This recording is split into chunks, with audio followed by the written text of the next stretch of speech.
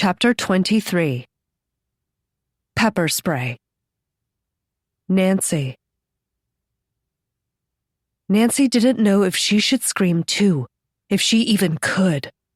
The train car, mostly dark but with flashes of light from people's phones, had erupted into chaos. It was almost like another earthquake. She stood in the midst of the stampede as elbows and shoulders knocked into her, as someone screamed into her face to run, surrounded by the thunderous roar of footsteps.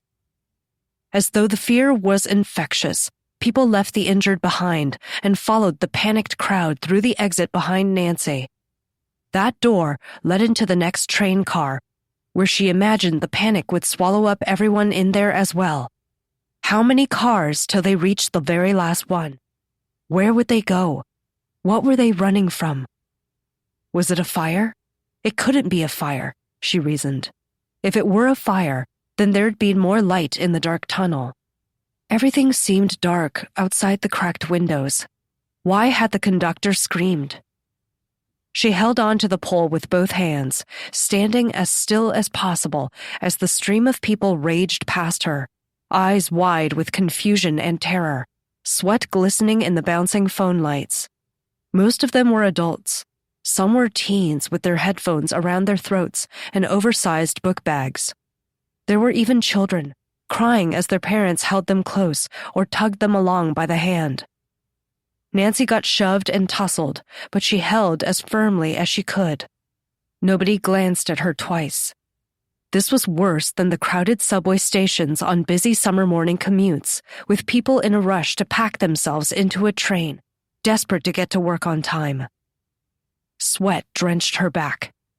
Her blouse was torn from the earthquake, and blood ran down the side of her face.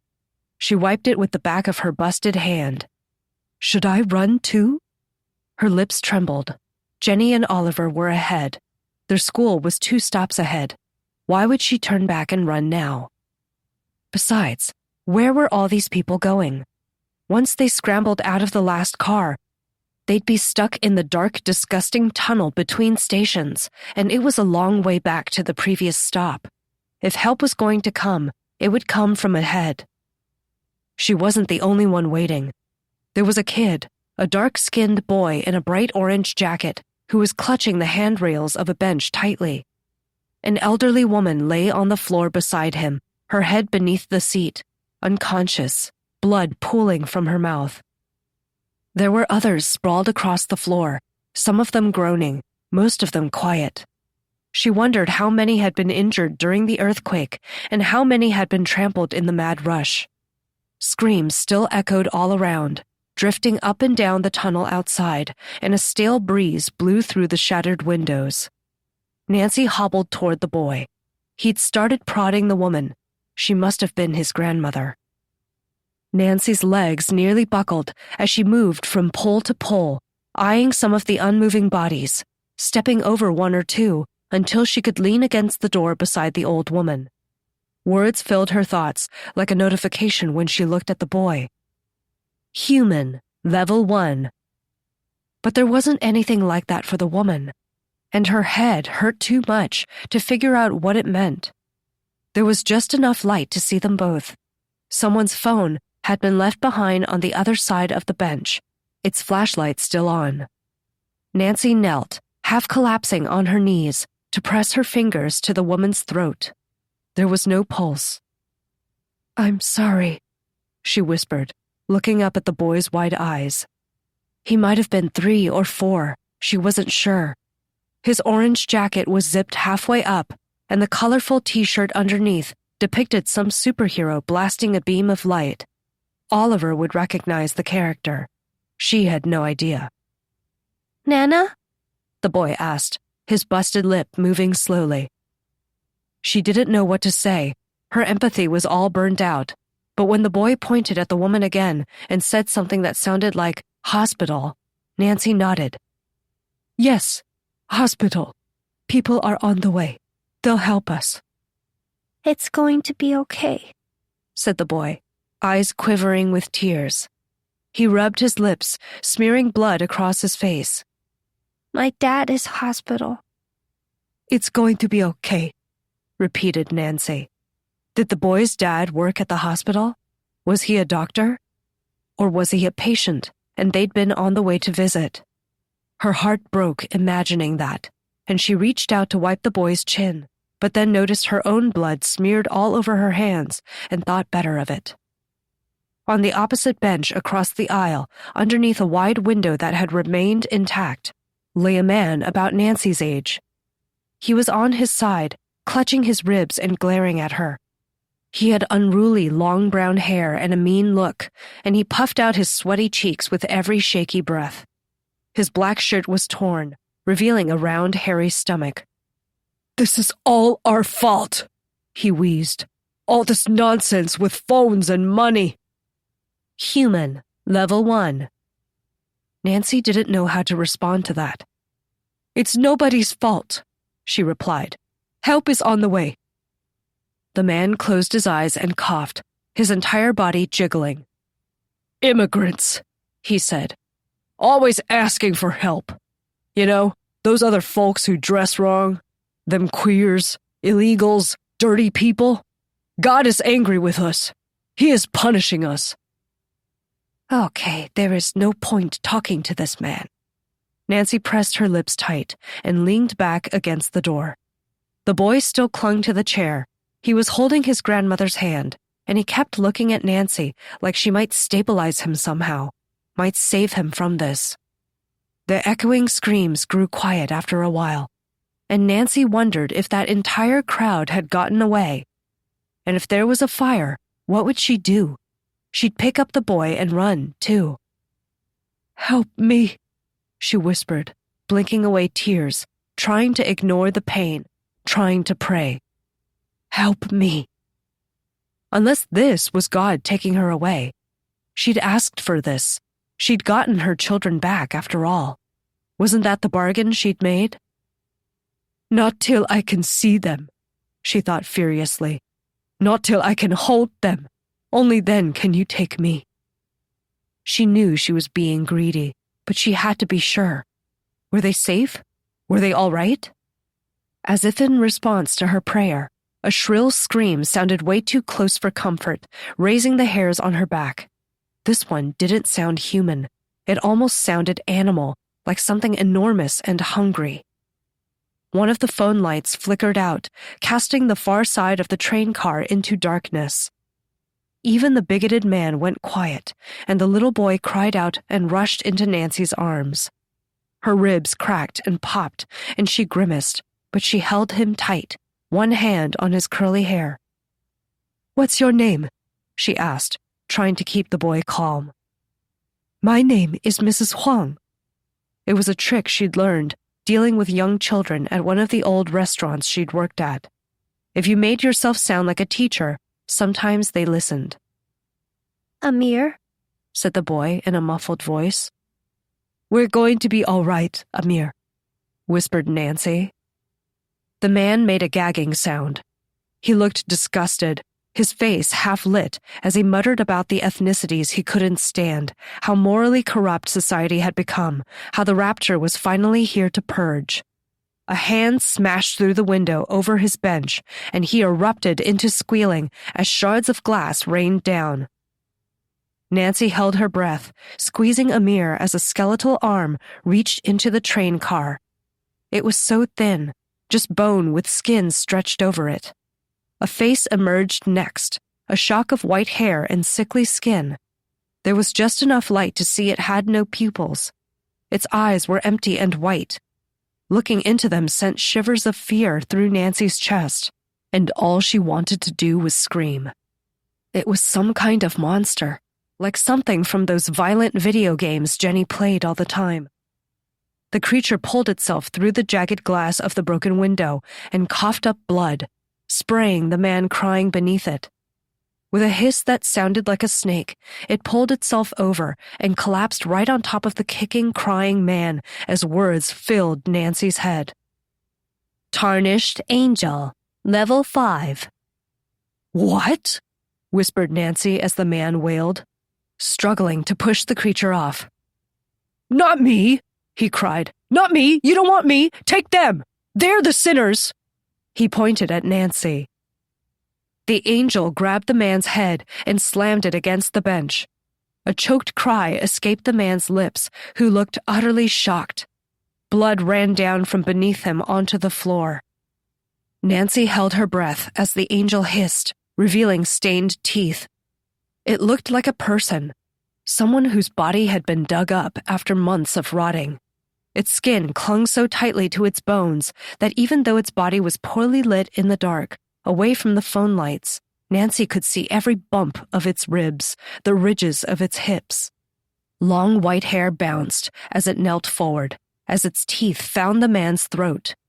He was still crying softly that he'd always been a good servant of the Lord, that he'd gone to church as often as he could, and that he'd always...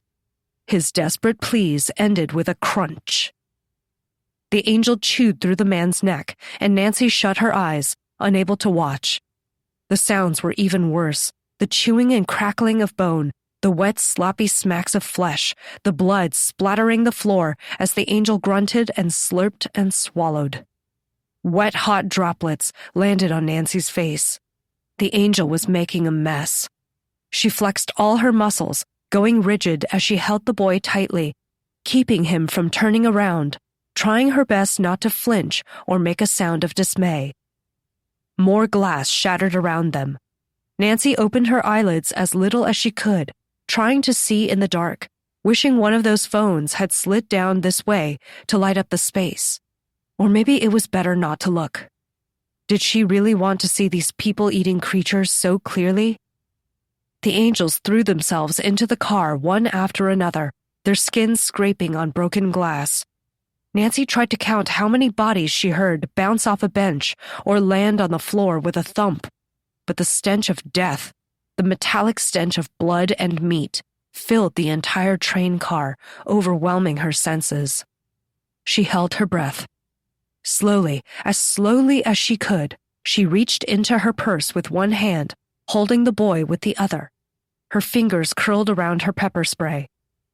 Once she had that, once she'd thumbed the cap off, Nancy sat as still as possible, thankful that Amir wasn't moving much either.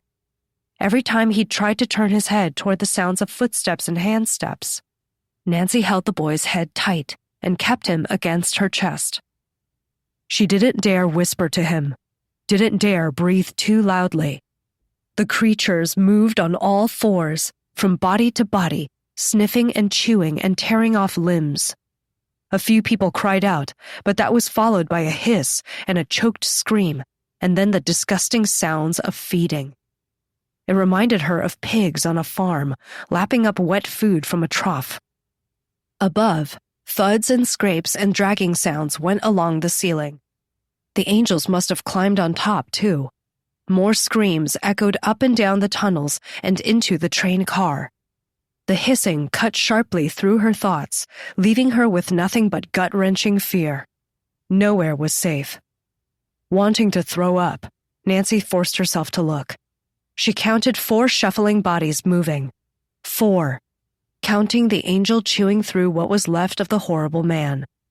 The angels looked so painfully like people. It confused her. She'd never imagined angels like this. She'd always pictured them as beautiful beings of light and brilliance. Shining servants of God with gorgeous feathery wings. That was how she'd imagined them all her life, standing beside her, protecting her. These creatures looked completely wrong. Extremely underweight, moving as though they had no minds, almost animal-like, sniffing and eating like vultures or raccoons. Their bodies glistened from the phone lights, and their shadows crawled all over the walls. Then one of the angels screeched, and this time, Nancy couldn't help but flinch. She banged her head against the train door, and Amir wriggled in her arms. The angel was clawing at its eyes, wailing as it scrambled over a body.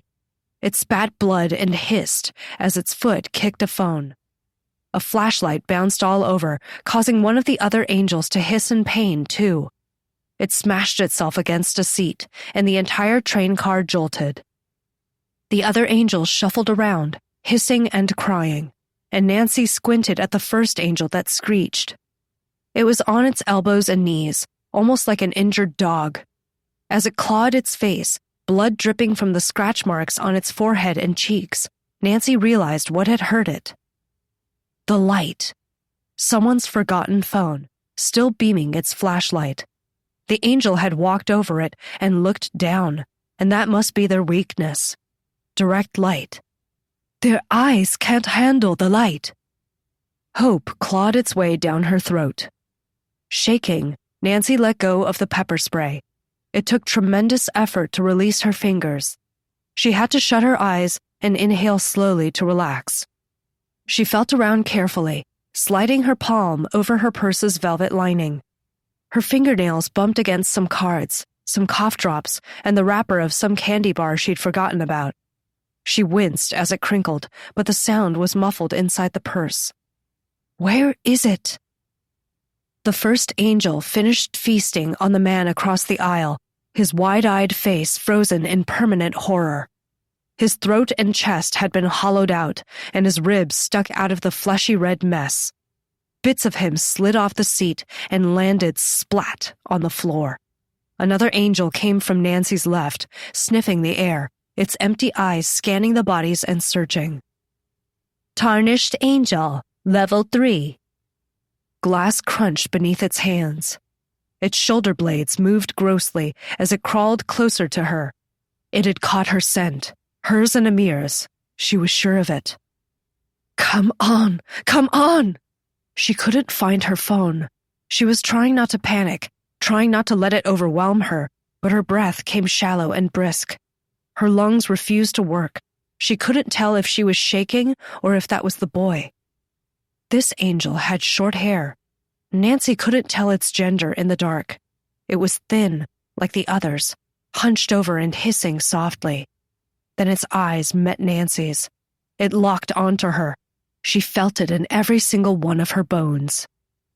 Baring its teeth, the creature hissed sharply and launched itself, arm outstretched, grotesque fingernails reaching for her. Nancy gave up trying to find her phone. She grabbed the pepper spray and, with the scream she'd been forcing down this entire time, sprayed the angel right in the face. The burning mist caught it straight in the eyes and mouth, and the creature's head bounced off the arm rail with an ugly thud. It collapsed to the floor on top of Amir's grandmother, its skinny, horrible body wriggling in agony as it clawed at its eyes and screeched at the top of its lungs. Its feet jerked blindly, catching Nancy's wrist and knocking the pepper spray from her grip as she slid across the floor to get away, holding the boy tightly. There was another thump as the angel that had eaten the man slumped onto the floor, glistening blood rushing down its throat. It opened its mouth and burped, then cocked its head, sniffing. Tarnished angel, level 6. Its number had gone up. It had eaten the man, and its level had gone higher, and now it was eyeing her like dessert. She glanced quickly for the pepper spray. It was rolling away from her as the other angel thrashed in agony, but its thrashing had knocked her purse in her direction, and she could see the glossy casing of her phone sticking out. The angel pounced. She grabbed her phone.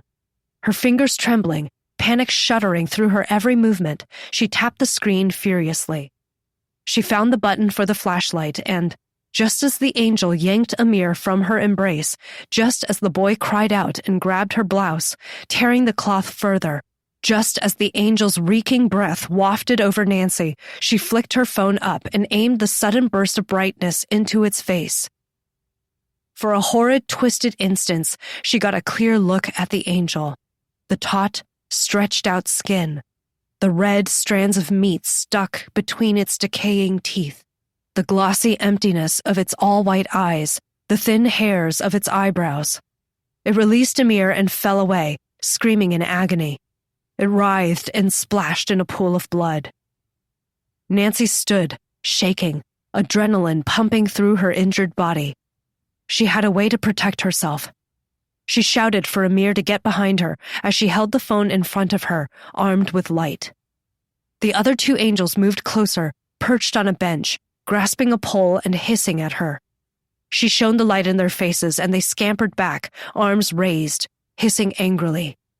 They couldn't attack her as long as she had light, but where was she supposed to go? She figured the footsteps above meant the angels were working their way down the train. They must have come from ahead, so they'd be going after that crowd of people earlier. What the fuck is even going on?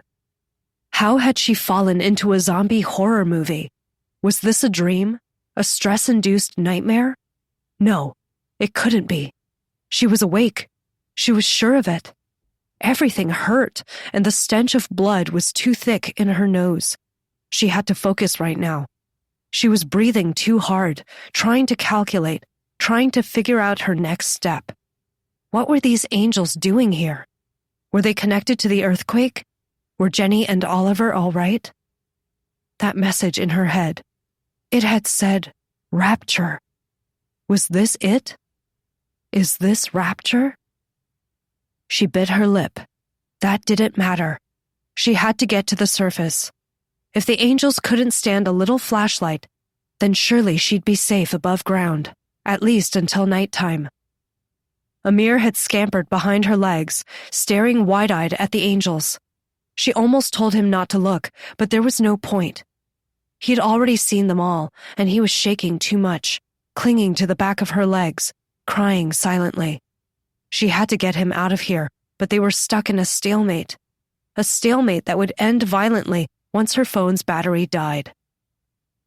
Okay, she whispered as the angels hissed.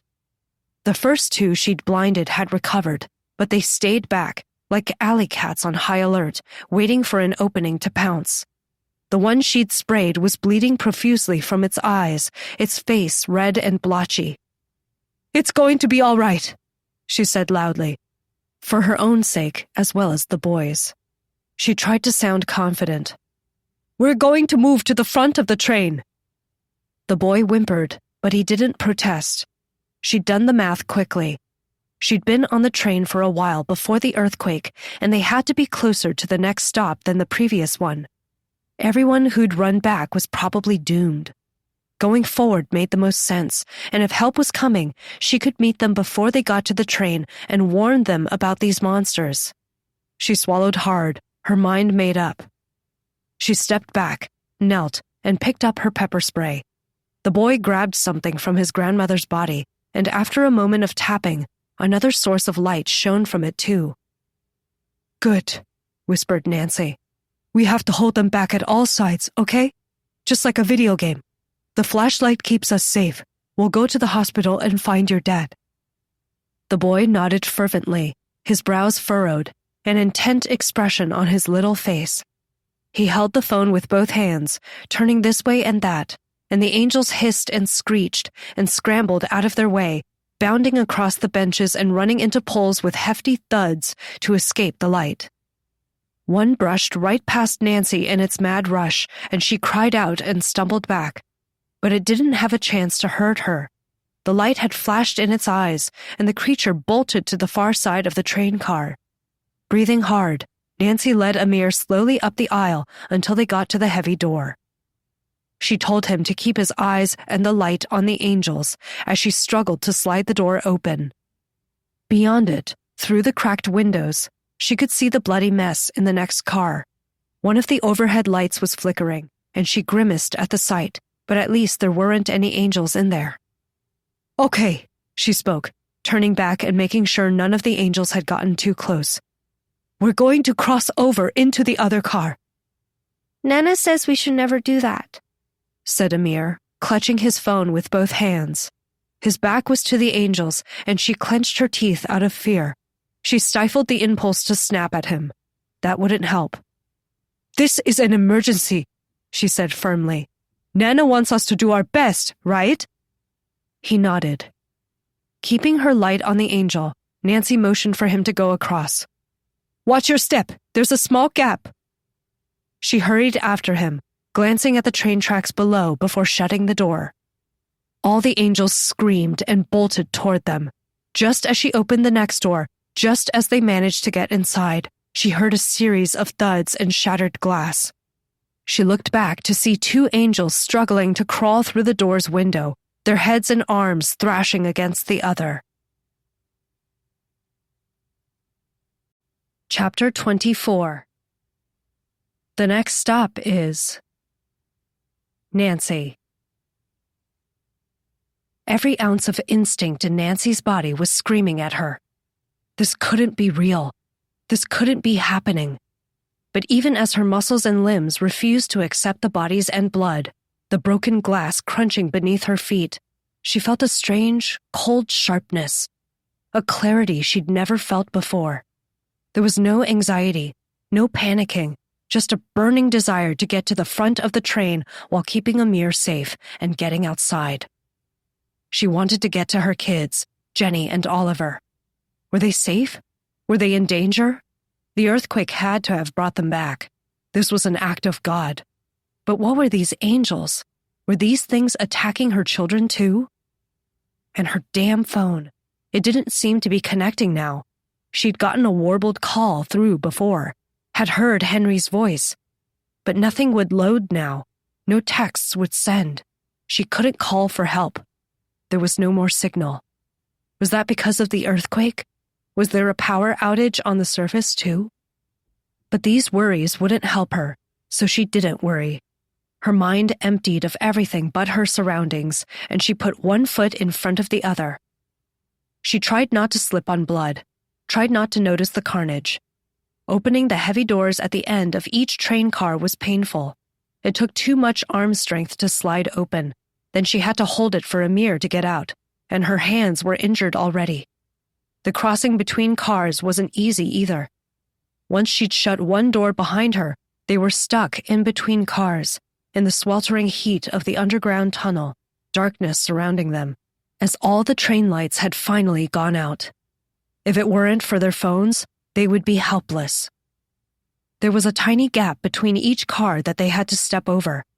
She'd been worried about Amir's legs being too short, but he crossed them well enough, though he kept looking down in fear. After the second car, an angel tried to attack from above as they moved into the next.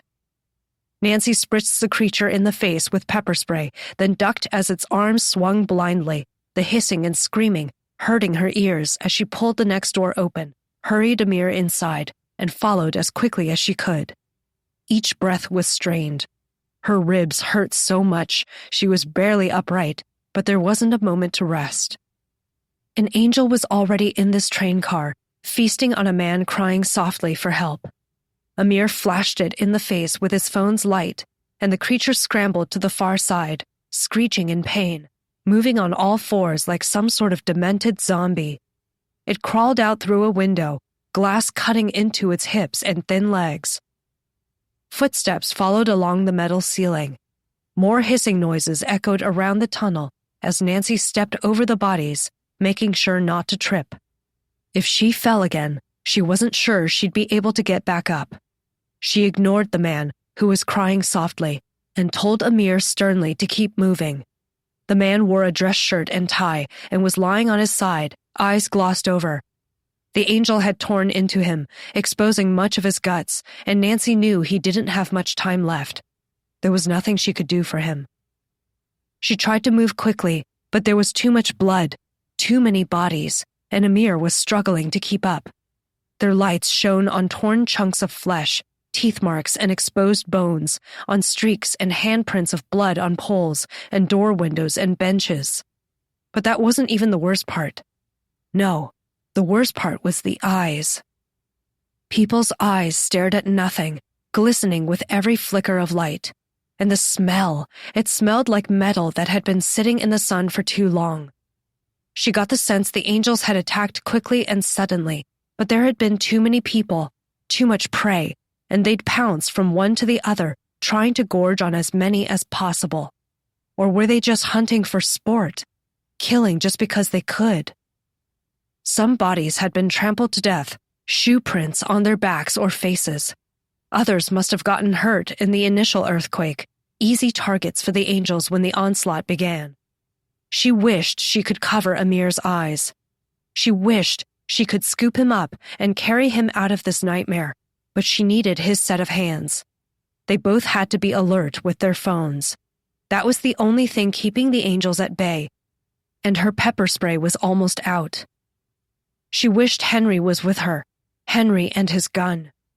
Was this the just-in-case he'd had in mind? It helped that Amir was quick. Even though he trotted along slowly behind her, whenever a ghastly face appeared on a broken window, he'd cry out and shine the light right into their eyes. The angel would tumble off in a fitful of screaming, shards of glass raining down in and outside the car. The boy didn't seem too bothered by the bodies. Or if it did bother him, he didn't say anything. Maybe he thought it was a video game or a movie. Kids grew up watching much worse these days, she told herself. Or was she just trying to convince herself that things weren't as bad as they were? What would happen once their phones died? Batteries didn't run forever.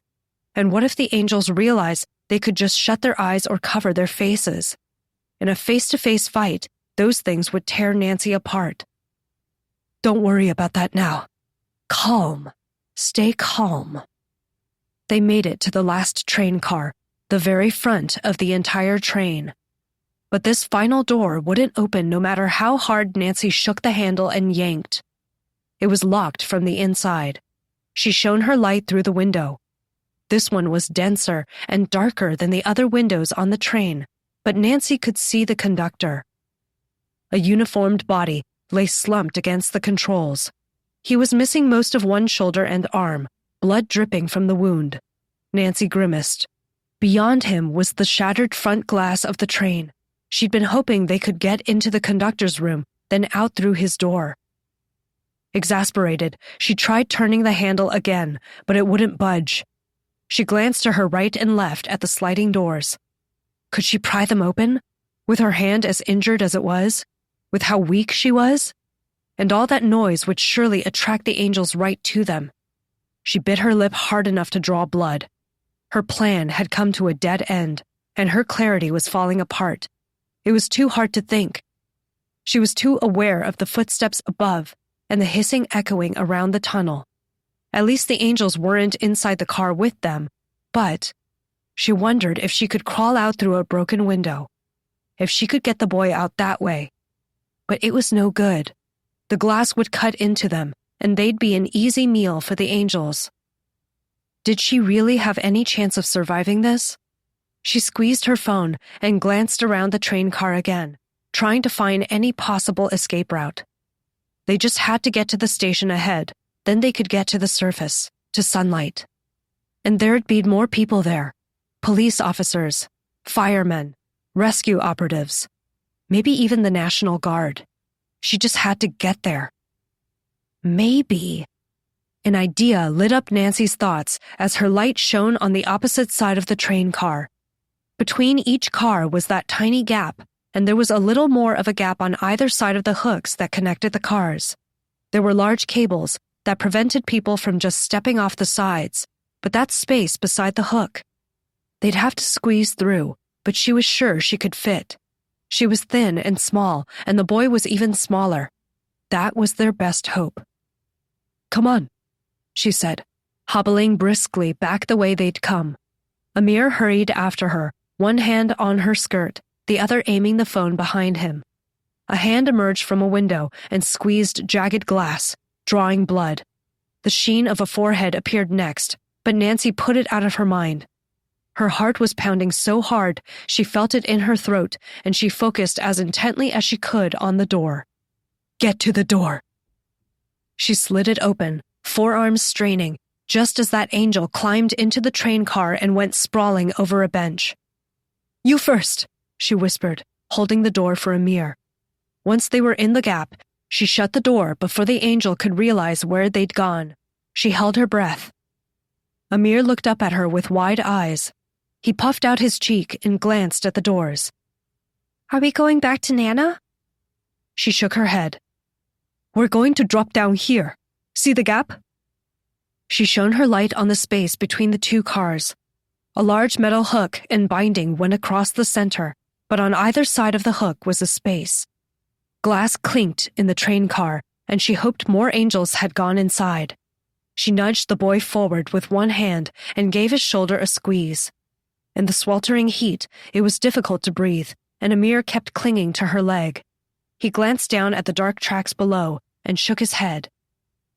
It's going to be all right, she said, trying to stifle her own pounding sense of dread. She scanned the ceiling of the tunnel, keeping the light focused on the floor. That gave her enough visibility to make sure nothing was above them. Nothing would pop out from the train tops. Okay, I'll go first. We're going to duck down under these cables, see? Then edge along the tunnel. The gap looked even tinier now. Shaking, she lowered herself till she was sitting on the metal ledge, lowering her feet into the space below. She ignored the horrifying image of getting stuck halfway, her head and upper body a buffet for the angels as her legs kicked uselessly. Are there rats down there? Filthy, disease-ridden rats? Do rats really matter right now? She sucked in her belly, wincing at the sharp pain in her ribs, then glanced assuredly at Amir. Holding on to the train with her good arm, she lowered her hips through the gap. She went lower and lower until her shoe felt the metal hardness of the railing. Never touched the third rail, she remembered. That's where electricity ran. But she had no way of knowing which one was the third rail, and either way, nothing responded to the bottom of her shoe. Slowly, she let go of the train and stood on the rail. She tried to smile encouragingly at Amir, most of her body beneath the train now. He shone his light into her face, and she squinted. Don't look, she whispered, holding out her hand. Come on now. Nearly there. Yes, I got you. He sat down on the edge just as she had, but instead of letting go, he held on. And she realized he couldn't jump. He was too short. He'd trip on the rail and... She repositioned herself so he could slide off the train and onto her. But as he threw his arms around her, his phone slipped from his grip and cluttered down to the bottom. She clutched his head to her chest as she knelt into the dark space, her heart pounding so hard, terrified the angels had heard the noise. The phone had landed face down, its light shining upward and illuminating the metal underbelly of the train. She kicked it away so that its light wouldn't be as visible. Then she ducked beneath the cables, suppressing a groan as her bones protested, making her way to the side of the train.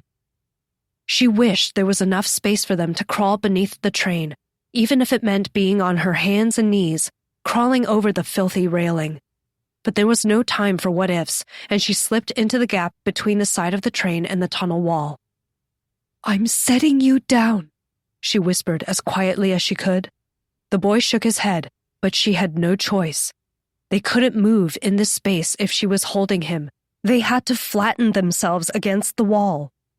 Once she'd set him down, she showed him her plan.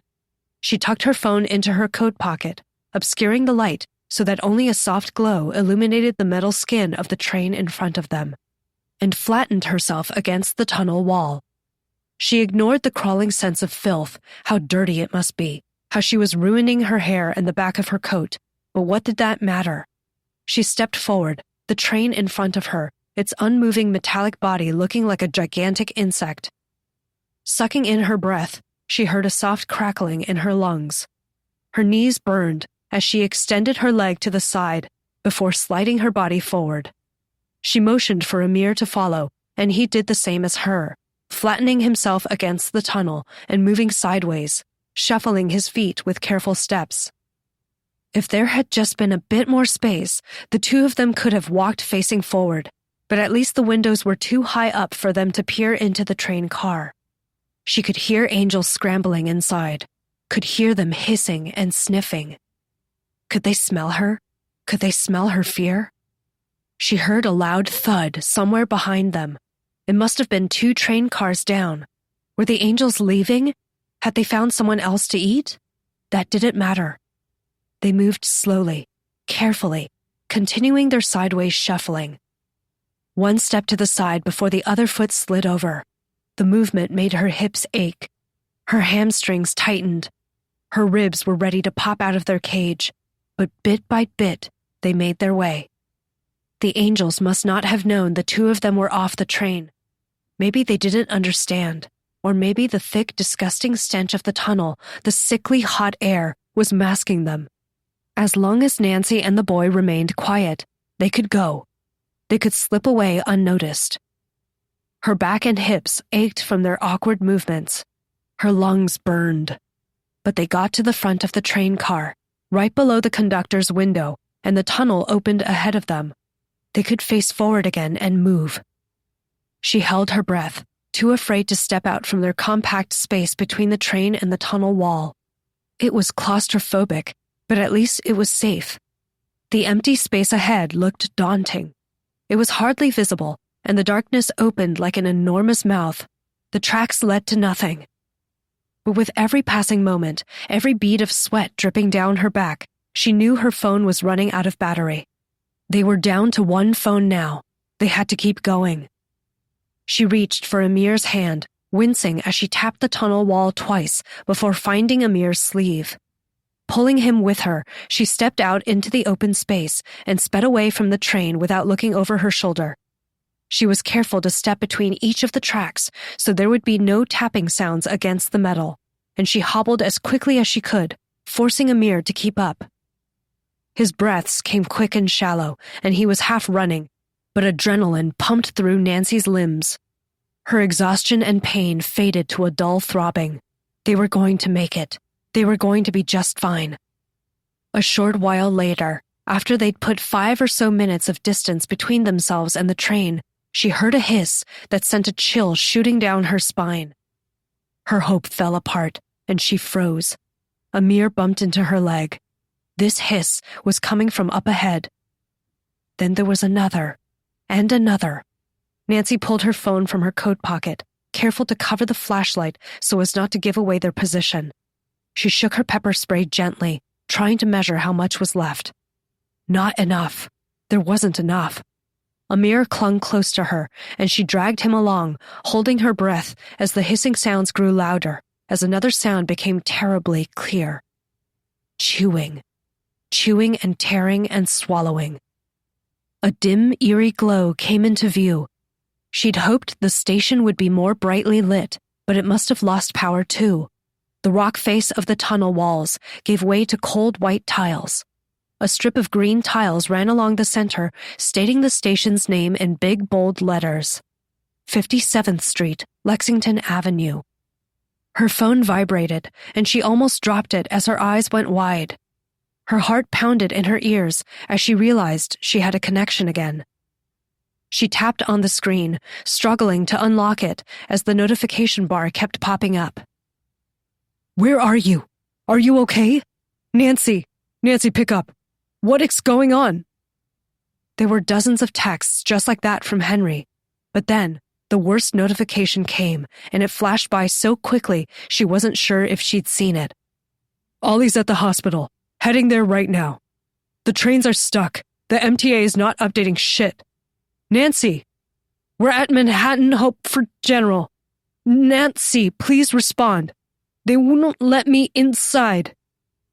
There were endless missed calls from Henry, from coworkers and friends and family, from numbers she didn't recognize. But tears filled her eyes and blurred her vision, and the lights and colors on the screen blurred into a meaningless blob. She blinked them away. "I can't cry yet. I have to get out of here. Oliver's safe, and Jenny. Jenny. Where's Jenny?" Trying to recompose herself, she lowered her phone, ignoring the vibrations and the oncoming notifications, ignoring the desperate need to call Oliver's number and then Jenny's and then Henry's. She stepped forward. As the station came into view, she spotted an angel on the tracks ahead. It was on all fours, feeding on someone. 2 more angels were on the station platform. Blood dripped steadily onto the tracks, but Nancy eyed the little service stairwell on the side. They'd have to climb that, cross the station platform, and get through the turnstiles. Then they could bolt up the main stairs to the surface. She could almost feel the sunlight on her skin, the lungful of fresh, clean air. Then she could respond to her messages. Then she could call her husband and her children, and she could help Amir find his family. They were so close that it ached. She took Amir's hand and whispered, "We're gonna run for the stairs." He nodded, looking determined. If only he had his phone, she thought. She swallowed hard and went up the steps, counting each one to keep her mind focused. 1, 2, 3. At 12, as soon as her feet were on the platform, she shouted, "Hey!" The angels whipped their heads around, most of them on all fours, the whites of their eyes focused on her. They bared their stained teeth and hissed, all attention on her. Perfect. She raised her phone, bringing the flashlight up, shining it right into all those bony, blood-covered faces. The result was immediate shrieking. Hissing and screeching echoed all around as the angels scrambled to get away. Nancy led Amir up the stairs, picking up her pace, keeping her light pointed forward. 2 of the angels ran up the tracks to the safety of the darkness ahead. The other went for the turnstiles, spilling over them and onto the other side. She swore silently. It was blocking off their exit. Its thin limbs flailed as it ran headfirst into the MetroCard kiosk with a loud crack, scrambling away on all fours, clawing at its face, nearly tripping as it bounded over several bodies before hitting the stairwell. A shout came from above, a human shout. 3 shots rang out, nearly in unison, sounding like claps of thunder, and the angel screamed. Nancy dropped down and pulled Amir against her, holding him tight until her ears stopped ringing. She glanced behind her, making sure nothing was sneaking up on them, then glanced at the angel that had tried to go up the stairs. It lay on the steps, a bullet hole in its forehead and another in its shoulder, oozing blood. Hope, warmer and more powerful than before, filled Nancy's chest as she stood up, still holding Amir. Adrenaline surged through her legs as she ran for the stairwell. She could already hear hissing echoing in the tunnel behind her, but that didn't matter. There were people up there, people with weapons. They were safe. Amir shouted something she couldn't fully hear as she ran as fast as her legs could go. She stepped over the bleeding angel and was looking up at the long flight of stairs to the top, where sunlight was leaking through the entrance, when another shot rang out. "Hold your fire! Hold your fire! She's a civilian!" roared a voice. Everything blurred and echoed around her. The light dimmed. Shadows darted around her. She turned instinctively to the side, trying to shield Amir with her body. Nancy felt like she'd been punched in the thigh. Amir cried out, and she fell to her knees, still holding Amir. Something hot and wet ran down her leg. "I've been shot! I've been shot!" Something grabbed her foot and yanked. Nancy let Amir go as her chin and elbows bounced on several steps and she screamed, trying to grab onto something, the pain in her leg feeling like something was ripping her in half. Amir reached down and grabbed her arm as she screamed at him to run. The shadows from above swarmed closer and closer. Blue uniforms, frightened faces, flashlights. More shots rang out, like cannon fire echoing in the stairwell. The static of walkie-talkies rang through her head like electricity. Crackling voices, urgent call-outs. Whatever had grabbed her foot let go, screeching and hissing and shouting erupting at the foot of the stairwell. She couldn't tell what was human and what was angel, but she grabbed the collar of the nearest officer as they tried to help her.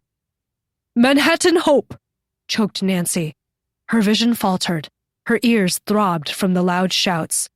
She wasn't sure if she was screaming or whispering. She wasn't sure if her leg was still attached. "My son! Take me to him right now!" Chapter 25. What Jenny had to say. When Jenny opened her eyes, it was snowing, snowflakes tickling her eyelashes as she blinked. She rubbed her nose. A fire crackled beside her, and she was lying on one of the logs she'd made. Yeshua sat beside her, one arm resting on a raised knee.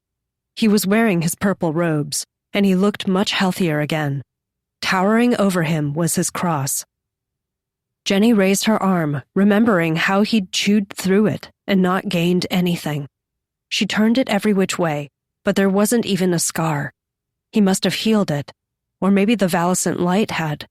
She shuddered. It had gone up a tier. It was tier 3 now, and she kept picturing herself stretching the light open, expanding it. Wait, she could still feel it.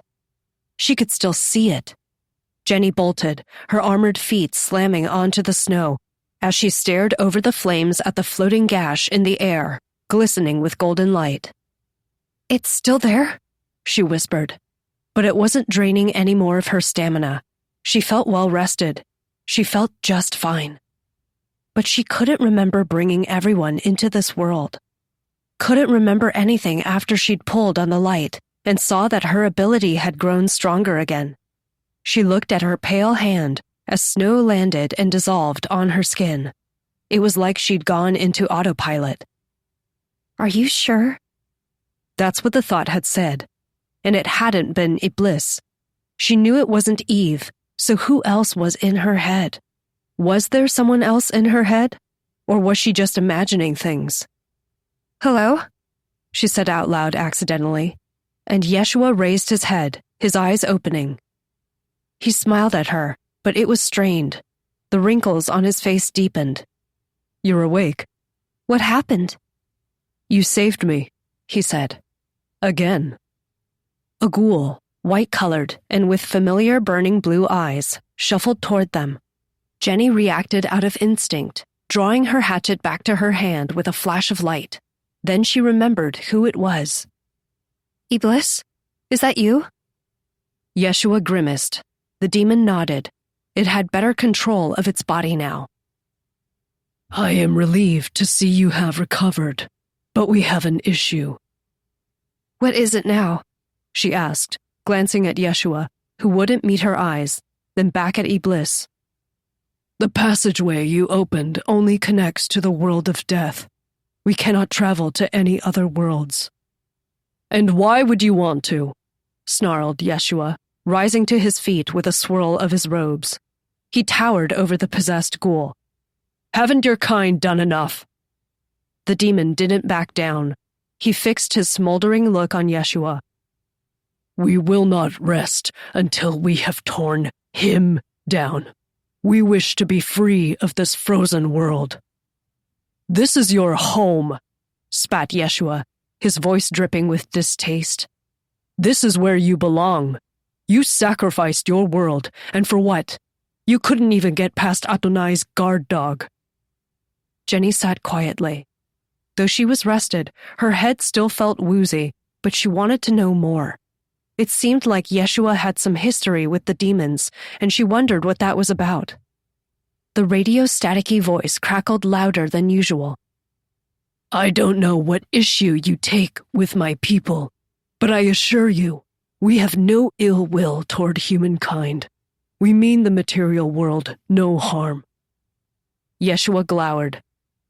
"Demons have plagued my children for countless generations, lurking in the dark, taking advantage of the vulnerable. What do you have to say to that?" The demon didn't back down, its ghoul head staring steadily at Yeshua. "My people have been sequestered in this world for time immeasurable. How could we have done this harm to you?" "Yeah," said Jenny, recalling the memories she'd seen from Iblis. "They've been trapped on this world, stuck here, barely able to move, barely alive." But Yeshua didn't seem convinced. "I know the stories. I know what happened. How your kind would eavesdrop on my world. How your kind only made things worse, leading members of my flock astray." Iblis's flames burned more brightly. Maybe it was because their minds had been so connected, but Jenny could tell he was mad, even though the ghoul face showed no emotion. "Renegades. There are always those who seek selfish desires, act with ill intentions. But is that any different from the angels, from the humans? Can you truly blame all your people's misgivings on my demons?" Yeshua raised his arm as though he was about to yell again, his purple sleeve billowing, but Jenny threw her hatchet into the fire. Sparks shot out, and they both turned to face her. She was younger than the both of them by far, but she wasn't going to waste time squabbling. She was tired, so tired of all this. "We have the same goals. We can work together." "How?" asked Yeshua, crossing his arms. Iblis answered. We aspire to dethrone Adonai and free the worlds. You know the damage he has done, the crimes he has committed. Yeah? Yeshua turned again. You already failed once. How do you propose you'll win this time? March into the world of light with those useless bodies and lose again? It will be the same result as before. He exhaled through his teeth. I wanted to bring the ghouls here as punishment, to watch them burn, not to be wineskins filled by your kind. As they continued their back and forth, Jenny's eyes went up to the cross, the symbol that seemed to tower over the world, snow drifting gently around it, piling on top of the wood. She closed her eyes, thinking about what Iblis had said just a few moments ago. The passageway only went to the world of death now. That's what he'd said. But what did that mean? It was still open, still hovering in the air and expelling light and emanating warmth, and it looked like Iblis and the others could use it without Jenny needing to guide them. Had she locked it into place somehow? Made it a fixed thing that would always work? She got up and walked toward it, ignoring Yeshua and Iblis. They stopped arguing and watched as Jenny touched it, the light shimmering and responding, thin tendrils of color reaching out to envelop her hand. The light felt different now, not as gooey, almost spongy, something with a light bit of resistance, more physical. Ignoring what they were saying, Jenny stepped forward. She didn't need to activate any skill or do anything. The light parted for her like a curtain. Then she was inside, surrounded at once by the warmth of golden light and swirling colors. Why don't I remember what happened? She whispered. Why don't I remember what I did? Her breath bubbled away, and blues and reds stretched out and wrapped themselves in circles around her arms and thighs before fading away. A splash of green light broke against her chest. She didn't remember pulling everyone into the light, didn't remember bringing them all out. Had she lost consciousness? Had she done all that on autopilot? There had been a voice. In her head, someone had spoken. She was sure of it. A shudder traveled up her spine, and wavy purple lights rippled around her. She tried to focus. There wasn't any pushing or pulling now. It wasn't like before, when she'd felt so many different paths. That was all gone. Even the enormous pull of the material world. Her world. No, she only felt two directions now. The first led back the way she'd come, a gentle push from behind. Above her was a gentle pull, and she swam toward it, her head clearing the surface of the world of death. But only her head. The rest of her waited inside the light. Immediately, she was greeted by a splatter of hot blood. It was still raining, pouring, and she could see the ghouls moving aimlessly between the pillars, their red limbs glistening in the glow of her light. They could see her. Their moans and whimpers and mutters reached out to her, pleading with her to feed them. She could feel their hunger. But she didn't care. Jenny sank back into the light and turned. This time, the slight push came from the world of death, and the pull came from the world of demons. There were still no other directions to go.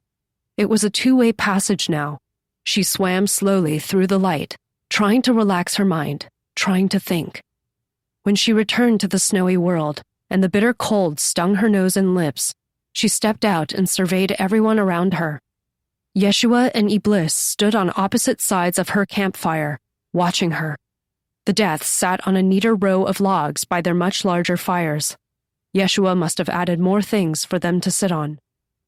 And beyond them, like a mass of giant statues, stood a large crowd of demons.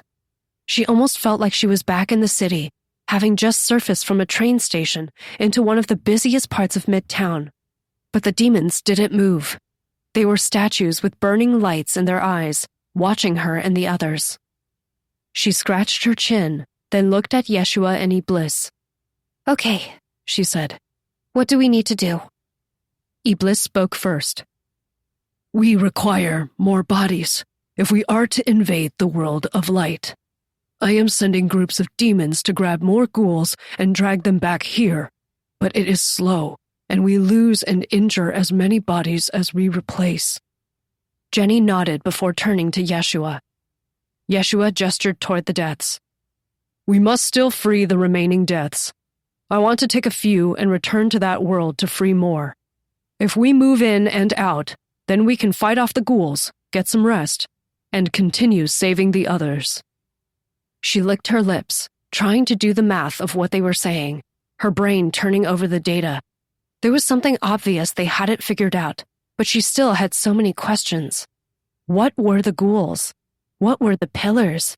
And would Yeshua ever accept the demons? Could she trust them? Her face reddened when she remembered Iblis could read her mind. The ghoul didn't turn its head or anything, but she pointed apologetic thoughts in his direction. I do trust you. And she did. She'd felt the demon's mind, lived through some of the demon's memories. She knew his hurt. Then she realized what the plan was. It was so obvious, she almost slapped her forehead. There were still things to figure out, but they had to work together. She squeezed and opened her fists, then spoke. I think I have something. Yeshua stroked his beard thoughtfully. Iblis stood still as snowflakes drifted by, his eyes smoldering. Okay, I know this is going to be a bit weird, but what if your people possess the deaths?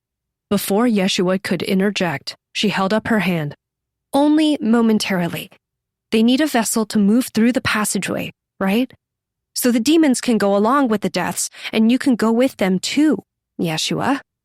This way, we can help free more deaths from the pillars, and the demons can possess more ghouls. She stumbled for a moment here, unsure about that. Was it right to subjugate the ghouls? The ghouls are a byproduct of Adonai's desire to control matter. They are ancient creatures, born of his attempts to create a body.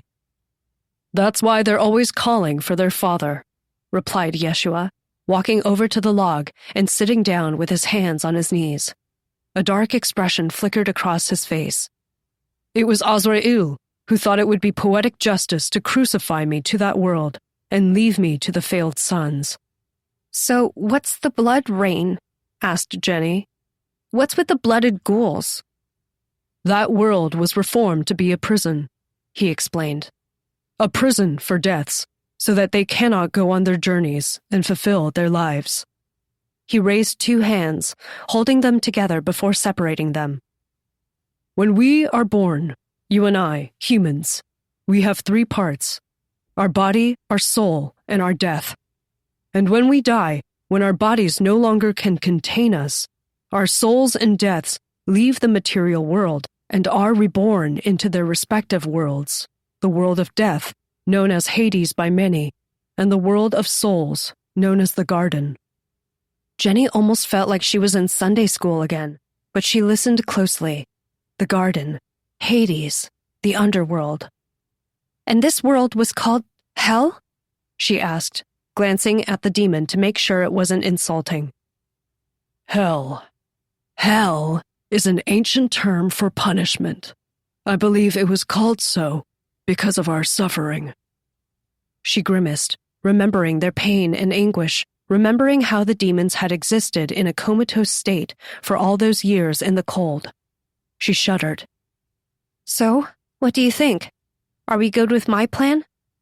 The deaths can't fight, said Yeshua, scratching his beard again. But the demons... He tried to hide his scowl as he turned to Iblis. We will pass quickly from the deaths to the ghouls, ensuring that no deaths are harmed. Iblis bowed his head. Yeshua nodded solemnly. And this will be perfect. By freeing more deaths, we are weakening their machinations. The pillars, you mean? Yes. They are entrapment devices which harvest the connection between deaths and souls for infinite energy. He turned to face Jenny. Deaths are manifestations of energy, and while the souls are alive, while the souls are forced to remain alive. I am sorry. They could not harvest us, so they have chosen to harvest your people. Jenny exhaled a long cloud of air. She could tell there was still animosity between Yeshua and the demons, but something seemed to have given way. They looked prepared to work together. She wondered if the deaths would have any issue with this. Someone had to go explain to them what was going on, but Yeshua would be the best one for that. And she didn't want to be a part of this plan. She'd made the passageway, made it permanent, for now, at least. She wasn't sure yet how it worked. And while they dealt with freeing more deaths and securing more bodies for the demons, Jenny wanted the second part of her agreement with Iblis. I just want to find my friend, said Jenny, after a moment of heavy silence. You're more than a friend, friend? Asked Yeshua, with a small, understanding smile. Yeah, Jenny replied. I just want to find her. And I guess that means going to the world of souls, right? She stared at her hands as she used a little bit of valescent light, at the golden light shining from her palm, at the streams of colors. I will find her. And then, I don't know what'll happen after that, but I swore I'd kill God if I had to. She took another deep breath, allowing the cold air to fill her lungs before exhaling slowly. She had more to say. Jenny found herself wanting to speak more. She wasn't really sure why. We've all been so trapped by all this. By fear, by other people's control, by people thinking they know better. I don't know what this Adonai wants, or what the angels want, but I know what we want. Iblis, you want your people to be free. The deaths want to fulfill their purpose. Yeshua, you want to help them. And I just want to be okay. And I want the people I care about to be okay. And I want everyone to be okay. I know that's naive. The deaths moved closer to listen, to watch. The demons did as well. They were all listening to her, watching her. She didn't know how to feel about that, and she wavered until she caught sight of Yeshua's encouraging smile. And it was all the same, wasn't it?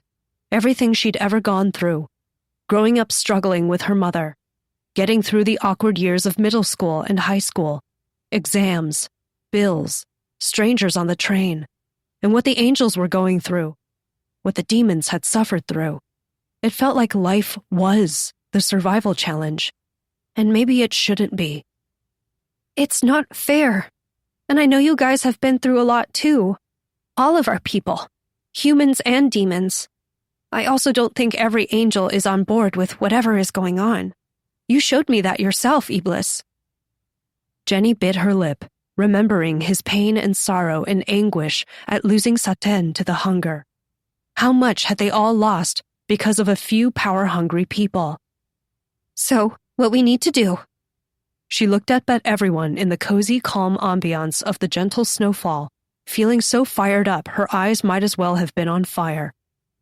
What we need to do now is stop their bullshit and free everyone. And then, we can decide what's important and what's not. Chapter 26. To Another World. With everything decided, Jenny sat alone in the snow, poking the flames with her hatchet. She loved the way the flickering orange light caught on the obsidian edge, and sometimes, when she stared closely, she thought she could see the flame turn blue, or was that just a trick of the light? She sucked in a deep breath, holding it. It was cold and refreshing inside her lungs. The conversation with Yeshua and Iblis, and what she'd said loudly to everyone else, bounced around her head like a tennis match. She also kept thinking of Azrael, the angel of death, the enormous angel with an evil grin and snakes for hair. Yeshua had told her the loincloth he wore was cut from the skin of tarnished angels. She shuddered and rustled the flames again, sending up a spray of sparks, lost in her thoughts. She was preparing to open another passageway to get to the world of souls. Neither Yeshua nor Iblis could tell her what to expect, only that it was known as the garden, where souls went after death to contemplate their lives. Then, once they were ready, once they'd made peace with themselves, they set out on a journey to reunite with their deaths. Yeshua wouldn't clarify what happened next. She got the sense he didn't quite understand. But it was evident that whatever was supposed to happen naturally had been corrupted. The pillars were prisons that siphoned energy from the deaths, somehow turning them into infinite batteries. Neither of them knew what was happening to the souls, but Iblis seemed adamant that they were trapped in the garden, forced to work for the angels' great plan. That they'd been rounded up and collected and enslaved, and that was how the angels had gone around subjugating the worlds. Enslavement. Punishment. "What about you and the demons here?" she'd asked. Our punishment was helplessness, abandoned here to waste away in eternity. Jenny had nodded. She'd felt that pain. She'd known it long before all this, stuck in her home, wondering if she would ever amount to anything. Everyone always said you could do anything if you put your mind to it, but she'd put her mind to everything and anything. Writing, music, sports, math, science, and she'd always struggled. In the end, the only thing she seemed to be good at was letting people down. And now, Yeshua and Iblis were looking to her as though she'd done something important, like she was someone important. But all she'd done was give birth to some ancient being, then free Yeshua from the cross. And the only reason she had this world-traversing power was because she'd killed her best friend and... Ah! She wanted to scream, but the deaths had taken a liking to her. The demons stood by, rows of ice statues with fire in their eyes. She didn't want them to know anything was wrong, that she was deathly afraid of what they'd find in this garden world, and what would happen once she found Susan, and what might be happening to Susan, and the list of things she dreaded went on and on. Possessed deaths, who now read as Death, Vessel, marched into the Valicent Bridge alongside groups of possessed ghouls. A short while later, they returned with even more ghouls and even more deaths, sobbing and weeping. Yeshua greeted them as they arrived, offering his arms and creating for them purple robes. If it was still storming blood on the other side, Jenny couldn't tell. None of the blood came back with them. Once she felt rested, once she felt prepared, Jenny stood, brushing the snow off her hair and armor. Yeshua and Iblis stepped toward her. "I'm ready," she said, trying to sound confident. She slung her hatchet through a loop on her waistline and pulled on her helmet, covering her hair and most of her face. "I am prepared to leave as well." Jenny nodded. She was glad the demon would be tagging along. She didn't really want to go alone, even though they were concerned about avoiding detection. They wanted to be quick. The mission was to collect information, find Susan, then get out. Reconnaissance and rescue. With Iblis by her side, she didn't worry too much about the fights that might be ahead. Not even the desecrated angel that had nearly killed her in the high school would stand a chance against her and the demon teamed up. "Remember," said Yeshua, "you are only looking for your friend. Do not fight Azrael alone, and come back right away if there's any trouble." He looked at Iblis, the wrinkles around his eyes deepening. It was a look of warning, which almost made Jenny smile. She trusted Yeshua. She trusted Iblis. It was nice having them both on her side, being part of a team. The flames went out in the ghoul's head. Its empty eye sockets stared at Yeshua, then at Jenny, and a sound escaped its throat as if it was about to say something. But then, the cold overtook its body, and within a few seconds, the creature was frozen, its open mouth making it seem like a strange snowman. The blue sparks shot toward her, and she welcomed him with ease this time, as though she was taking a breath. Light and warmth shivered through her face, and then Iblis's mind pressed against hers, and he was inside. Steam curled away from her lips. Flames didn't sprout from her eyes, and she blinked at Yeshua as Iblis explained. "I will remain dormant until necessary to avoid any harm to your body. This will also help us to remain undetected by Azrael and his forces." That made sense, she thought. She smiled at Yeshua, who nodded slowly in return. Then she turned away and reached for Severed Spirit. Should she touch the ground? Some point in the air? There was no storm of blood this time, no ghouls trying to tear her apart, but she also didn't know what would be waiting on the other side.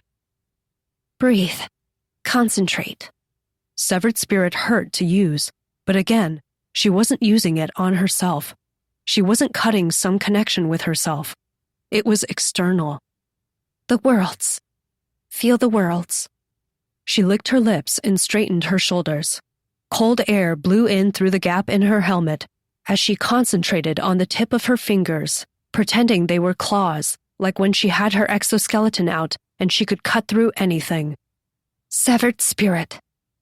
It felt like she was cutting through a sheet of cloth, like she was in elementary school, anxiously parting the auditorium curtains before the start of the school play, peeking out at the crowd, hoping she wouldn't spot her mother's face. Jenny split the air and darkness blossomed, unfurling with countless tentacles before golden light shone bright and clear. It hadn't hurt this time. All her fears and anguish hadn't come spilling out, and she'd used Valescent light in tandem. It was becoming easier. It was becoming instinct. Sever the space, then use Valescent light.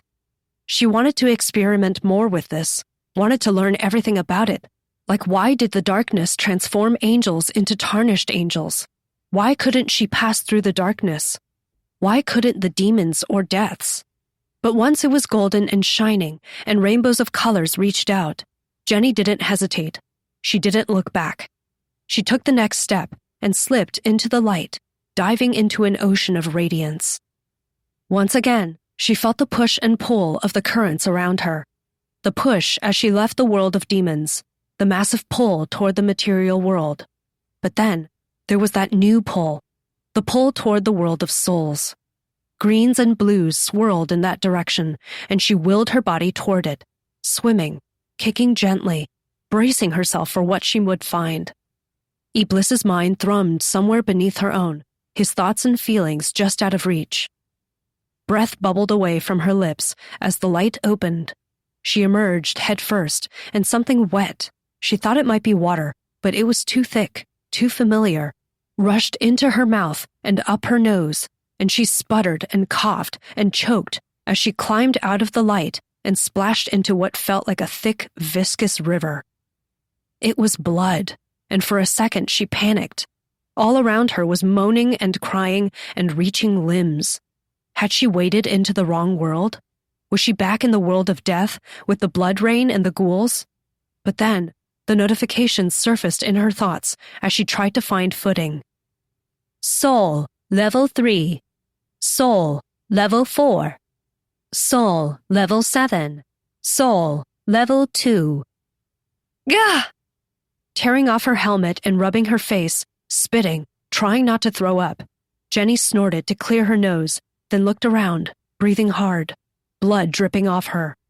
She froze. People were rising from the red waves onto a grassy shore, crawling up the bank, spitting and coughing and crying. Jenny stood amidst them. They didn't even notice her. The souls were naked, their hair wet and matted. Their skin glistened as blood dripped all over the blades of grass. They were all crawling out of the river as though they were in great pain, none of them looking up until they climbed out of the blood and got onto shore to collapse, breathing hard. Some clutched their chests. Others wailed loudly. Jenny felt Iblis stir with disgust and pity. He didn't say anything, but it was clear. This was unnatural. Beyond the grassy bank was a dense forest, trees towering over everything. Some souls were wandering into it, but she couldn't see clearly from where she was standing. She would have to climb up the riverbank. Behind Jenny was nothing but the dark red waves of the river. She wasn't sure how wide it was, but she couldn't see anything on the far side. Jenny waded up onto the bank, trying not to step on any of the naked, blood-covered bodies crawling around her. They were crying softly. Not the desperate crying of happiness that she was used to after saving deaths, but a quiet, muffled sob, like they'd been hurt so badly they were afraid to make a sound and be hurt again. Once the souls got onto the grass, they got to their feet, glancing nervously at one another. Some of them covered their chests and their groins. Some of them didn't seem to care. Some of them fell to their knees, grasping their heads, eyes wide with fear, hyperventilating. A few of them muttered. Jenny caught the English-speaking ones. "I'm dead. Why? It was a truck. I didn't see it. Why did this happen to me? An angel? An angel killed me? God sent an angel to take me. I didn't want to die. I want to go back. I messed up, please. Please, someone help me. I don't know what to do. Where am I? Hello? But it was an incoherent mess. Everyone was rambling. A few souls in the lead had begun moving, gathering in small groups and marching together. After a few more bodies got out of the way, Jenny saw why. There was a sign. Proceed this way for judgment. It pointed toward a path. Jenny glanced around as the other souls noticed the sign, as they wordlessly followed the souls already walking in that direction. Some looked at her with curious eyes, but each expression was frightened, anxious. They bumped her with their elbows and apologized, and she was worried her armor might hurt their exposed skin.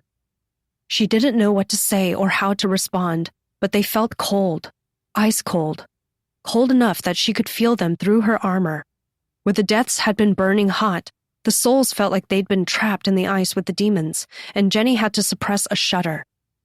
But she realized she could camouflage with them.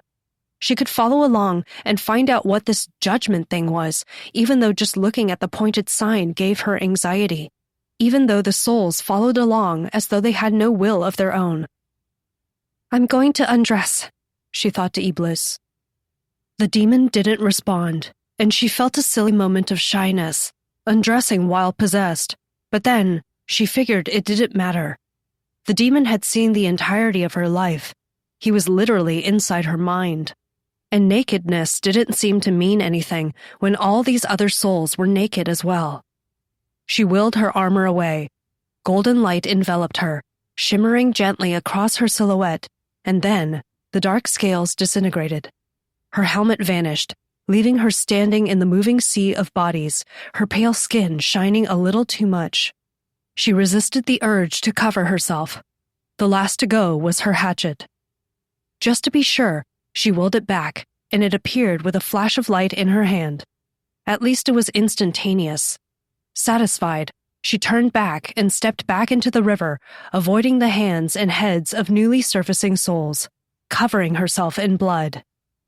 With that, Jenny made her way up the path with the other souls, grimacing each time her body bumped another, each time their coldness felt like a splash of ice water. And now that it was direct skin-to-skin contact, the souls winced too. Some of them even gasped. Did her body feel too warm for them? She apologized. They apologized too. Nobody really looked at her.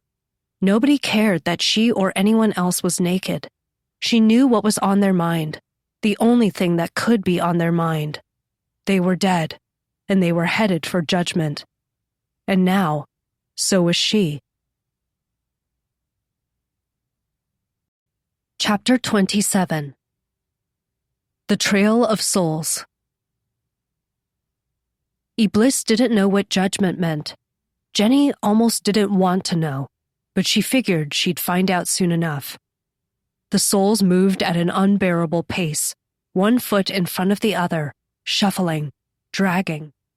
They all looked exhausted, frightened, haunting looks frozen on their faces.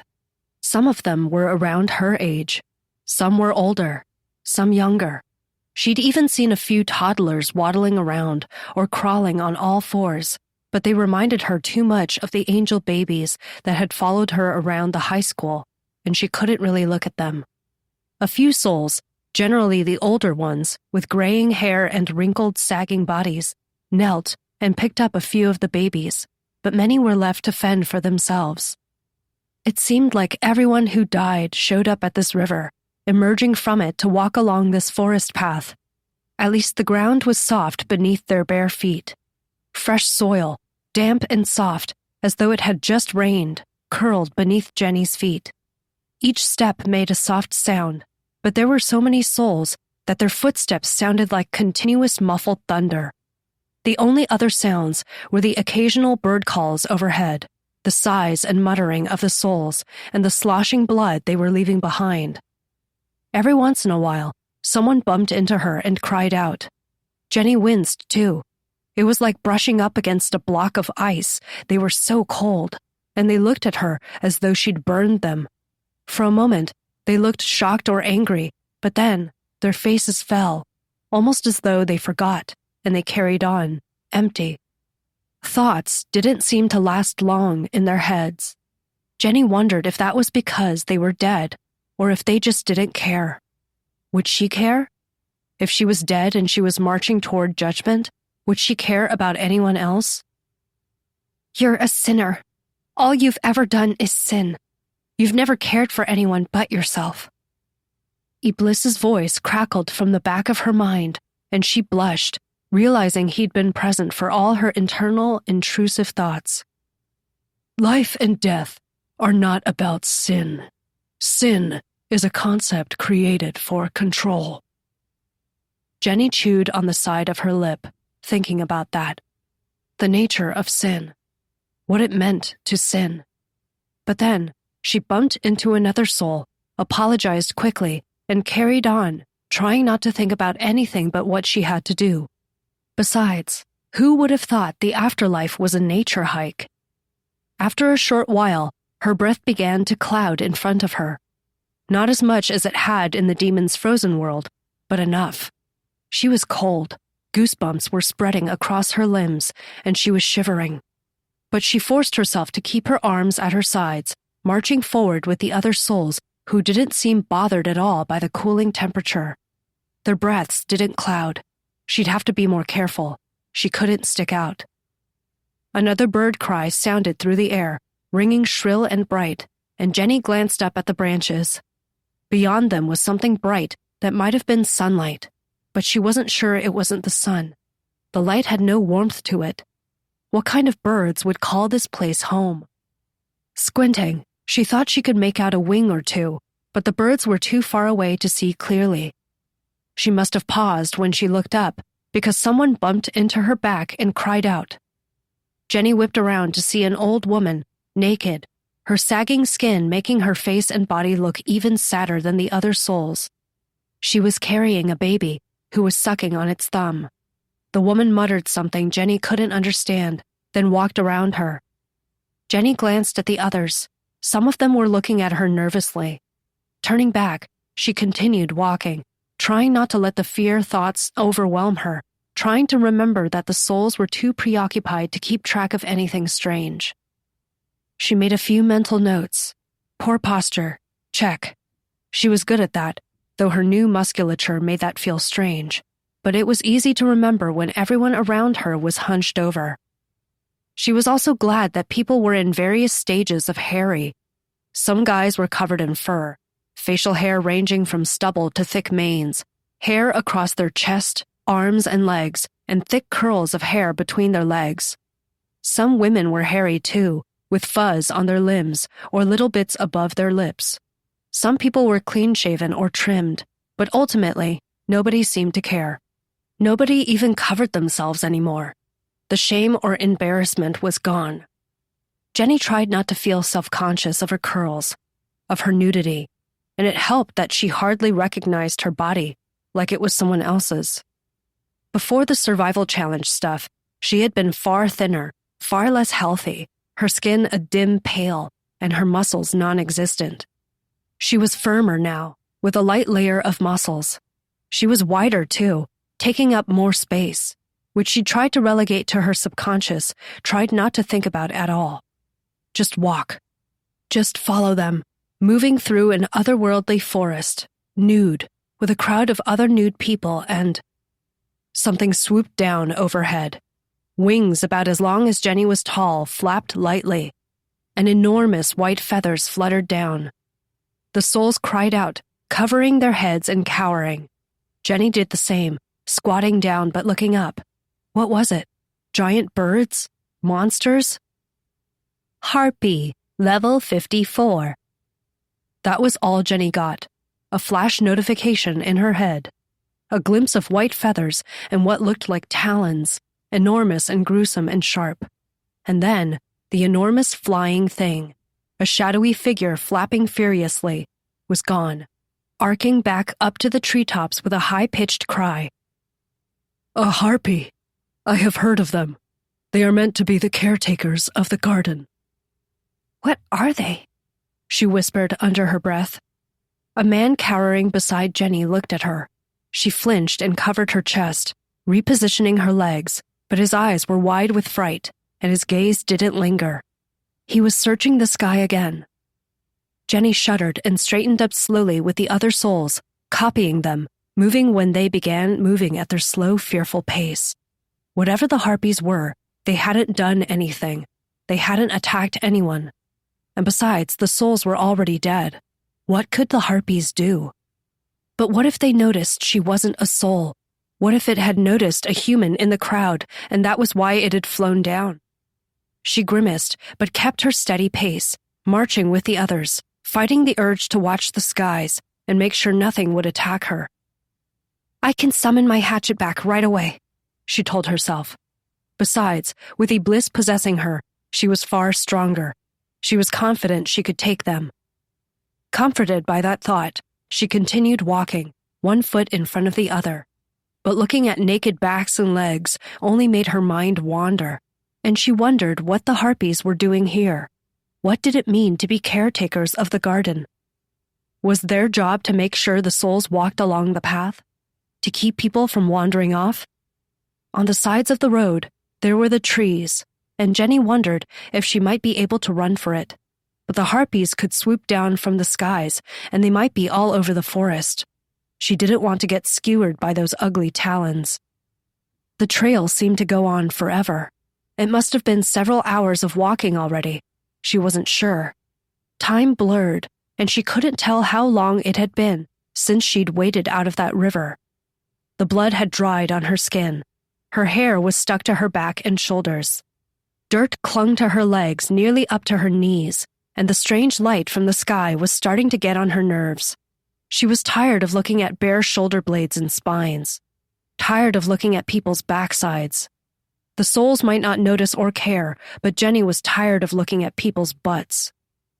Just when she thought she might lose it, the forest cleared away, and the sight made her knees go weak. The sun was shining brightly, fiercely. Towering over them was a giant stone archway that must have been thousands of feet tall. It looked like the entrance to an ancient city. Each of the stone blocks was taller than she was, and the top of the arch was so high up, she craned her head all the way to see it.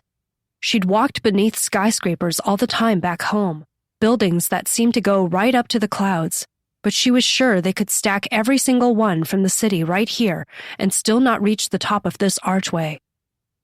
None of the souls were looking up, so she quickly adjusted herself and followed them through into its shade.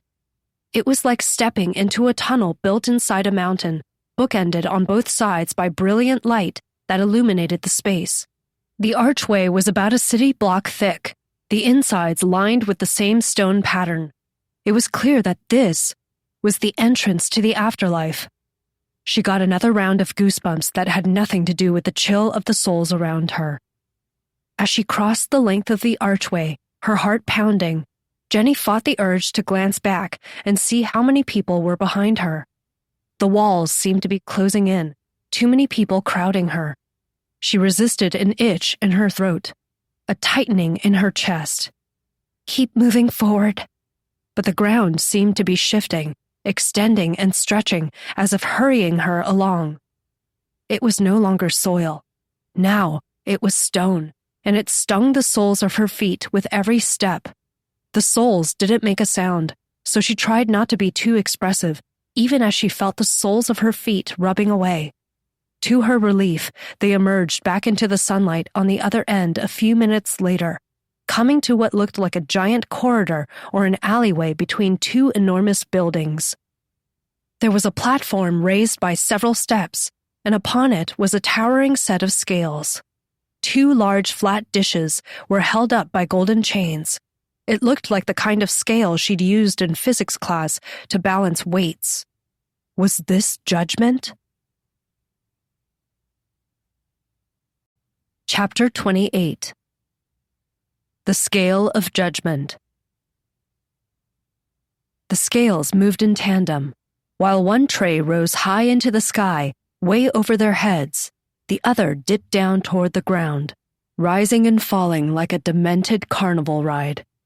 It made her feel so queasy, her head spun, and her insides twisted, everything inside her dreading the scale. The souls seemed to be responding similarly too, muffled wails spilling from their lips, screaming, all of them crying, pleading and begging under their breaths. They were terrified, and whatever terror Jenny felt about the scale, they must be feeling it infinitely more. They were the ones who would be judged. Souls climbed up the steps toward the scale one at a time. When the scale came down, Jenny saw an enormous white feather resting on it. She squinted at the thing, watching the soul that had just been judged climb off the opposite tray, and then the next soul step on. The scale would balance out till both trays hung equidistant in the air. Then, with a soft chime and the rattling of chains, the trays would move, and the scale would rebalance, passing judgment on the cowering soul. Everything seemed automated. Shadows flew around, and Jenny wanted to squint at the sky to spot the harpies, but all the other souls kept their heads focused straight ahead, at the towering scale as the trays went up and down, so Jenny did the same, despite the pressure building on the back of her neck. Sometimes, a soul was heavier than the feather, raising it high into the sky. Sometimes, a soul was lighter, and it would sink down toward the ground. The souls would then march away to the left or right, depending on how they fared with the scale. If they were lighter than the feather, once the scale brought them back to the ground, they marched to the right. If they were heavier, they were sent off to the left. How they knew where to go, she couldn't figure out. There was nobody there to usher them, nobody there to pass judgment. There were no guards, no angels, no one. It was just the feather. But as she climbed the steps, she saw that the feather would turn, its tip pointing in the direction the soul needed to go. And the soul, without crying or screaming or anything, would do as they were told. Jenny bit her lip and surveyed her new surroundings as she climbed the steps. Judgment took a few minutes or so every once in a while she'd move up another step, along with the line of waiting souls. Beyond the scale were more steps, too many steps, which seemed to lead up into the sky. And in the vast distance, she thought she could spot what looked like another archway. Walls made of the same enormous stone blocks covered both sides of the scale. From where Jenny and the other souls were standing, there were only 3 paths they could take: up the steps to the scale and beyond, or the 2 paths that followed the walls to the right and left. Which way do I go? Things were moving quickly. A toddler went next, then a young boy with a limp. Then the old woman with long silvery hair, who had to set down the baby she was carrying. After the baby, it was a balding man with a great big beard, then another child. Every step took her closer to the giant scales, to the giant feather, to her judgment.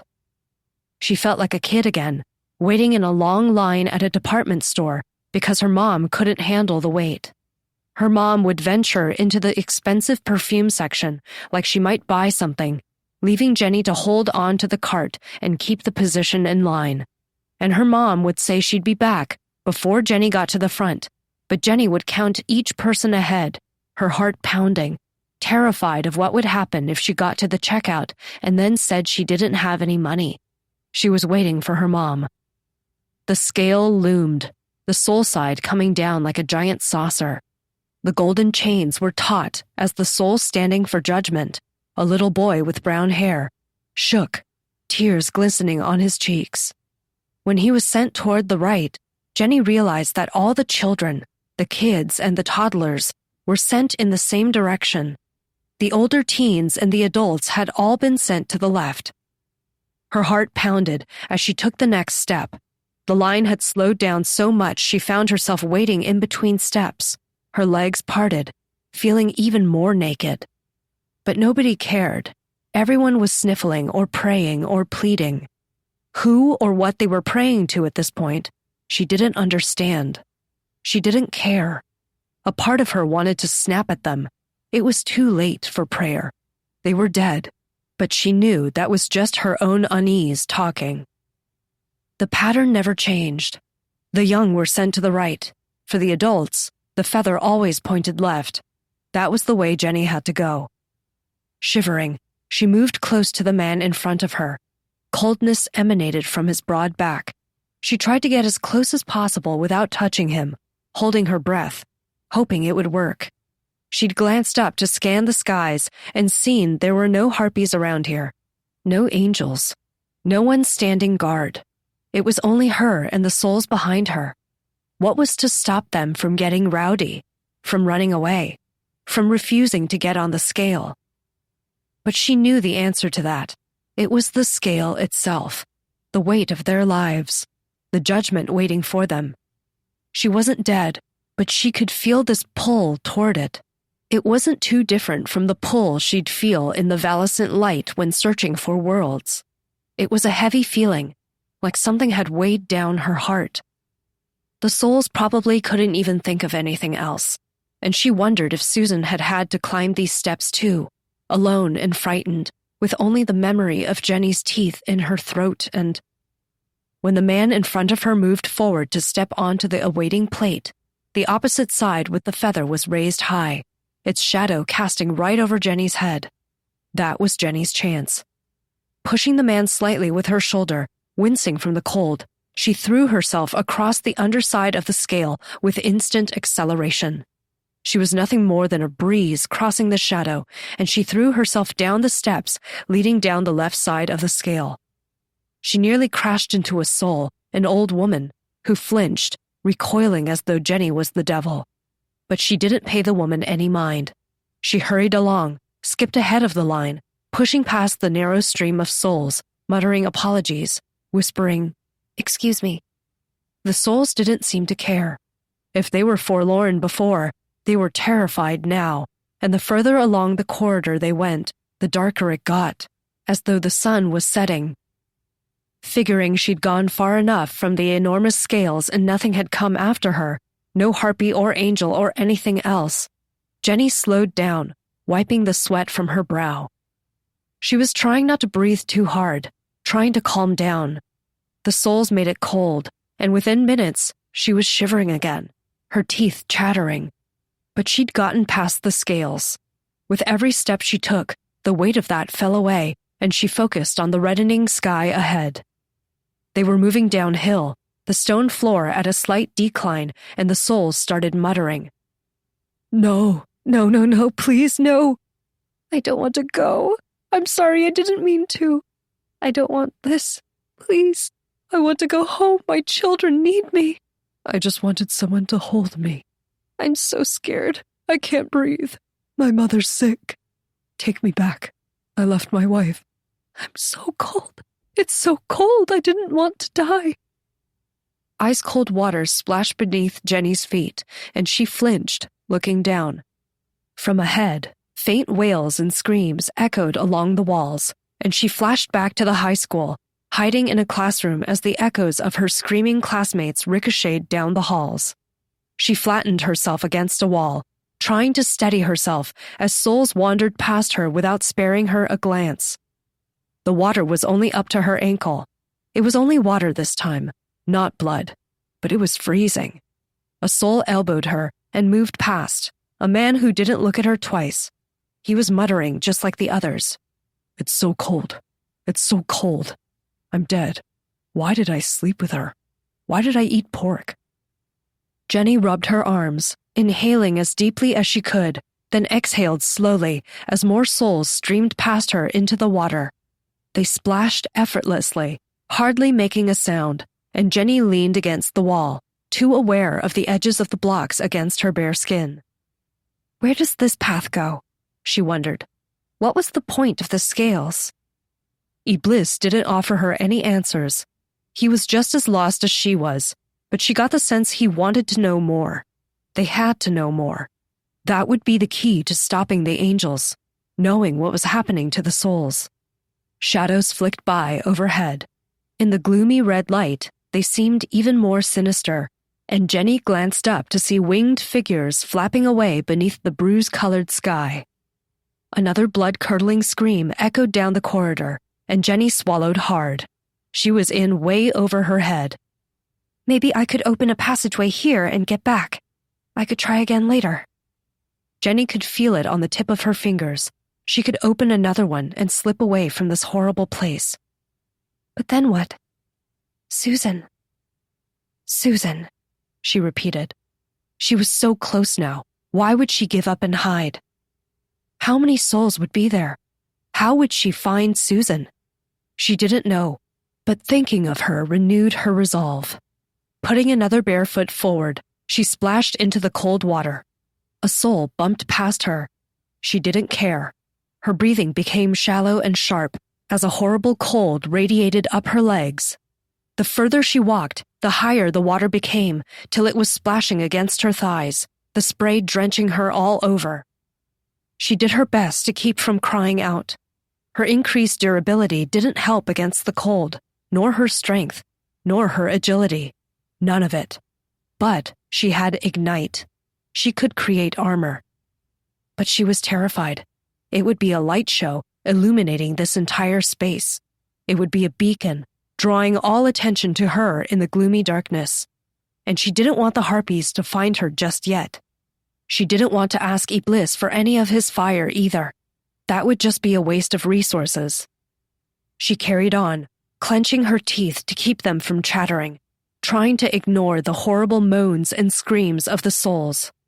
The red sky seemed to hang lower and lower, as though it was ready to press down on her, crushing her into the frigid water. There weren't any clouds, just the redness, which reminded her of a setting sun. She couldn't see past all the souls at what was ahead, but another scream blew down the line like a breeze, and Jenny clenched her teeth. Burying her fingers into her palms, she kept going, quietly praying alongside the souls. Their mutterings slipped between her thoughts as her teeth chattered, as her body shook, and she found herself imitating them, whispering out loud. Please, just let me find her. Please, please, don't let her be suffering too much. Please just let her be okay. Who was she praying to? She didn't know. She didn't care. Maybe she was trying to will it into being. A short while later, as she was lost in her thoughts, the corridor split into two different paths. A wall was straight ahead, and the souls seemed to decide on a whim which way they wanted to go, left or right. With a sinking feeling, Jenny realized she was inside an enormous maze. All the walls looked the same, made of the same large stones. Above was the sky, and something was perched on the wall. Something was watching her. Harpy, level 77. Chapter 29. Hit something. One of the harpies was perched on top of the wall, far away enough to be obscured by the darkening sky, but Jenny could see the vague outline of a person with wings. Its talons dug into one of the stone blocks, and its wings were tucked behind it. She couldn't see its face clearly, and she didn't know if it had spotted her or if she was just being paranoid. Jenny kept walking with the flow of souls, hoping it wouldn't notice her in the chaos of the crowd. The sounds of splashing water and people muttering filled the space, the distant echoing screams only adding to the mess. When the harpy didn't move, Jenny was watching by paying careful attention to any moving shadows. She decided to keep to the left and follow the souls around her, not wanting to make any movement which might attract the harpy's attention. But where was this corridor headed? Where were any of them going? And why was the screaming getting louder and louder? The walls changed suddenly. Instead of the neat stone blocks she'd gotten used to, they appeared weathered and stained, the sky growing darker still. A blood-colored glow illuminated the world from above, and Jenny caught glimpses of what looked like a red moon hanging in the sky. But she couldn't stop to look. The souls pushed closer and closer, wading through the water, and then another scream. This one was closer than before. The waves were coming up to her navel now, so that cold drops splashed against her hips and chest and made it feel heavier to breathe. She was so cold now, she thought she would freeze, but surely this had to go somewhere? Souls tripped and vanished beneath the water, only to surface again, coughing and sputtering. Other souls stepped right over them, frantic looks on all their faces. The corridor branched off in different directions every so often, forcing Jenny and the souls to turn.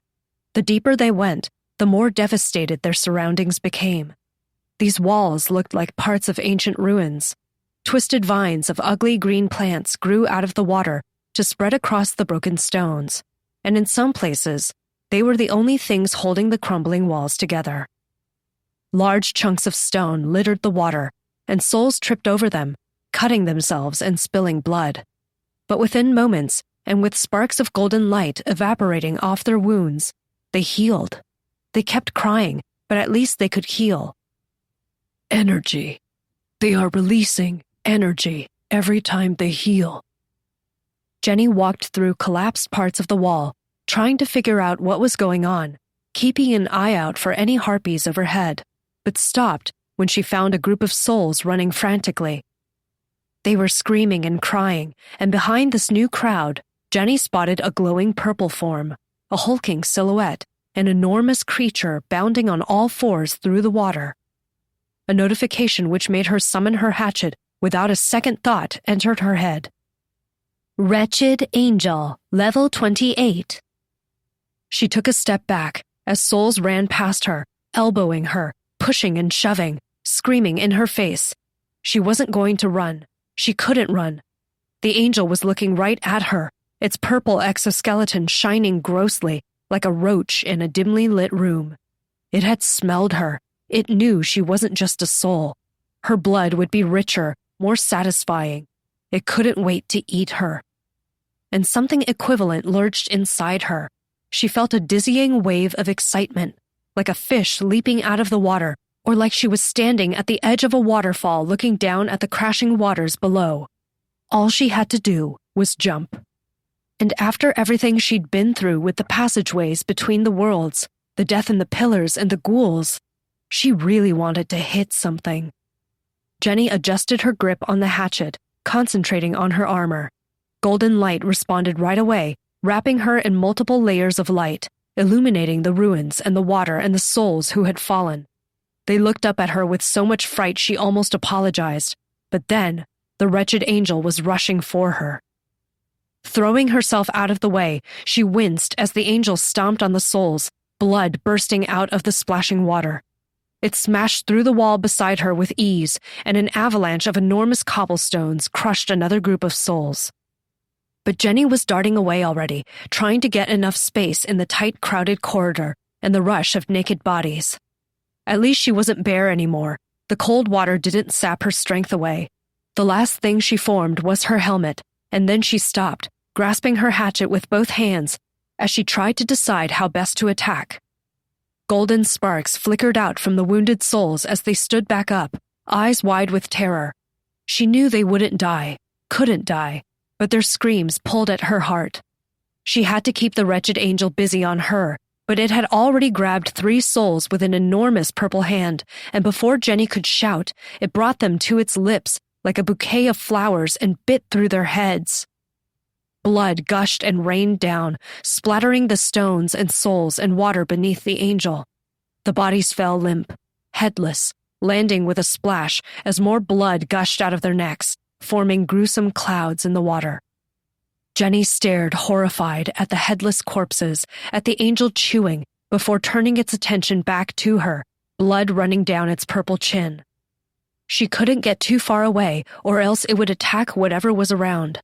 But she knew the wretched angels were smarter than the normal tarnished ones. It wasn't just feeding mindlessly. It was aware that the souls would heal. Right away, light shimmered around the corpses, and they stood again, lifting their faces from the water, gasping for breath, crying and screaming. Before the angel could grab them again, before it could continue eating, Jenny threw her hatchet. Savage throw. It spun through the air and slammed into the angel's mouth, the obsidian edge cutting into its jaw with a snap. +200 energy.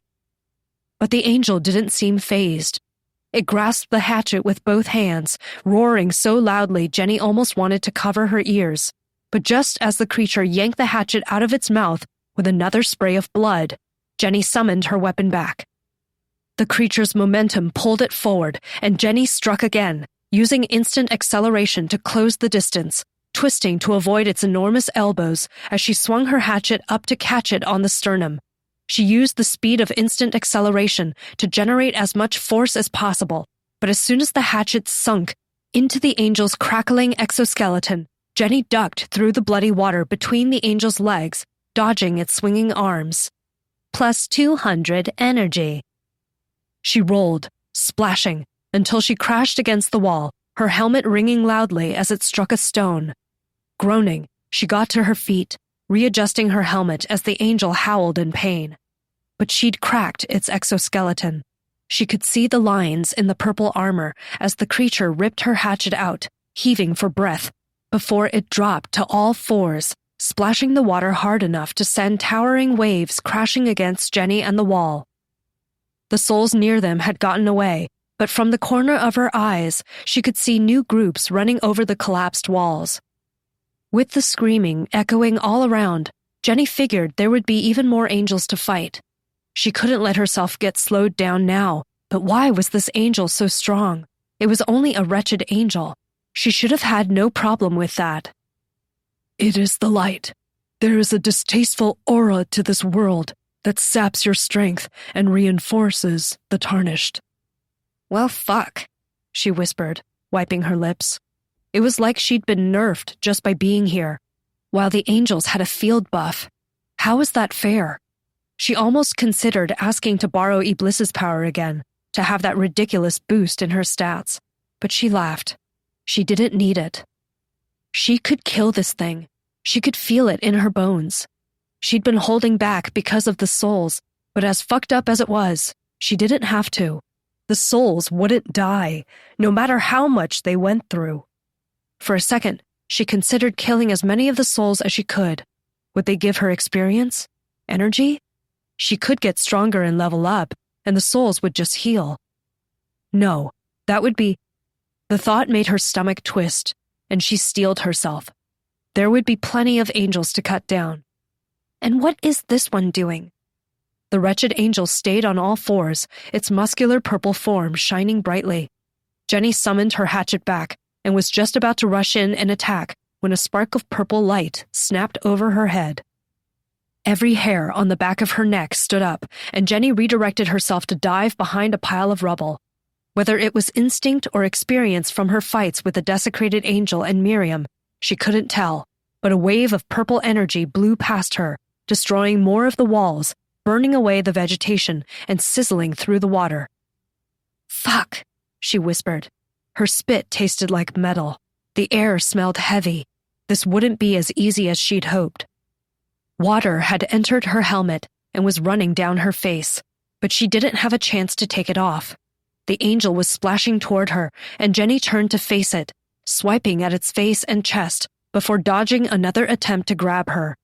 But then, the angel screamed, and electricity sizzled out of its back while an enormous arm swiped from the side.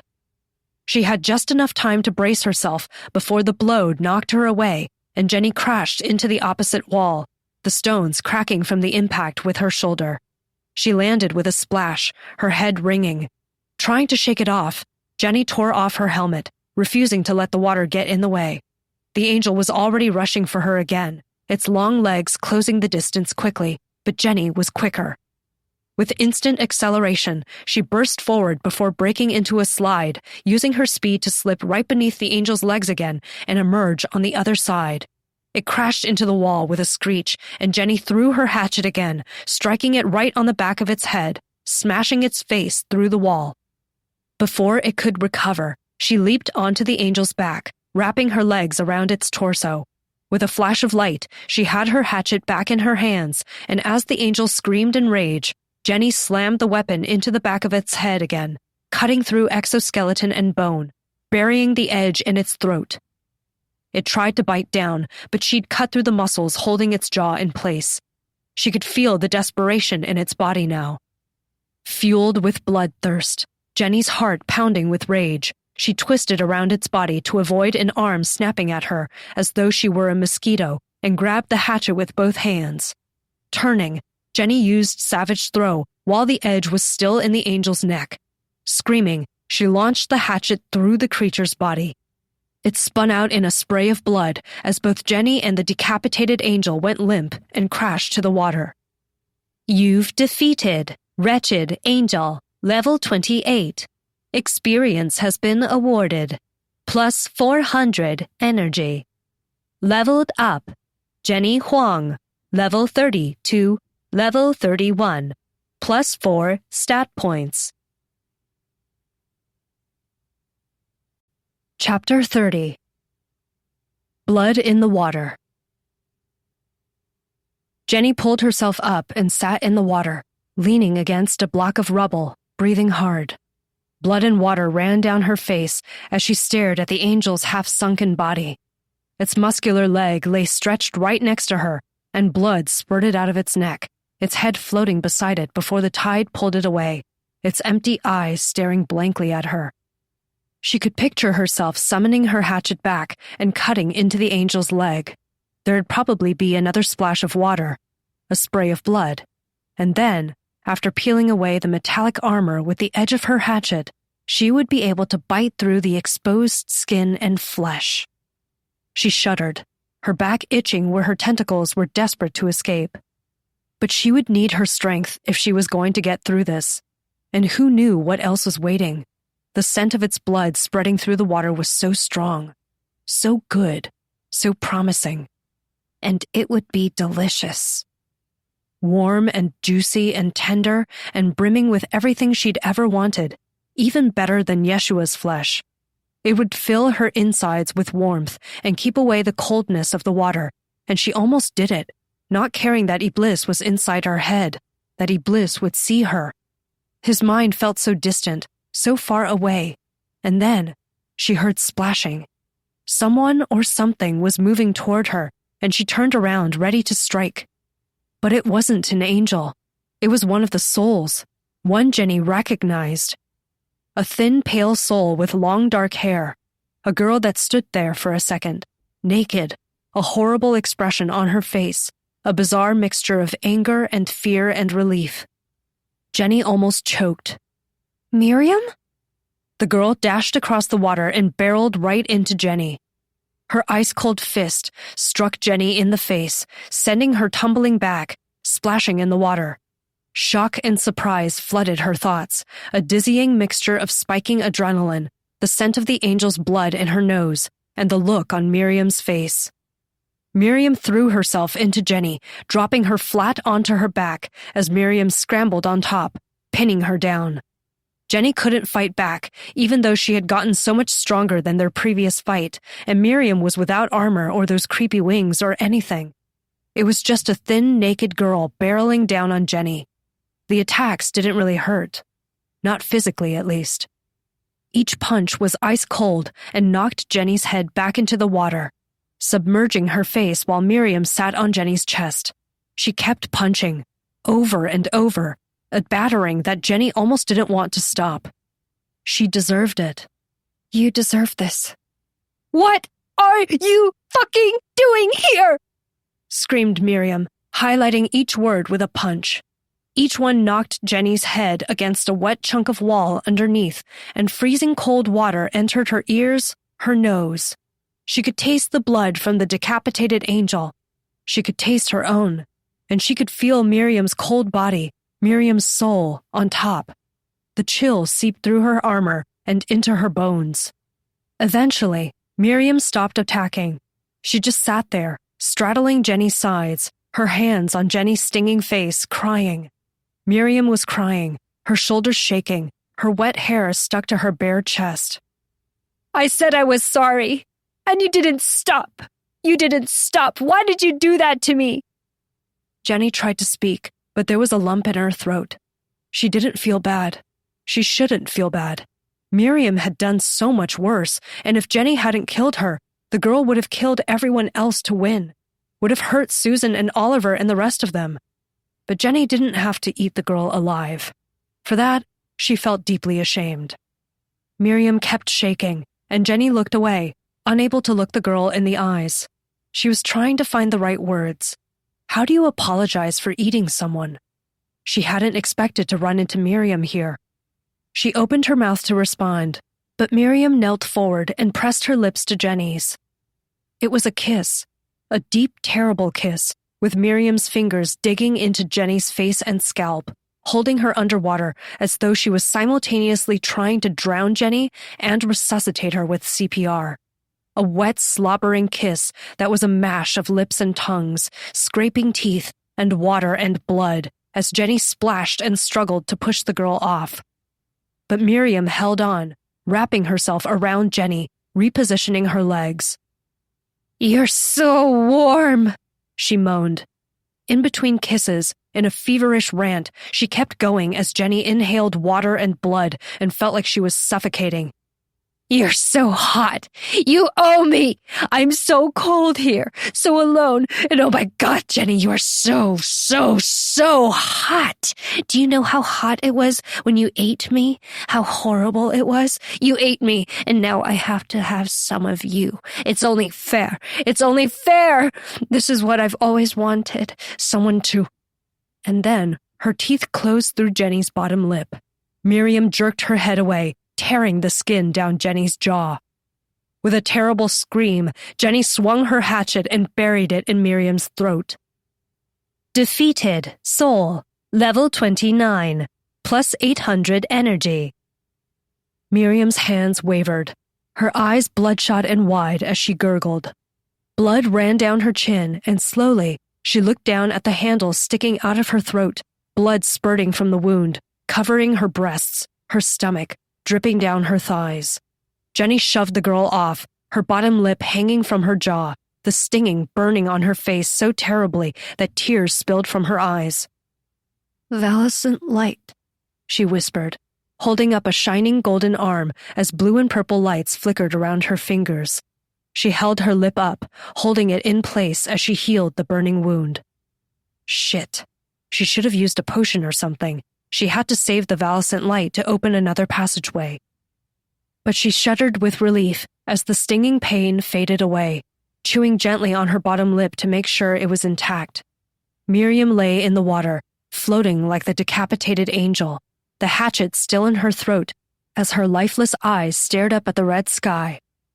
Her blood smelled even more delicious than the angel's, familiar, nourishing, and Jenny's head spun again. She waded closer to Miriam, swallowing hard as more screaming echoed nearby. She looked back to see more souls running toward them, splashing and stumbling, trampling over one another as a horde of tarnished angels came after them. Jenny reached down and grabbed her hatchet's handle, ready to yank it out, but Miriam's fingers closed around Jenny's arm. "Help me," she rasped, the hatchet in her throat making it difficult to speak.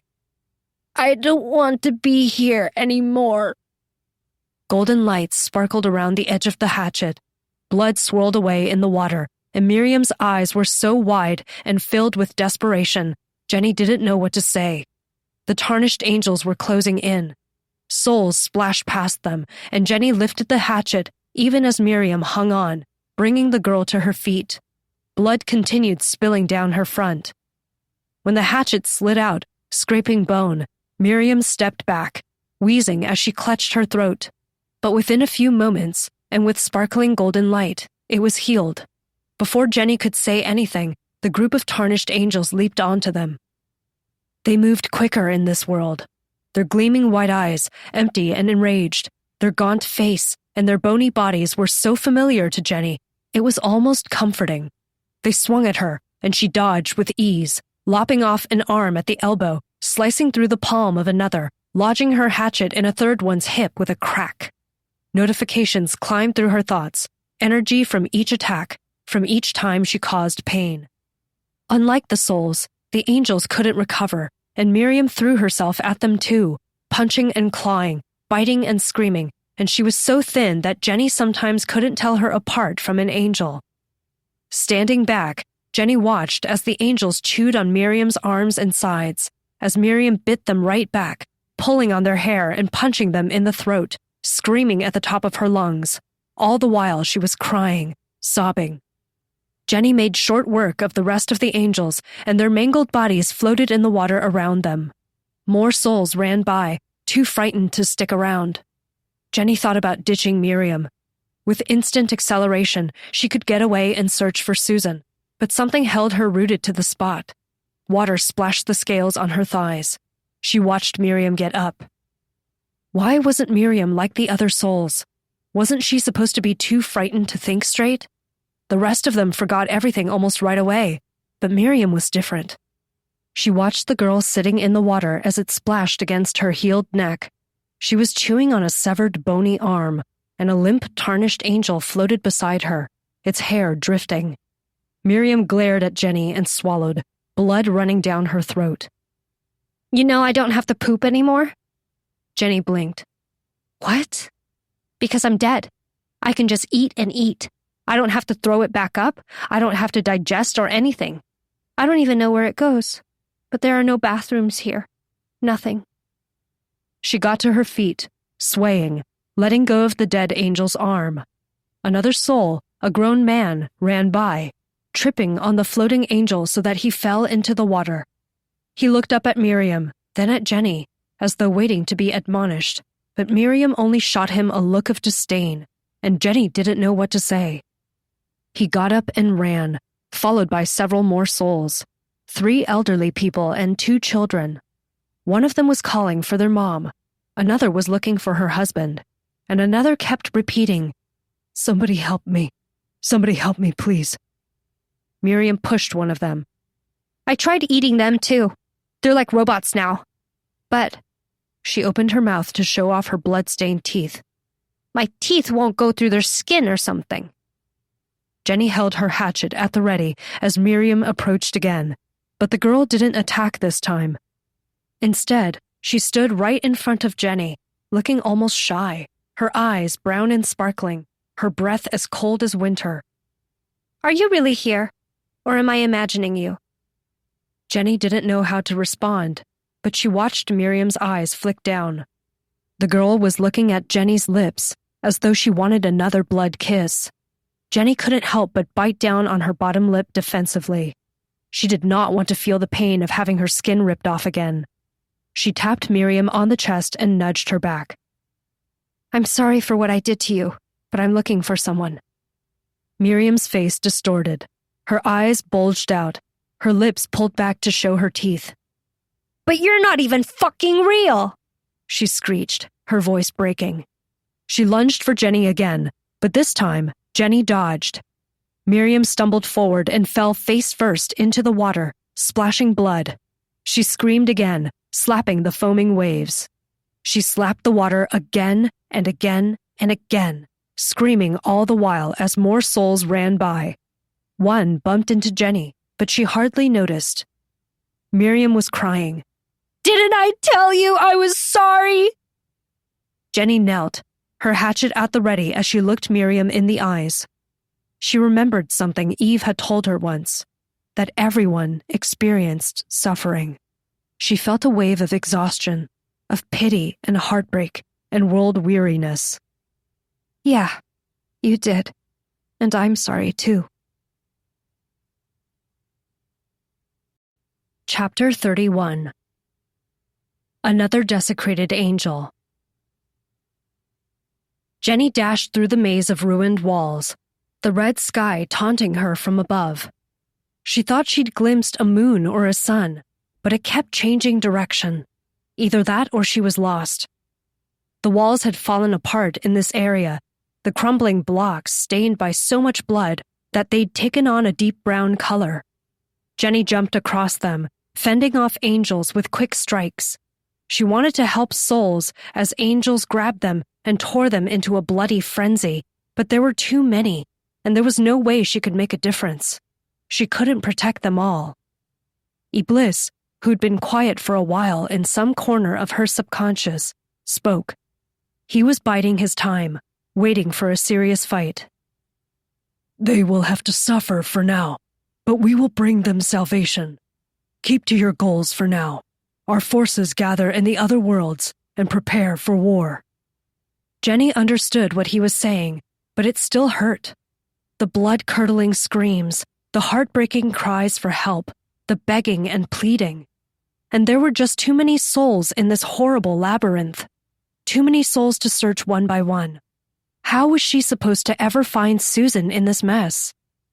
But I found Miriam of all people. Wasn't that just dumb luck? Jenny came to a stop at a corner, breathing hard.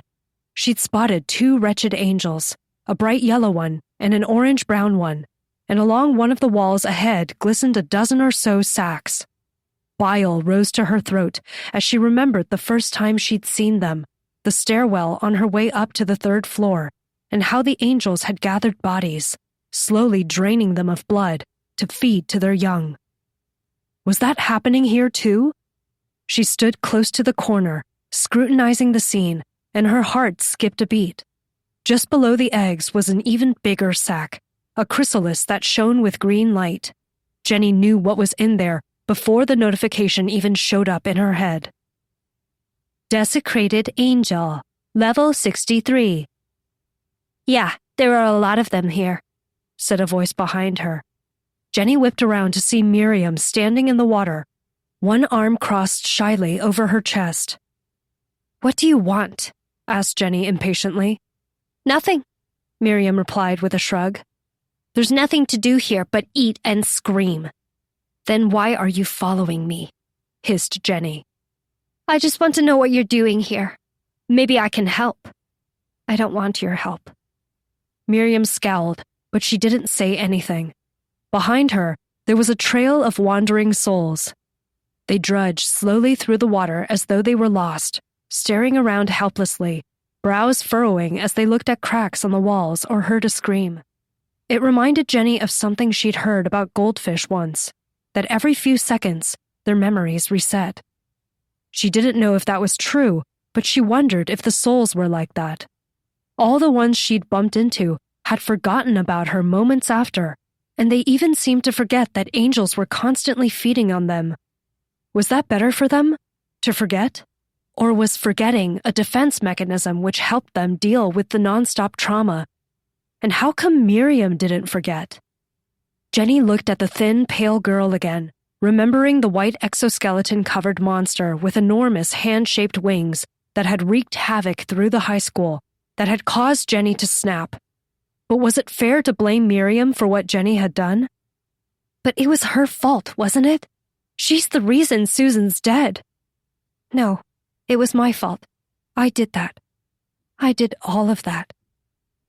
Jenny suppressed a shudder of rage and squeezed her hatchet tightly. But then, she figured if Miriam was around, maybe they could work together. Miriam wasn't like the other souls. She could still fight, even if she didn't have any weapons or anything. And not being able to die would be helpful in a fight. Okay, said Jenny. I'm trying to find Susan. Her eyes went wide. Susan's dead? That girl you liked? Jenny grimaced. Did you win then? Is that why you're here? Because you're not dead, right? So how did it end?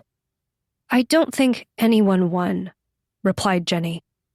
But look, I'll explain that stuff later. I'm trying to find her. And maybe... She bit her lip, eyeing Miriam, who looked so innocent now it almost hurt. Miriam looked helpless and weak, not at all like the demented, bloodthirsty monster she'd been. Jenny wondered if it was all right to fill her in on what they wanted to do. I'm working with some people who want to stop all of this. Stop what? She asked, brows furrowing. Jenny gestured around her, at the screaming and wailing. But why? Isn't this hell? Isn't this where we're supposed to be? Miriam looked like she was about to cry. I deserve to be here. I don't know, said Jenny, taking a deep breath, running low on patience. But something's fucked up about all this, and there's an angel doing all this to us. What? Miriam's eyes narrowed in disbelief, and Jenny was reminded of how she'd found the girl in a closet in the computer lab, and how Miriam hadn't believed Jenny about the angels or the violence or anything. Can you help me fight those angels over there? Miriam's lip twitched. I don't have anything but this, So I don't know. But yeah, I can't die again, can I? Jenny was about to ask why Miriam was different from the other souls, but she got the feeling she had no clue. Jenny wondered if it was because Miriam had become wretched before she died. Maybe that warped how someone's soul presented. That thought wasn't comforting at all. She didn't want to know the answer. She didn't want to wonder what her soul would be like. And she knew what she was asking of Miriam. Without any weapons or anything, the girl would be torn apart by the angels. Just then, a stranger thought entered Jenny's head as Miriam lowered her hands and stopped covering her chest, a deep blush spreading across Miriam's face. Trying not to remember the horrible kiss from earlier, Jenny thought about using severed spirit on the girl, just as she'd used it on the pillars. Would it work? Would it bring out her exoskeleton and give her more of a chance? Before she could ask, before she could bring up her idea, something swept down in a flutter of wings, and Miriam ducked, her hands over her head. Jenny raised her hatchet, but something sharp raked her arm, drawing sparks against her armor. It clawed at Jenny's face, wings smacking the side of her head, and she went down, splashing into the water, stinging and burning all over from the attack. Jenny shot back up, swinging her hatchet, but it was too late. The harpy had flown away, back up to the top of the wall, where it landed, a half-human, half-bird silhouette against the red sky. What the fuck is that? Miriam shook her head, trembling. Water dripped from her face and shoulders. They're worse than the angels. Harpies. Jenny readjusted her grip on the hatchet, not taking her eyes off the creature. But the commotion had drawn the attention of several angels, and she grimaced. The angels being more powerful was slowing her down, and now she had to deal with a harpy too? Harpy, level 49. It was strong, too. Jenny braced herself, but then she heard a shout from Miriam. She turned to see the two wretched angels rushing through the water. The orange one was the closest, and Jenny turned to meet it head-on, wondering if she could cut it down quickly. The harpy swooped down again, and Jenny dashed back with instant acceleration, expecting an attack from above. Instead, the harpy landed on the orange wretched angel, its talons piercing the angel's skull right through the eyes and the back of the head. Even Jenny winced as the angel's skull cracked. Gooey, thick blood oozed down the orange exoskeleton, and the yellow angel, a female that must have been the orange angel's mate, screeched in agony before bounding away, splashing like mad up the corridor, forgetting all about the eggs and the chrysalis. "No, no, little angels," said the harpy in a sing-songy voice. Long white hair framed its astonishingly beautiful face, the face of a gorgeous woman who looked perpetually amused. Its eyebrows rose slightly, its cheeks flushed rosy pink with warmth. It looked at Jenny with a half-smile on its plump lips. The harpy's body was covered in lush white feathers. Instead of arms, it had enormous white feathery wings. It had a narrow torso, and its thighs gave way to more feathers. But it had the feet of a giant bird or a dinosaur. The talons were dark and razor-sharp, and they gleamed with blood and other fluids as it remained perched on top of the orange angel. The dead creature stood motionless in the water, looking more like a rock now than the fearsome monster it was. "What brings you to the garden?" asked the harpy, its voice like a melody as it cocked its head. Its long white hair flowed gently, and it almost looked serene. "I don't think I've ever tasted a live one before, but I've heard so much about the flavor, the texture." Jenny glanced at Miriam, who was slinking away, pressing herself up against a wall. She seemed terrified of the creature. The harpy had its sharp stare fixed on Jenny. What were these harpies?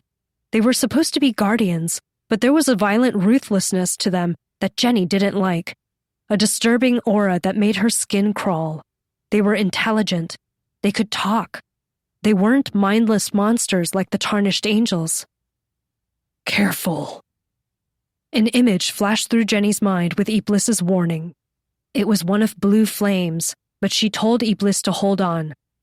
Let's see what it's like." "Well?" asked the harpy, flapping its wings and lifting the dead angel out of the water. Each wing must have been longer than Jenny was tall. "I'm just looking for a friend," Jenny replied, bracing herself for its next attack. Blood trickled down her face from the harpy's previous flyby. The harpy looked curious. "A friend? You came all the way here for a friend?" It blinked and raised its eyebrows as though it couldn't believe what it was hearing. "I wonder what the master would say about this." "The master?" echoed Jenny, her heart racing. She couldn't tell if that was her anxiety or Iblis's, but she was sure the master the harpy was referring to was Azrael. "But that would be such a waste," sang the harpy, pursing its lips. "Your blood smells so sweet." "Perfect," thought Jenny. She adjusted her hatchet. "Come and get me, then." With a shout, she launched her weapon at the harpy, aiming for its beautiful face. Chapter 32. The Harpy's Talons. With a forceful flap of its white wings, the harpy relinquished the angel's corpse and took to the air, a blur of feathery white. The hatchet spun harmlessly through the space where it had just been, and without talons holding it up, the dead angel collapsed forward, falling like a tree. Just as the angel splashed, the harpy dove with a screech, talons at the ready, its wings tucked. It was too quick. Jenny caught a glimpse of its beautiful white hair trailing behind it, and then she summoned her hatchet back with a flash of light, just in time to parry. Sparks ignited upon contact, the obsidian edge of her hatchet against the harpy's razor-sharp talons. The impact shook her to the bone, but once she knocked the talons to the side, Jenny ducked and rolled through the water. The harpy flapped its wings hard, generating larger waves as it gained altitude. Jenny's leg bumped against the angel corpse, and from the corner of her eyes, she could see tarnished angels grabbing other souls, making their way toward the eggs on the wall. Now that the wretched angels were gone, some of the tarnished angels were feeding on the eggs like opportunistic scavengers. The sight made Jenny feel sick. Miriam was still up against the wall, staring up at the sky. When the harpy looped around again, she screamed, "Look out!" It tucked its wings and dove again for Jenny, coming at her with its talons outstretched. Jenny waited till the last moment, waiting till she knew the harpy wouldn't be able to pull out quickly enough, then flung her hatchet with another savage throw. She saw a flash of worry on the harpy's face, the smug expression vanishing, before the hatchet struck its talons and cut right through one of them, before spinning off and leaving a nasty gash in the snow-white wings. A horrible screech filled the corridor of the labyrinth, high-pitched and so shrill Jenny had to clap her hands over her ears. The harpy flapped away awkwardly, spilling droplets of blood, as it struggled back up to the tops of the walls. Jenny summoned her hatchet back, then dove into the water where she was sure the long talon had fallen. Finding it partially buried in the ground, she yanked it out. Black and sleek, the talon looked like a long, rounded dagger that ended in a hooked point. A squishy bit of brain was still stuck to the curved razor-point edge. She looked at Miriam, who hadn't moved from the wall.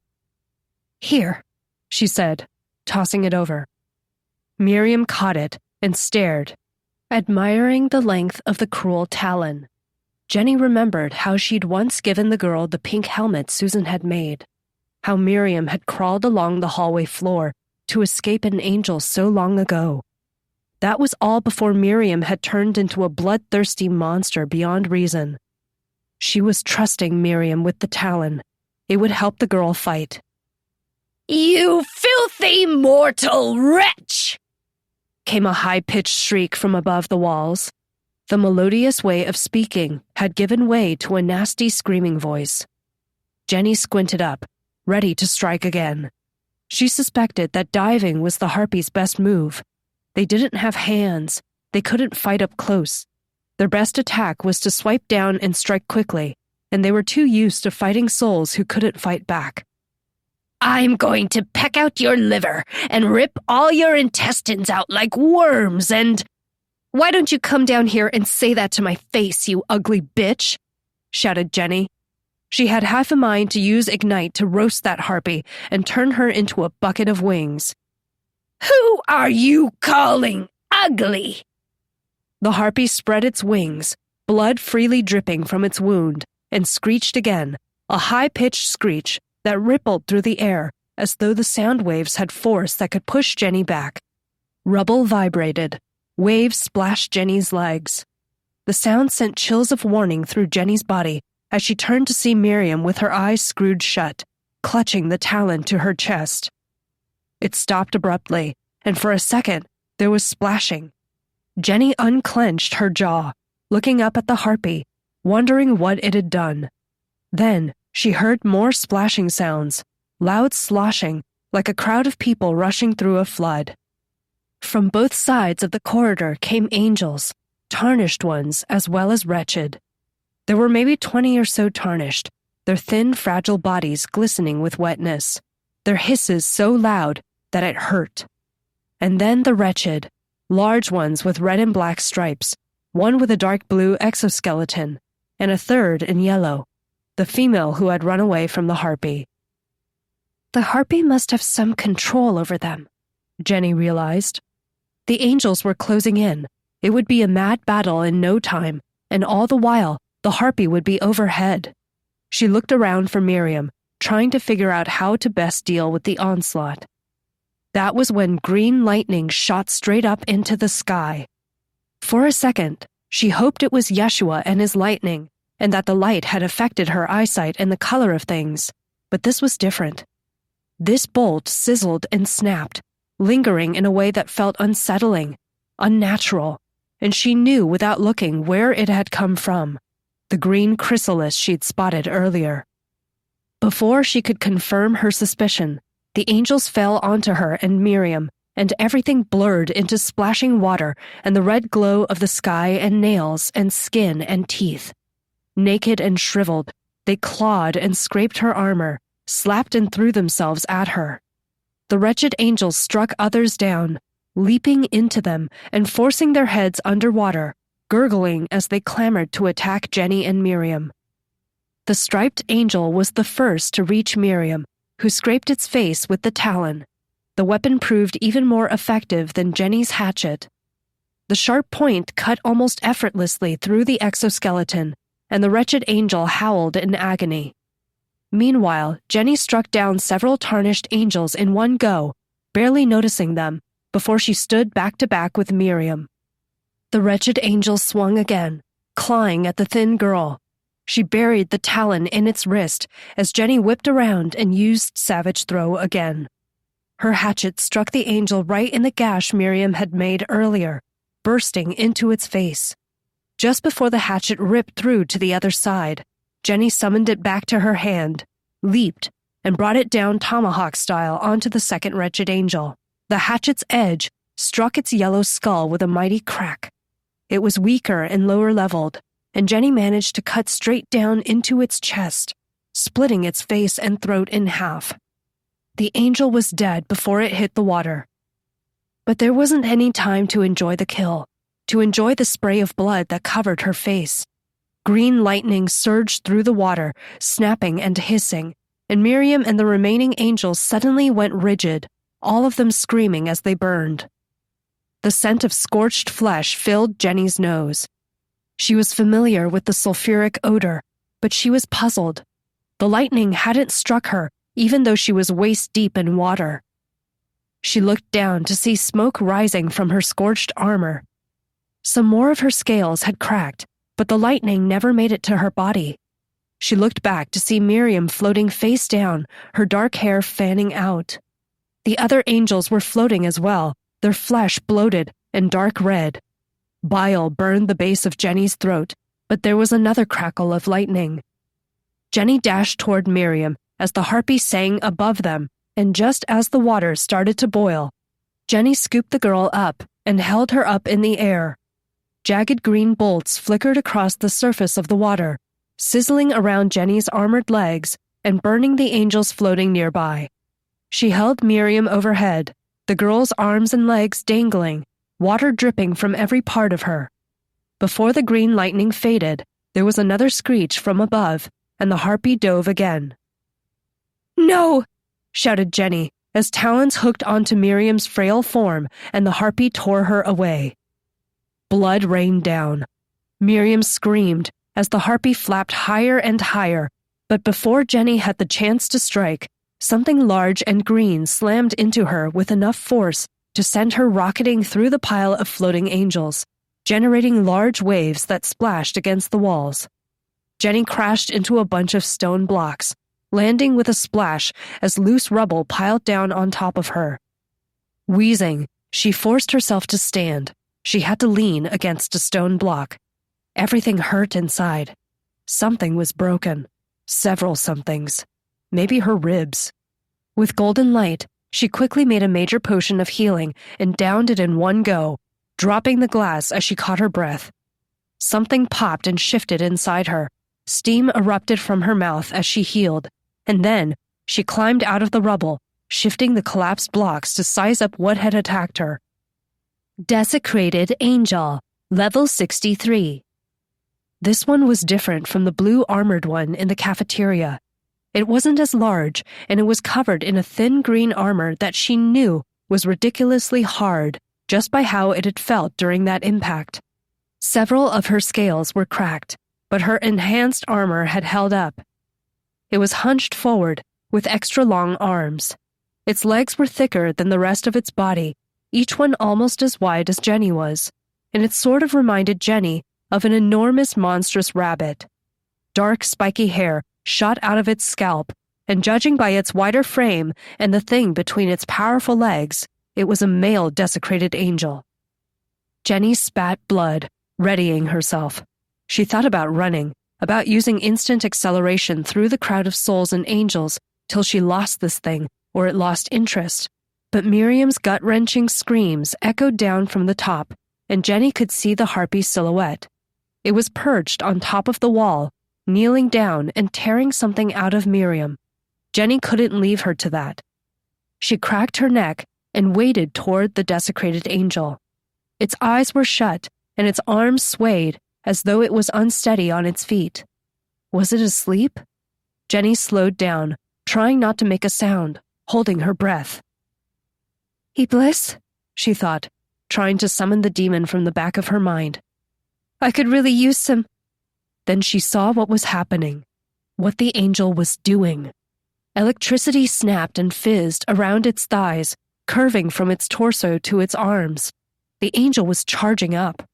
Little bolts of lightning climbed through its body before it dropped down on all fours with a heavy splash, and enormous bolts flashed toward Jenny, bigger and more powerful than before. She knew these would do far more damage than the electrical currents before. Chapter 33. Green Lightning. The floating bodies burst, exploding like food left too long in the microwave. Their insides splattered the walls, and a huge cloud of steam hid the desecrated angel from view. Jenny had gotten out of the water a split second before the lightning hit her, jumping as hard as she could and striking one of the walls with her hatchet to hang from it, her legs dangling about a foot over the electrocuted water. As the steam parted, Jenny saw the rest of the carnage. Even the wretched angels had been blown apart. Their internals must have expanded too rapidly inside their exoskeletons, and they'd popped open, leaving behind a gooey mess in their mostly intact shells. The stench was the worst part. With the water boiling and the body superheated, a sour, putrid humidity clogged her nose. It hurt to inhale. The desecrated angel was still on all fours, its head lowered so that dark green hair covered its face.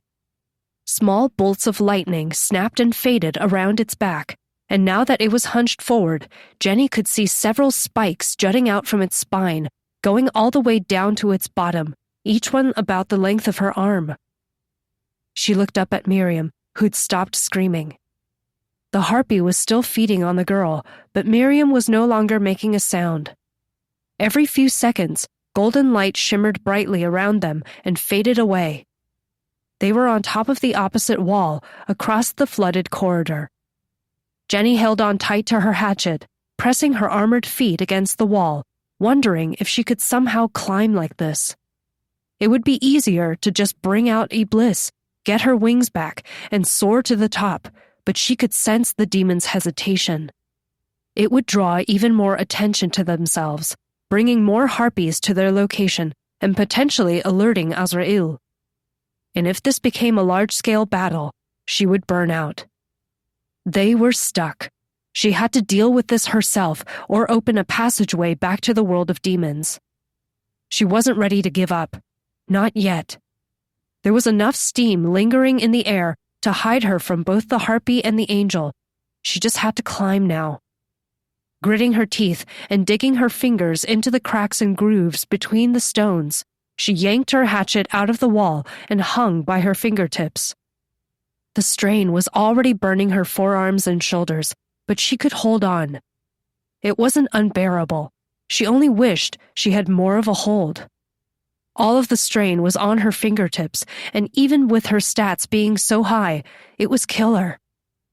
By pressing her feet against the wall to shift some of her weight, Jenny pulled herself up, swinging with her hatchet to slice into another stone overhead.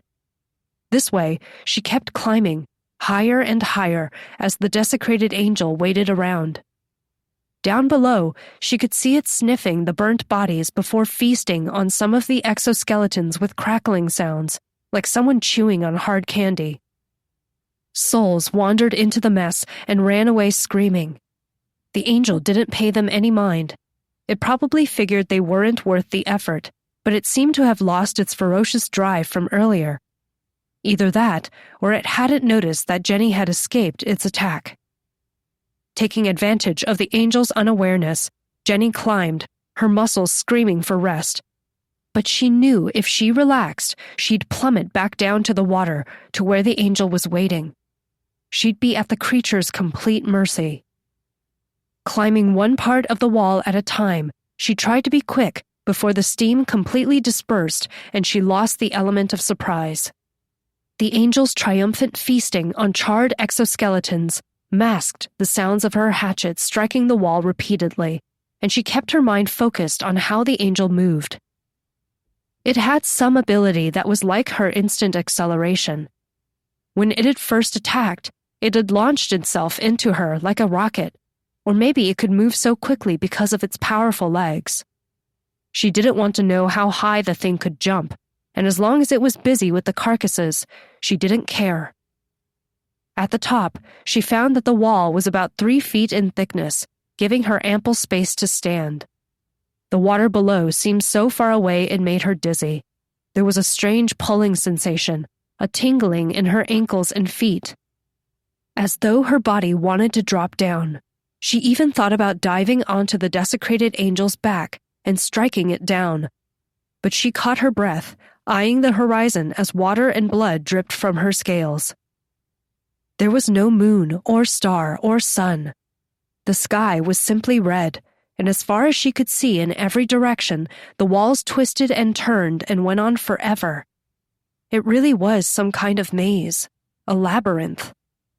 Behind her, souls were running along the corridors, crying and moaning as angels gave chase. And across the water in front of her, above where the desecrated angel was still feeding, was the harpy. It had finally noticed Jenny. Blood dripped from its chin. It wiped its face with one of its oversized wings, and Jenny noticed that the scratch she'd made earlier had healed away. Miriam lay beneath its enormous talons. Unlike the wing, it looked like the talons didn't heal. One of them was still missing. Miriam was limp on the wall, a leg dangling over the edge. The harpy leaned down and grabbed one of Miriam's hands with its teeth, looking up at Jenny as Miriam cried softly. It wanted Jenny to see. Readjusting its talons, its entire body bobbing like a bird repositioning, it snipped through flesh and wrenched its head, tearing Miriam's arm off at the elbow. Miriam screamed. Jenny flung her hatchet at the harpy, throwing it so hard she almost lost her balance. But the monster relinquished its hold on Miriam and dove toward the desecrated angel. The hatchet spun over Miriam's body and struck a distant wall with a thwack. I need a way to cross the distance, thought Jenny, wishing she could borrow Iblis's wings. She thought about her tentacles for a moment and felt that familiar itch along her spine. But before she could consider bringing them out, the harpy swooped up again, a horrible grin on its porcelain face. Its white hair bounced all around as its wings flapped. In its talons was the green desecrated angel. The harpy had brought it right up to Jenny. The angel swiped at Jenny, who blocked its attack with her arms, feeling the scales crack from the blow. She dropped down, hanging off the ledge by her fingers as the angel landed on top with a heavy thud. One of the cobblestones came loose and fell away, landing below with a hefty splash. Jenny summoned her hatchet back and swung again, trying to climb back up on top of the wall. She wished desperately to move quicker, to outmaneuver the harpy and the angel midair.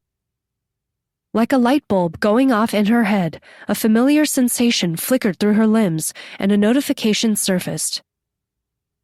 Instant swap, Tier 1.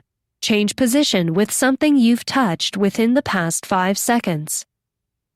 And she knew exactly how to use it as the desecrated angel's teeth gnashed, as its claws scraped off the top of the wall, as bolts of green light snapped around it.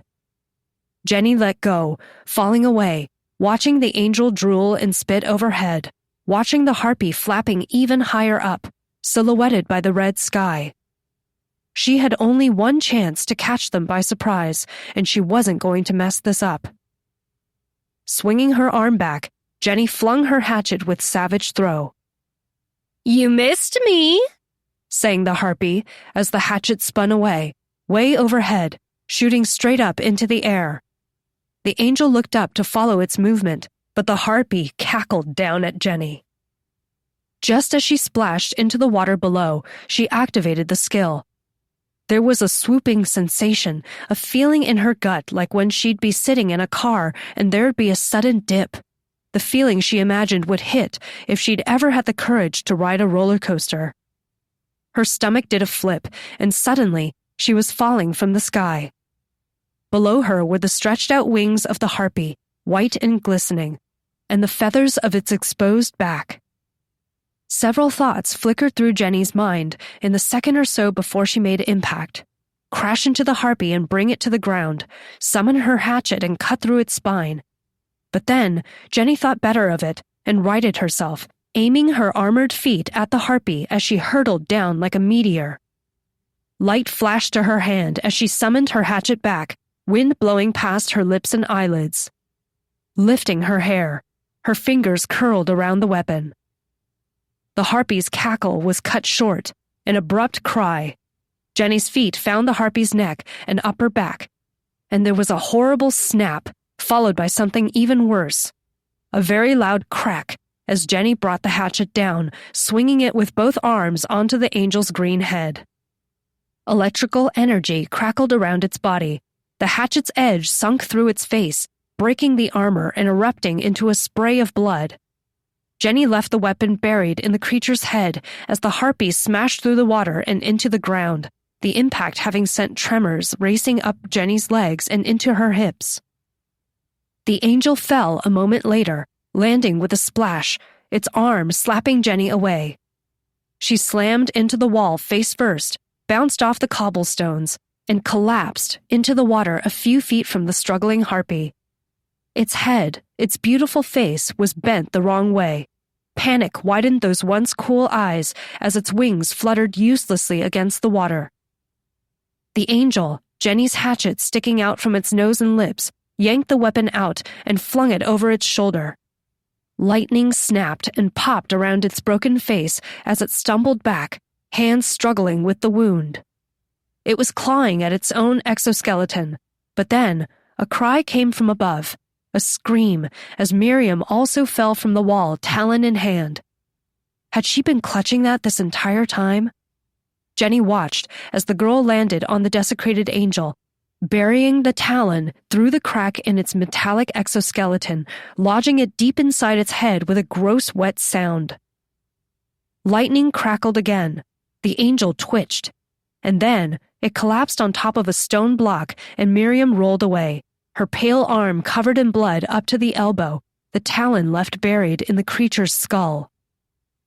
You've defeated Desecrated Angel, level 63. Experience has been awarded.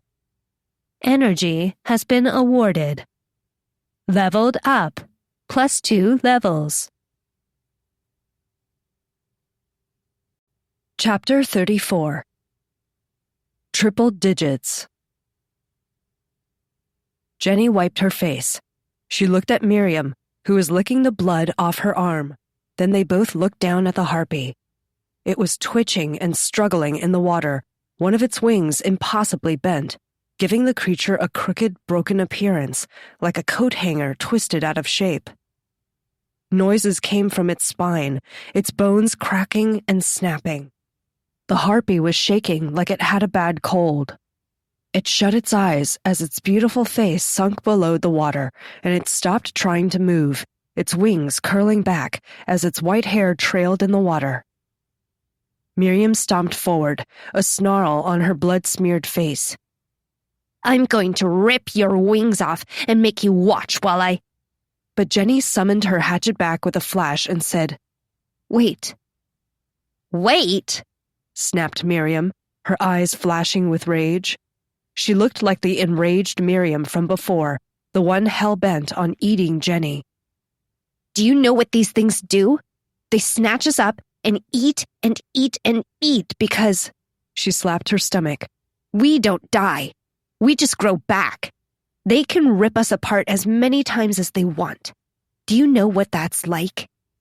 Yeah, Jenny replied, disgust squeezing her insides. It was what happened to Yeshua, over and over, healing each wound, healing every time a piece was ripped away. And then he'd continued letting that happen, by choice at least, as he fed himself to the deaths. Why was the afterlife so fucked up? The harpies, the angels. This place was torture. She looked down at the harpy. It deserved what Miriam wanted to do to it. The violence was just part of the cycle after all. Jenny knew it. She knew the harpy deserved far worse, but something was holding her back. Was it guilt? Was it just because the harpy could talk? Because it wasn't a mindless creature like the angels? Jenny squatted down and grabbed a fistful of wet white hair to look the harpy in its beautiful eyes. Water dripped down its pale face. Its eyes were bloodshot, its mouth open as pained wheezing sounds escaped its throat. Did she want to spare the creature just because it was beautiful?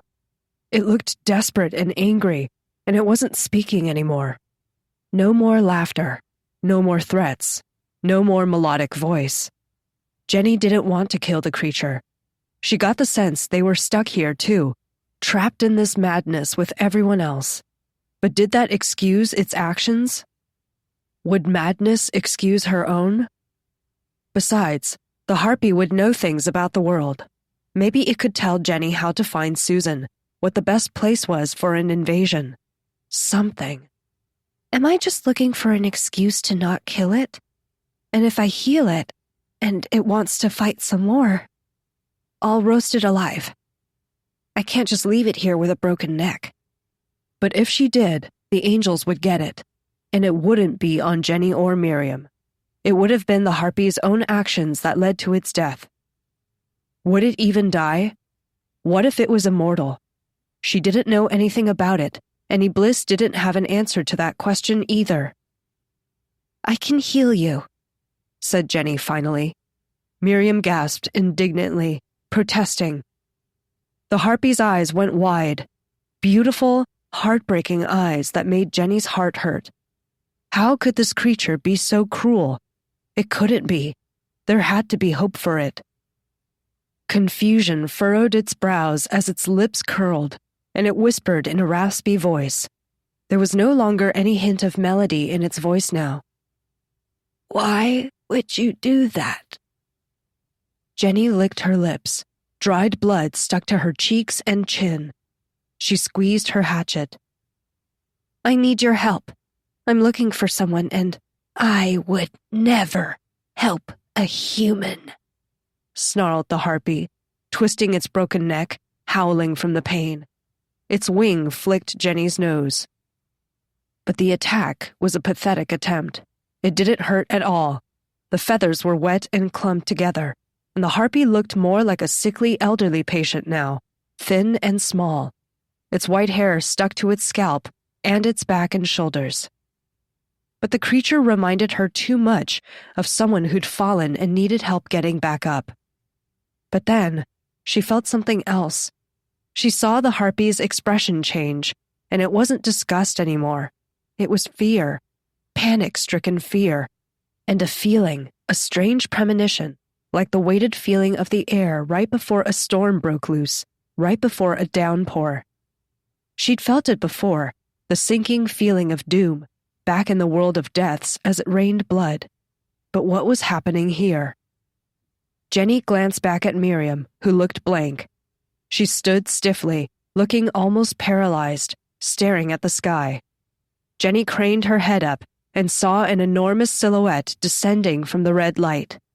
It had wings so large they seemed to blacken the sky. She didn't need to see him to know who he was. Azrael.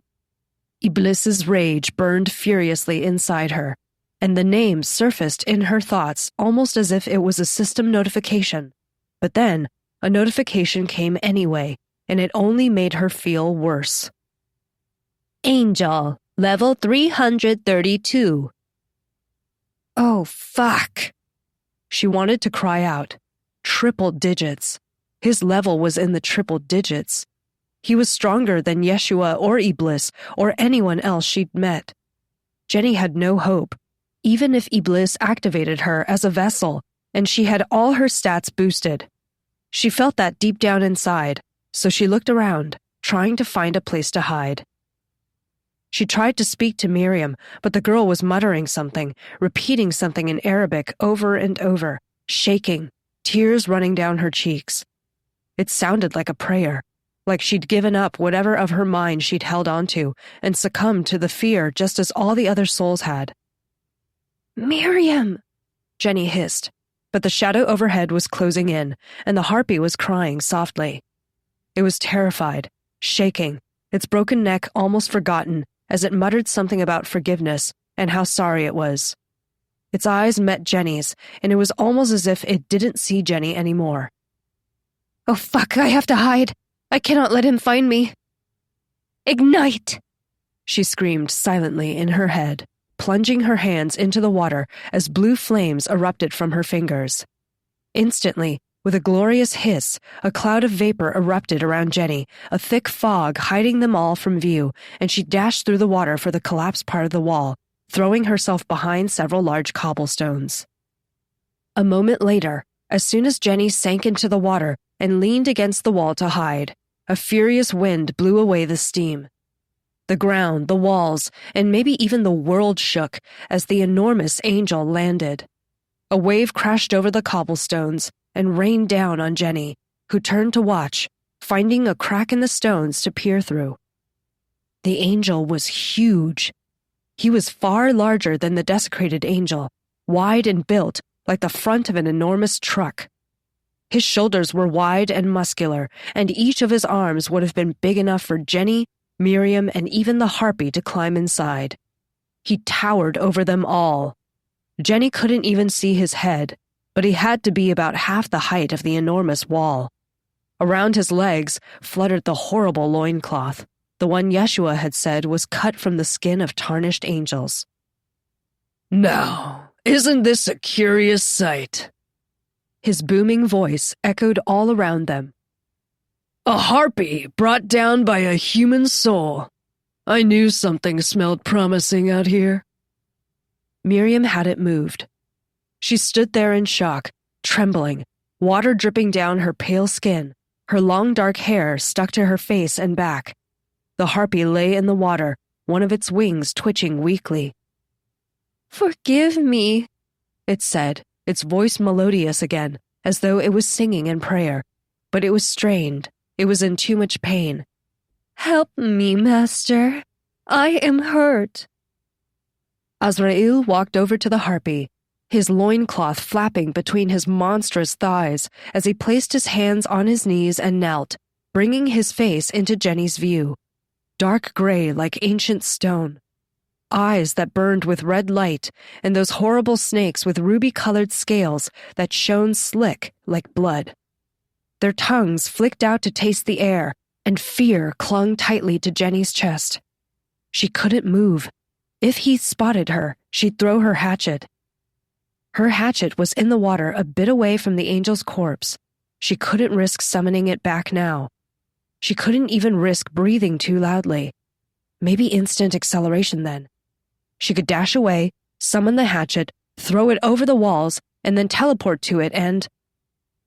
Azrael picked up the dead, desecrated angel by its green head, blood gushing from its face, water dripping from its unmoving body. The talon stood out like a demented horn, and Azrael laughed. How did a soul break your talon, harpy? Aren't talons supposed to be a harpy's greatest pride? The harpy muttered something, and panic struck Jenny's heart like a drum. Would it tell him that Jenny was here? But whatever the harpy had said, Azrael didn't seem to care. He turned his gaze to Miriam, red eyes sparkling. His voice dropped to a low rumble, and an ugly smile turned the corners of his lips. My. I thought I smelled something different.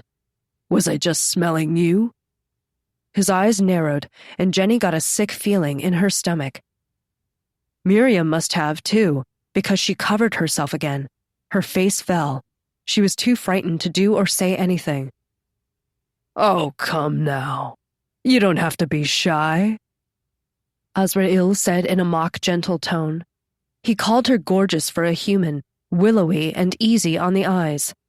She would taste beautifully. He extended a long, powerful arm. Each finger might have been thicker than Miriam was, and the girl stood there, pale and trembling, not even daring to look up. I am called Azrael, the guide, the warden. You may call me Master. I am sorry to have not made your acquaintance before. Miriam didn't move a muscle. She stared at the hand outstretched for her. And then Azrael shouted, causing Miriam to flinch, causing all the waters to crash about and slosh against the walls. His deep, booming voice carried down the corridor like a thunderous train. It is proper to introduce oneself when spoken to. Miriam clapped a hand over her ears. She cried out, and her cry broke Jenny's heart. Jenny buried her fingers into her palm, wondering what she could do, how she could get them out of here. Should she open a passageway? Here? Could she? She felt rooted to the spot. This was worse than the bursts of fear she'd felt before, when the blue desecrated angel's light had struck her. This was far worse. Very well, said Azrael, patting Miriam's head with his hand. He lifted her hair and rubbed his finger against the side of her face. I deem you beautiful, and I will know your name one way or another. His fingers curled around Miriam's body, picking her up like a doll. She cried out, her fists uselessly striking his enormous hand. He just laughed. Come, a new princess to add to my collection. Master, please, came the choked voice of the harpy. All pretense of melody dropped. I can tell you something. Azrael straightened up, his head disappearing from Jenny's view as he raised Miriam off the ground, water dripping from her dangling feet as she cried softly. Do not speak to me, harpy. You know what it means to fail me. Jenny's heart was in her throat. Master, please! Screeched the harpy, but the response was a heavy, horrible crunch. Azrael had stomped on the harpy, crushing the creature. The ground shook. Stones fell away from the walls around them, and a wave larger than any before crashed over Jenny's head. She squeezed a hand over her mouth, forcing herself to stay as still as possible. With a heavy wing beat, Azrael flew upward and away, and the suffocating feeling lifted. Jenny waited for a long moment before collapsing. Iblis roared in her subconscious. Her entire body shook with his rage, and flames spilled out of her eyes. He is a monster. He has grown stronger since he conquered my world, my people. We cannot stop him as we are. That's why we're building an army, right? Jenny let out a long breath as she pulled herself up, water dripping off the cracked scales of her armor. But that creature was what they were up against. An angel so monstrously powerful, his very presence was suffocating. At least Azrael hadn't spotted her. He didn't know she was here, and that made her feel relieved, a relief that only made her feel guiltier. Disgusted with herself, she kept picturing Miriam's wide eyes looking around for help, kicking and struggling in Azrael's grip, her feet dangling. What had he said? A new princess for his collection? Was he going to... Jenny shuddered with rage and disgust and fear. I can't let that happen to her. I have to save her too. Why did he take Miriam? I have to help her too, whispered Jenny, closing her eyes to try and control the flames. But she couldn't stop shaking. She wasn't sure how much of it was Iblis's rage and how much was the sheer terror she'd felt. Azrael was a giant so powerful that... Iblis cut through Jenny's spiraling thoughts. The harpy is still alive. What? She whispered. But he was right. They could hear the muffled sobs. The harpy was still alive. She felt Iblis pull toward it, felt him leaving her body, streaming out of her eyes and mouth, a fire that she was exhaling. Before she could ask what he was doing, she saw his sparkling blue light shoot across the water. He brightened the space momentarily, everything shimmering blue, before he descended on the harpy's broken body, and all its feathers roared to life with blue flames. Chapter 35. Possessing the Harpy. Iblis possessed the dying harpy, burning out what was left of its consciousness. Its mangled body rose to its taloned feet, blue flames streaming from its eyes. Its feathers caught fire, and it spread massive, fiery blue wings. Jenny had felt the demon's rage, felt his desire to attack Azrael, felt the despair in knowing he was too weak. She knew exactly how that felt. It's dying. The memories are fading away, but there is a castle, the home of their master. Slowly, he raised the harpy's beautiful face and stared at the sky. Up there, and there are more souls up there that Azrael collects. One of them might be your Susan. Jenny stood in the water near the possessed harpy. She was still shaking, the presence of that monstrously powerful angel seeming to linger. If there was any solace, it was that Azrael hadn't spotted her. He didn't know she was here in this world, and that made her relieved. But that relief only pulled on more guilt. Disgusted with herself, she kept picturing Miriam's wide, frightened eyes looking around for help, kicking and struggling in Azrael's grip, her feet dangling. What had he said? A new princess for his collection? Was he going to... She shuddered with rage and disgust and fear. If Susan was up there, then... But she had no choice, even if Susan wasn't there. She had to save Miriam. She couldn't let that monster have her. On the other end of the corridor, angel eggs had fallen into the water, and tarnished angels were feasting off them. Jenny grimaced, a part of her wanting to save the eggs. The angel babies didn't seem as mindless as the tarnished, but Iblis was right. If they were going to check somewhere, their best bet was this castle. "We'll have to sneak up there," said Jenny, rightening herself. Golden light formed a flask in her hand, and she downed another potion to heal her body, steam rising from her skin. Iblis lowered its flames, and the harpy body stopped burning before taking a shaky step forward, talons splashing. It was still missing one on its right leg, but its eyes flickered with blue fire, and when Iblis looked at Jenny, she knew exactly what the demon had in mind. A moment later, wind swirled around Jenny, battering her hair and blowing Iblis's new feathers into her face so that they tickled her nose and mouth. This body was fast, rising quickly with each flap of its wings. She looked down to see the walls of the labyrinths that spread all over the ground, as far as she could see in every direction. Other harpies, their feathery wings outstretched, flew in circles, but a few of them were flapping upward, gaining altitude between her and Iblis, their levels ranging from the low 30s to the high 90s. They hadn't noticed that Iblis's eyes were burning with blue flames, or that Jenny was clinging to his back. They were too preoccupied with the eggs and angels and souls they carried in their talons. One of them was even carrying a chrysalis. "Why are they doing that?" whispered Jenny.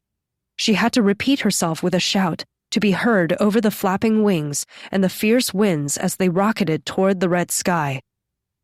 "It seems to be a part of their duties. They are tending to the harvest." "The harvest?" Iblis's voice crackled through Jenny's mind. "They are not proud of this. They are hurt, but they have no choice, no free will." Jenny felt the tenseness in the harpy's body. She readjusted her grip, fingers curling through more feathers as the wings flapped right beside her. She saw the ugly wounds, the missing feathers. Why didn't they have free will? Their breaths began to cloud. The air was thinning out, becoming colder and colder, and then they burst through a sudden redness, as though the sky had been a massive layer of red clouds, and emerged into bright light. A warm sun shone down on their backs, and Jenny had to squint. It was blue skies all around, with an enormous castle made of the same stone blocks as the walls of the labyrinth floating up ahead. The ground below was obscured by what looked like an ocean of red water, and Jenny wondered if that redness was supposed to be there, if it had formed due to thousands of years of evaporating blood. Despite the coldness, the air was easier to breathe. Iblis flapped toward the castle with the other harpies, and Jenny realized they'd have to change things up if they wanted to get through undetected. "Put me in your talons," she whispered to him. When he acknowledged her words, she let go of his torso, climbing down his powerful legs to the crude talons. He hovered for a moment as Jenny repositioned herself, and once she was safely in his clutches, Iblis flew higher. The castle was a large blocky building that looked like something out of a history book. It reminded her of the archway entrance to this world, and as they flew closer, it loomed larger and larger, several city blocks wide. How could something that large stay afloat? The entrances, 3 large arch-shaped openings along the bottom, were massive as well. Harpies flew into the one on the left, while others exited from the right. None of them glanced at Iblis as they entered. The bright sky vanished, and suddenly they were in another tunnel, not unlike the walled passageways of the labyrinth. Iblis was still flying. There was more than enough space for his wings to spread wide, flapping gently, some strange wind from behind propelling them forward as the long hallway seemed to stretch forever. Eventually, the stones gave way, and they came to a large rectangular chamber filled with an almost fluorescent glow that reminded Jenny of dying light bulbs. With a hard flap, Iblis banked and shot upward before coming to a stop, hovering in the air. Jenny craned her neck, holding on to his talons. A dozen or so harpies fluttered around them in the dark, gloomy space, their wings spread wide as they circled. All along the ceilings were eggs. Angels' eggs. Jenny swallowed hard, staring at their jiggling, softly glowing round forms. And the smell, musty and sweet, somehow a little familiar, somehow a little nostalgic. Then she heard giggling and laughter and looked down. It was like a nursery, a daycare. Angel babies, pudgy little toddlers, waddled around, crawling or walking on two chubby legs, hands outstretched for balance, and a spread between the angels' babies were bodies. Most of them looked like tarnished angels. Most of them were half-eaten. Babies waddled from one corpse to the other, chewing off bits and pieces, swallowing and burping, gurgling with joy. Thankfully, there weren't any souls up here. There was a gust of wind, and another harpy flew from behind Iblis. It glanced at Jenny, its beautiful face puzzled, but it didn't say a word. In its talons was a large chrysalis emitting yellow light, and the harpy flew across the room to another wall of enormous archways, a hallway leading to another part of the castle. "Let's follow," Jenny whispered, not trusting her voice. A part of her was afraid the babies would respond to her here, too. Would they, though?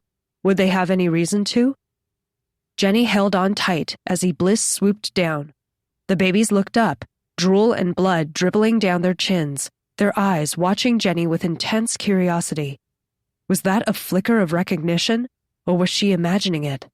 Some of them even reached for her, their little fingers opening and closing as though they wanted to grab her. But then, Iblis swung upward, gaining altitude to rush toward the openings at the other end of the chamber, and Jenny told herself the babies just thought she might be food. She must have smelled different than the angels or the harpies or anything else in this world. As they neared the ceiling, a wretched angel appeared from the shadows. Jenny almost yelped, ready to burst out of Iblis's talons and attack. It had stripes. White and yellow stripes across its back exoskeleton. The soft skin of its navel and thighs was exposed, and tendrils floated off from its back. It hadn't noticed Jenny. Or if it had, the angel didn't pay them any attention. Another harpy had flapped up to the ceiling, and the angel accepted an egg from its talons before turning away, shuffling across the ceiling to find some space for the egg. Jenny turned in Iblis's talons, trying to see. She wanted to watch how it would attach it, but just then, Iblis flew through the next archway. This time, 2 harpies were right ahead. One of them carried another glowing chrysalis, this one with a pale white light, and Iblis kept his distance.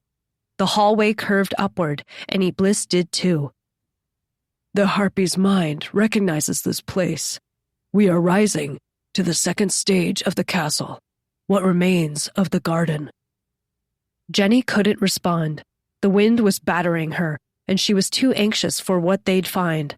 Would it be a hatchery for desecrated angels? Would the entire place be crawling with the monsters? But the next stage, as Iblis had called it, was wet and grassy. It looked like they'd come outside again, but far overhead was a stone ceiling. A bright light mimicked the sun, and forestry covered the floor. A river cut through the center, winding from one end of the room to the other. The place was so large, it might have been the size of Central Park. It was a lot more spacious than the angel babies' stage. They flapped from the archway, trying to take in their surroundings. Other harpies swooped down and affixed chrysalises to giant tree branches. Iblis flew overhead slowly without saying a word. The forest was dense with lush greenery. On the ground, there was grass, and sometimes she thought she saw little animals zipping by, furry little mammals. If there were desecrated angels here, she couldn't spot them, only in their chrysalises, and there must have been thousands of them. Thousands. Was this their army? Fear jabbed Jenny in the chest. Were the angels amassing an army of desecrated angels? The one who had attacked her and Miriam in the labyrinth had been much higher level than the one she'd fought in the high school. They must be leveling up quicker in this world, feeding on an infinite source of blood. But then, why were some of them kept up here in the forest? As Iblis swooped down, Jenny saw some of the babies again, carried in the talons of harpies. They were kicking and struggling, blood dripping from where the talons dug into their little bodies. "No," she whispered. Iblis spoke solemnly. They are feed. They are an excellent source of nourishment. What the fuck? Jenny watched as a harpy brought a struggling baby to a red chrysalis. The thing opened slightly, and a red-faced desecrated angel's head emerged, gooey liquid dripping away like mucus. She got a notification alerting her to its level, 55. It accepted the kicking and screaming baby with its mouth open, accustomed to feeding like this. And then, Iblis flapped upward, gaining altitude again. There is another stage. This harpy has never been there, but it believes the souls we are looking for should be up ahead. Jenny's stomach was still twisted from what she'd seen. She wanted to throw up. She kept picturing the little toddlers that had followed her around the high school, the ones who'd listened when she'd instructed them to protect Susan, the ones who must have died carrying out Jenny's order. She vowed to free them too, somehow. She didn't care what they were or even that they feasted on flesh. She would find a way. On the other side of the forest, there was the enormous wall of stones, and they found even more archways. Iblis fluttered, slowing down. The harpy's mind is frightened. It doesn't want to go there. What if it's Azrael? She asked, holding her breath before allowing herself to relax in Iblis's grip. She let her arms and legs dangle, realizing that she'd been tense this entire time. Her hair fluttered in the breeze and whipped her in the face. What if it's Susan? What if she's not there? Iblis started to respond, but then he flapped his wings and flew back, flames trailing from his eyes. The movement snapped Jenny around, her vision spinning, and then she saw what he'd dodged. 3 harpies had rocketed up from below to attack, and now they hovered in front of them, their brows furrowed, their beautiful faces twisted with anger. White hair of various lengths flopped on their heads. Harpy, level 38. Harpy, level 21. Harpy, level 60. The harpy in the middle, the largest one and the highest leveled, its wingspan almost double the harpies that Iblis had possessed, snarled. "And where do you think you're going?" it asked in a scornful, melodic voice that sounded like it was mocking a young child. Chapter 36. Brood Mother. Brood Mother. Iblis spoke in his static voice as flames billowed from his eyes, flapping his wings gently. Jenny moved her hatchet to her hand and hid it behind her back, not taking her eyes off the larger harpy. The brood mother's eyes were tinged red, the wrinkles on her face deeply set, but she was still eerily beautiful. White, nearly translucent hair framed her face, and her sharp features were distinguished and almost kind. But there was a heaviness to the way she carried herself, a set in her jaw made worse by a scowl. The other 2 behind her looked much younger, about the same age as the harpy Iblis had possessed. "You know we are not permitted entrance beyond this stage," said the brood mother. There was a low note in the melody of her voice, a hint of repercussion. Then it squinted at Jenny. "What is that? A soul? Have you brought a soul to the garden?" Iblis's wings beat rhythmically as he stayed afloat. She could tell he didn't know what to say, so Jenny whispered, "Tell them you're taking me prisoner for Azrael." "I found this living human," he said, using the harpy's throat. The voice wasn't as sickly sweet as it had been. There was a rough edge to it. "I wish to bring her to the master." "A human?" shrieked the brood mother, flapping repeatedly as she flew closer, as her voice got louder. Wind tickled Jenny's forehead. "Is it alive?" "It is alive," replied Iblis, his voice dripping with disgust. Was that the harpy's voice leaking through? "I defeated it in battle, and I believe Master will have questions on what it wants." The other harpies flew closer as well. One of them suggested feeding Jenny to the desecrated angels below. She would give a boost to the metamorphosis. Another wondered if they'd get in trouble, but the brood mother shushed them both with a strong beat of her wings. "I will take it. Give the creature to me." Jenny blinked as Iblis's talons tightened around her, digging slightly into her armor. "But then, I will not be credited for finding it," he said, his voice dropping slightly with uncertainty. "I wish to see the master." "Credit?" echoed the brood mother. "I will report everything." "Forgive me, brood mother, but I am the one who found her. Master will want to see me directly." "Child, do not disobey me," said the brood mother in a dangerous tone which reminded Jenny all too much of her own mother. She squeezed her hatchet tightly. "Bring the creature over to me right now."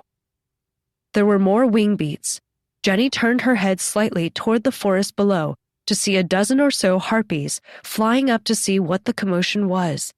The brood mother flapped closer, her eyes narrowing as she stared at Iblis's eyes. "I don't—" But then Iblis flew suddenly to the left. Jenny's head bumped against a talon as someone shouted, "A human has taken control of our sister!" shrieked a shrill, high-pitched voice. More voices joined in, and Jenny knew their gambit was over. But it was almost funny. They thought she was the one who'd possessed the harpy. There was no time to correct them. Harpies darted in their direction, all of them looking enraged, as Iblis flew higher and higher. Heart pounding, she scanned the forest below, seeing the river. Remembering how she'd created a cloud of steam to hide from Azrael, she told Iblis to dive for the water. He fluttered for another second, turning to see even more harpies eyeing Jenny. Fear, anger, and disgust twisting their pretty faces like they couldn't stand to see her, like they couldn't stand the thought of a living human being near them. Another dove at Iblis, its talons stretched outward, and Iblis tucked his wings and dropped straight down. Jenny clung tightly to his legs, her own wrapped around his talons, as the forest and river rushed up to meet them. She felt like an airplane falling out of the sky, diving so quickly it must have been faster than instant acceleration. And with every passing moment, they only seemed to fall faster. At this rate, they'd hit the river and break every bone in their bodies. She wanted to look behind them to see if the other harpies were following, but wind violently battered her. She could barely keep her eyes open, could hardly breathe. At the speed they were going, she couldn't even turn her head. But Iblis spread his wings all of a sudden, catching them like a parachute. The force knocked through Jenny, and she was almost flung from the harpy, dangling from his talons. He'd stopped just a few feet over the water. Trees surrounded them, and Jenny looked up, blinking away tears to see the other harpies diving as well.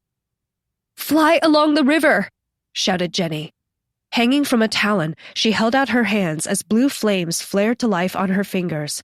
Iblis understood what she was trying to do.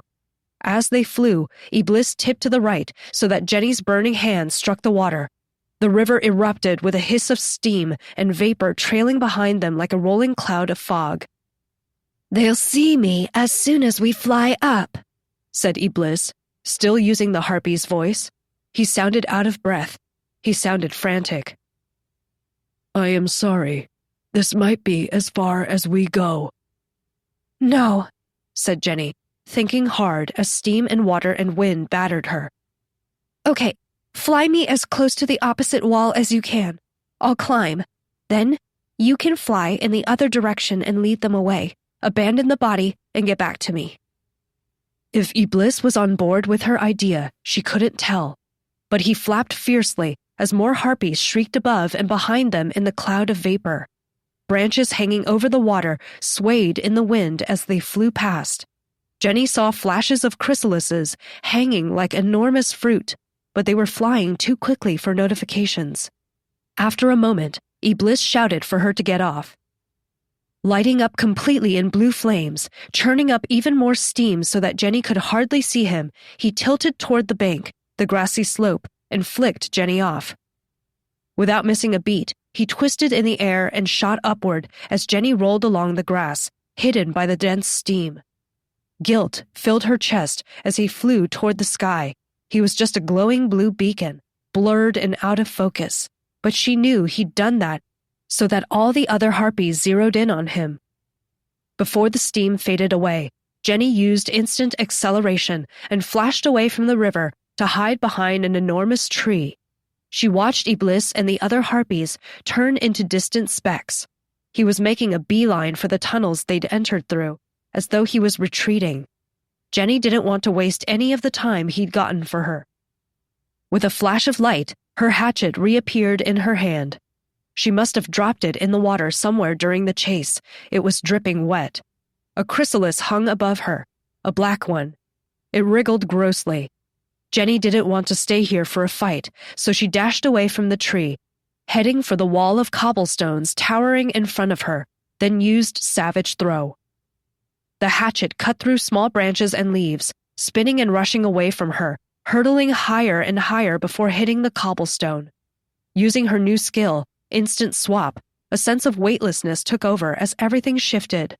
One moment, she was running on the wet grass. The next, she was higher than the treetops and sliding down the wall.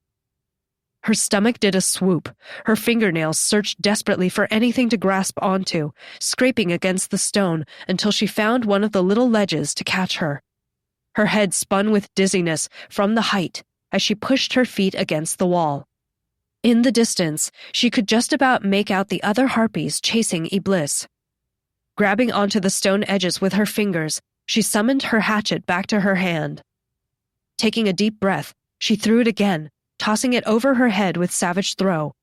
It slammed into another stone far above her, and Jenny activated instant swap. This time, she felt a tear, as though she were made of Velcro. Like something inside of her was being torn and then snapped back together and popped into existence even higher up along the wall, scrambling for footing.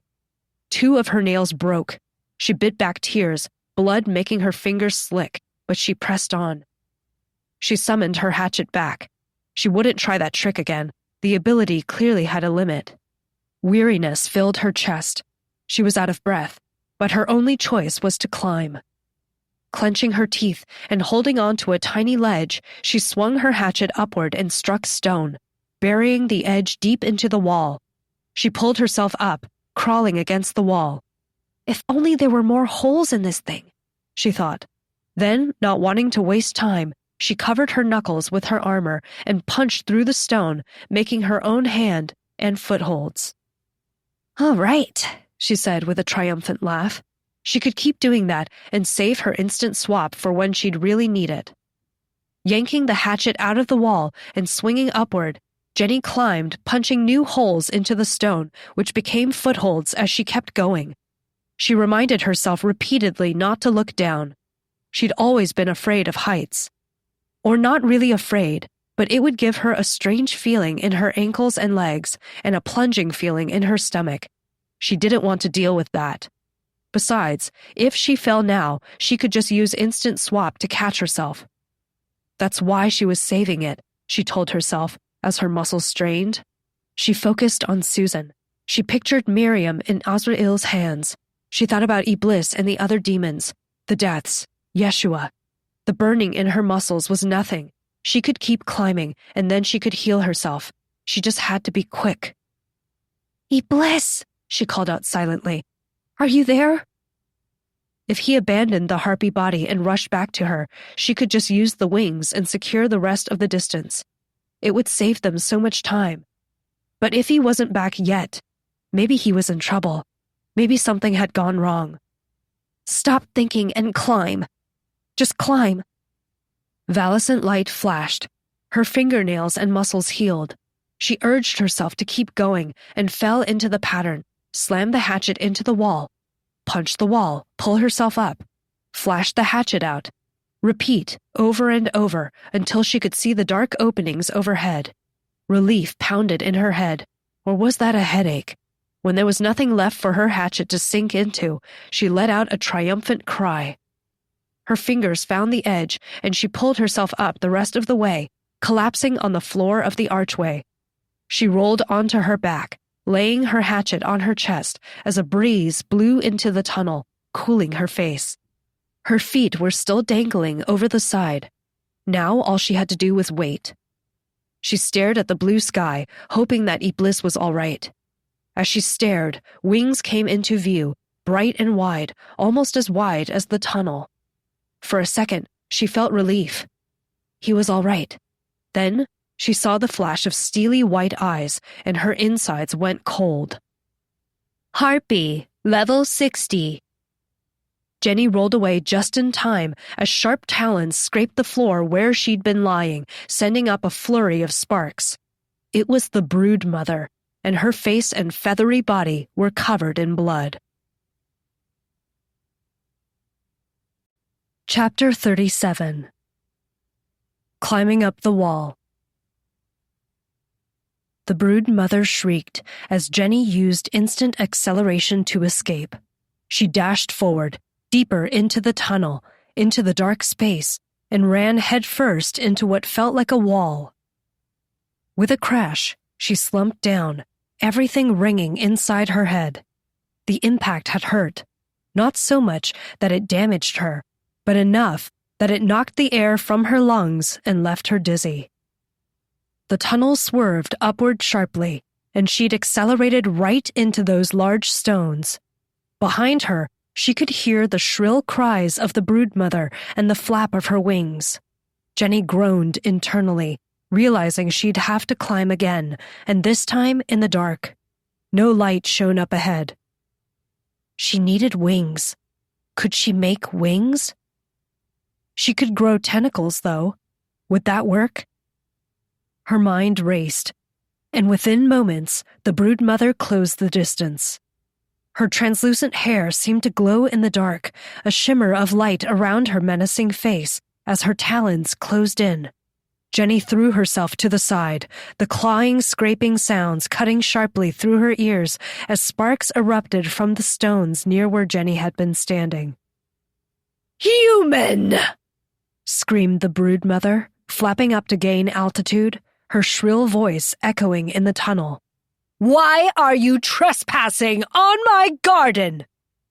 "I'm just trying to find my friend," replied Jenny, staying low to the ground, keeping her eye on those talons. They flashed in what little light came through the archway. As soon as the broodmother dove again, she'd cut them just as she'd cut the other harpies. She was outmatched in raw strength, but the harpies couldn't maneuver in tight spaces, and Jenny had the advantage in the tunnel.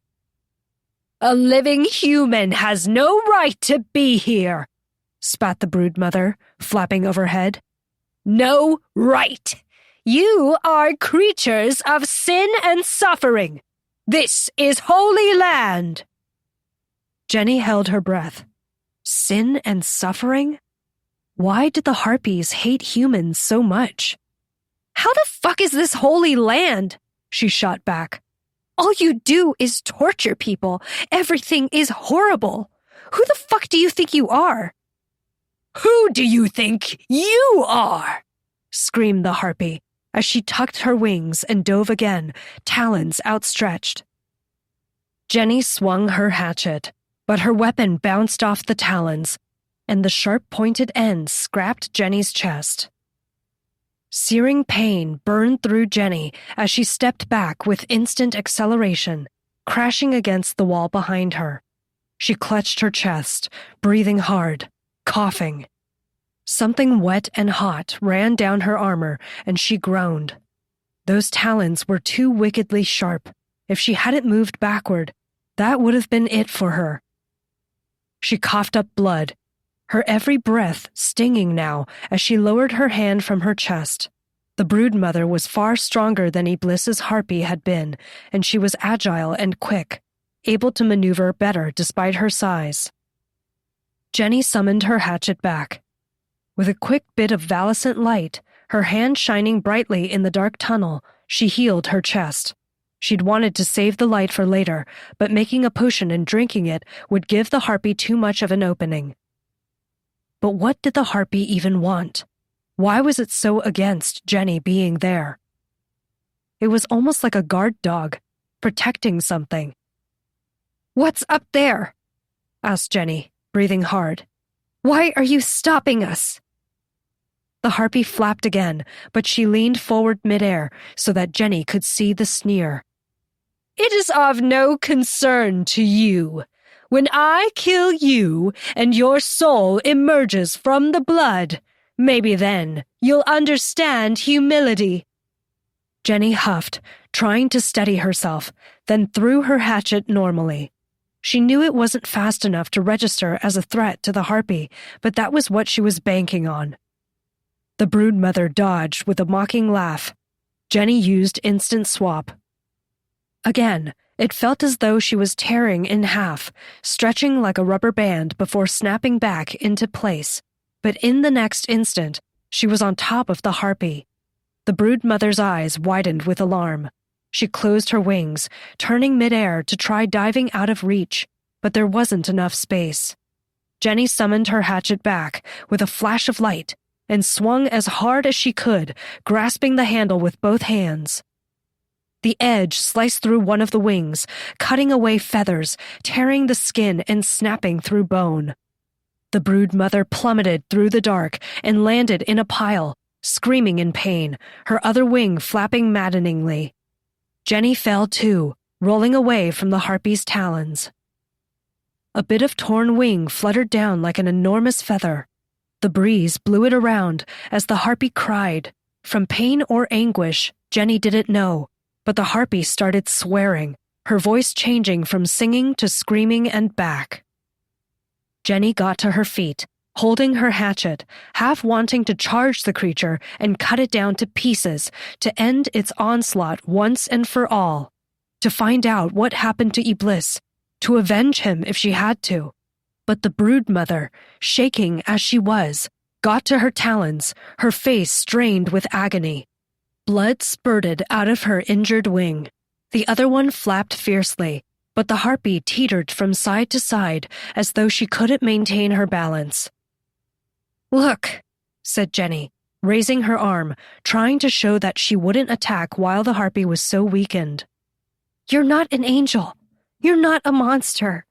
Please, I don't want to hurt you. I just want to—" For a second, the broodmother's face seemed sad, like she would start pleading.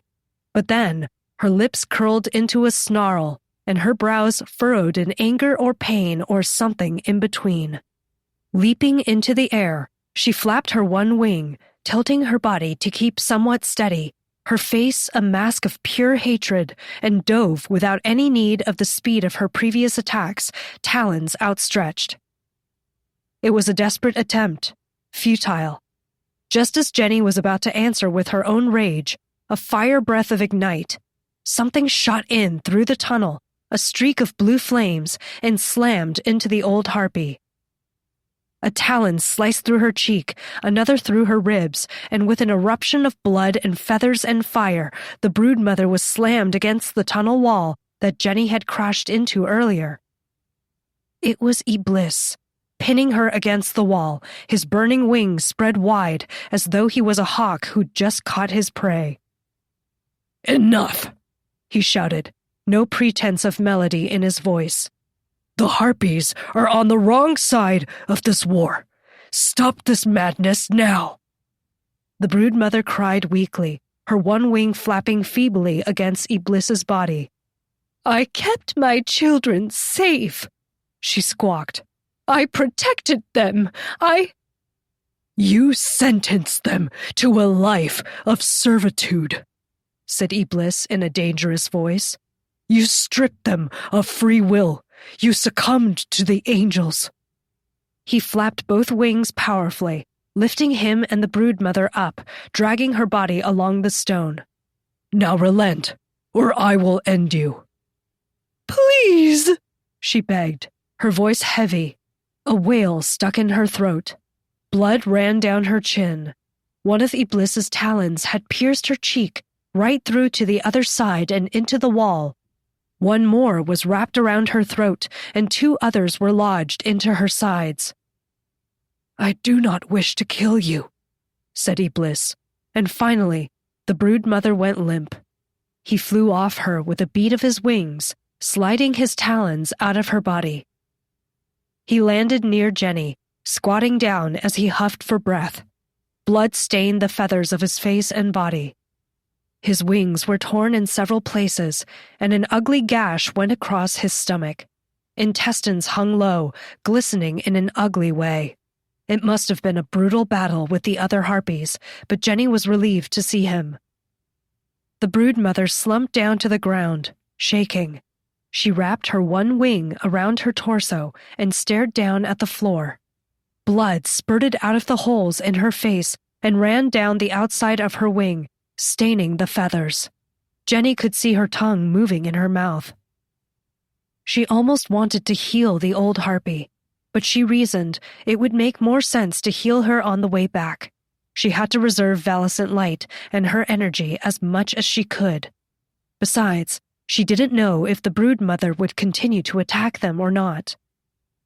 "What now?" asked Jenny. She couldn't look away from the trembling old harpy, thinking back to her own mother. In her mind, she kept replaying Iblis bursting out of the darkness, talons outstretched. She kept thinking about how she'd wanted to roast the harpy alive. Iblis flicked the blood off his feathers. A bunch floated away, crumbling into ashes, and Jenny saw that most of that body looked charred. "I will take her body, and we will continue." The brood mother didn't react. She stayed on the ground, looking dejected and forlorn. Flames spurted as Iblis left the first harpy, who slumped to the ground, looking up, its beautiful face twisted in shock and pain and despair. It looked at Jenny, its lips moving. Then, its eyes rolled to the back of its head, and the harpy fell forward, disintegrating just as it hit the floor. The older harpy slowly lifted her beautiful, wrinkled face, the torn holes of her cheeks glistening grotesquely in Iblis's blue light as a sparkling form shot into her.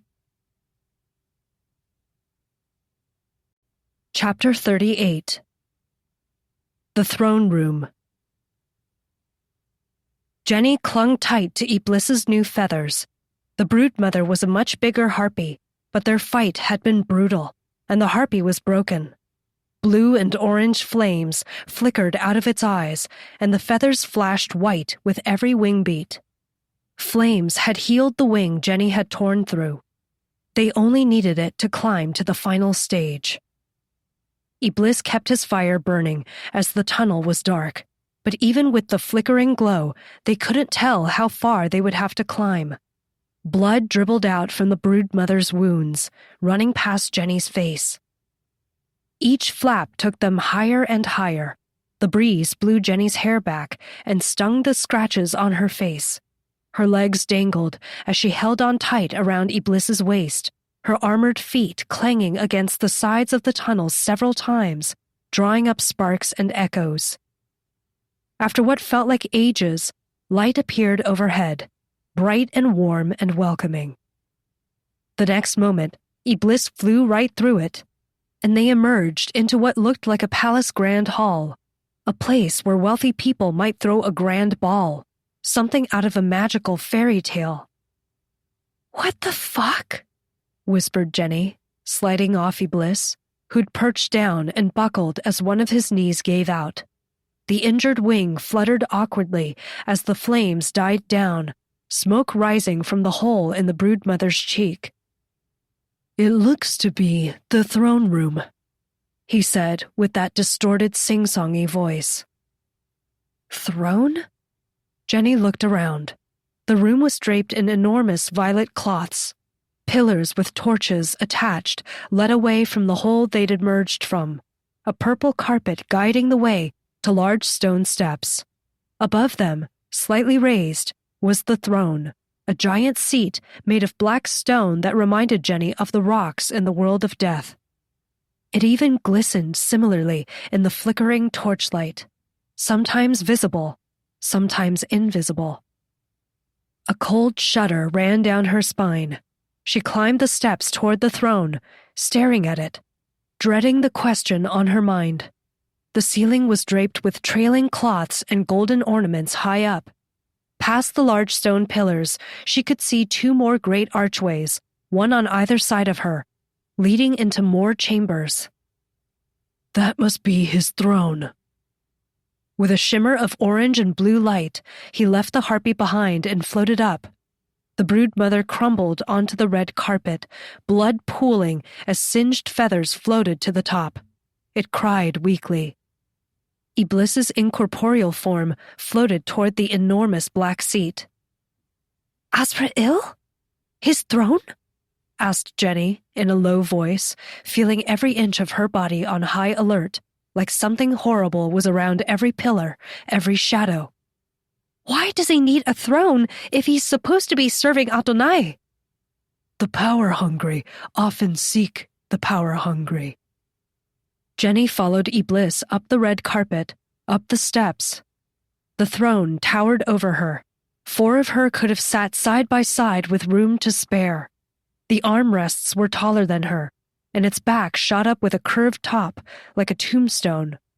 The rock face glistened brightly, but it reminded her too much of the pillars. For a second, she was horrified there would be more deaths in there, trapped in a fucked-up form. She used a tiny bit of fire and held her burning hand against the throne. To her relief, she found it empty. It turned invisible with the light. It is constructed from demon glass, from our cities, from our homes. You shouldn't touch that, said a small voice from somewhere. It echoed from all over, making it impossible to tell where it had come from. Jenny whipped around, holding up her burning hand. Who's there?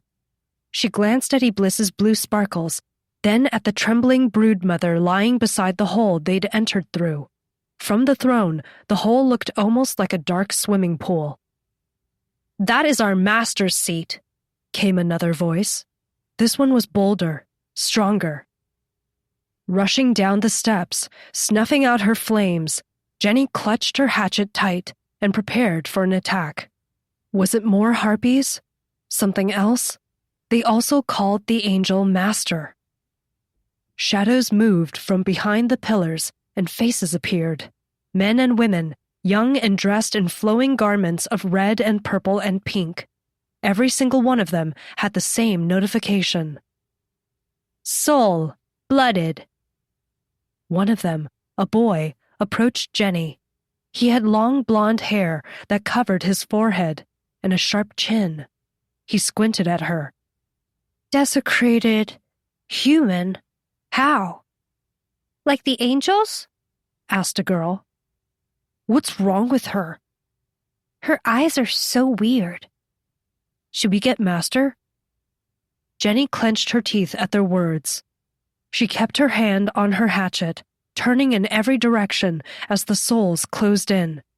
They seemed to be gliding across the carpeted floor, their long gowns trailing as though they were at a fancy gala. Were they going to attack? Could they even fight in those dresses? They weren't at all like the souls she'd met below in the ruins. These souls could speak. They weren't afraid. They weren't crying. And what was with the blooded notification? Was this where Azrael had taken Miriam? Was this what he meant by his collection?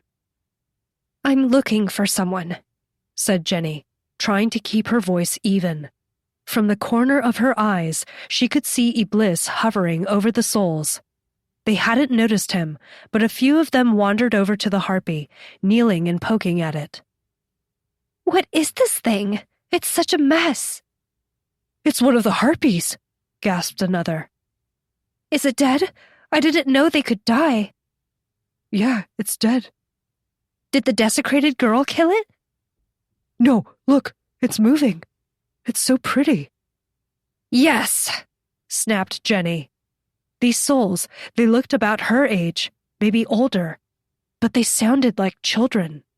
A sinking feeling filled her stomach as she realized they didn't have the entirety of their minds. They weren't whole humans. I'm looking for my friend. She tried again. Friend? Asked the nearest soul. A girl, her eyebrows raised. Who are you looking for? What's her name? I know everyone here. Susan, said Jenny, shuddering as she said Susan's name. The soul frowned. She glanced at a boy near her, draped in pink. He shrugged. Master brought a new princess not too long ago. The girl lit up like she'd just remembered. Yes, he did. Is that your friend, Susan? Jenny shook her head, eyeing the other souls who looked upset. No, that's someone else. But I'm looking for her, too. Where does he take them? A bunch of souls frowned. We're not allowed to know. We stay here, and over there. One of them pointed to a large chamber to the right. But another pointed to the left. There's another girl in there, I think, but we're not allowed to talk to her.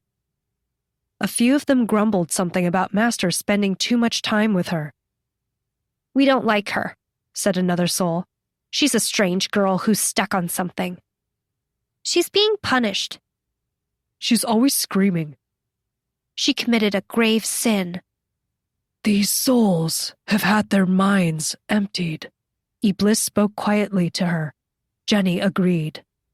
It was like talking to a classroom of absent-minded school kids.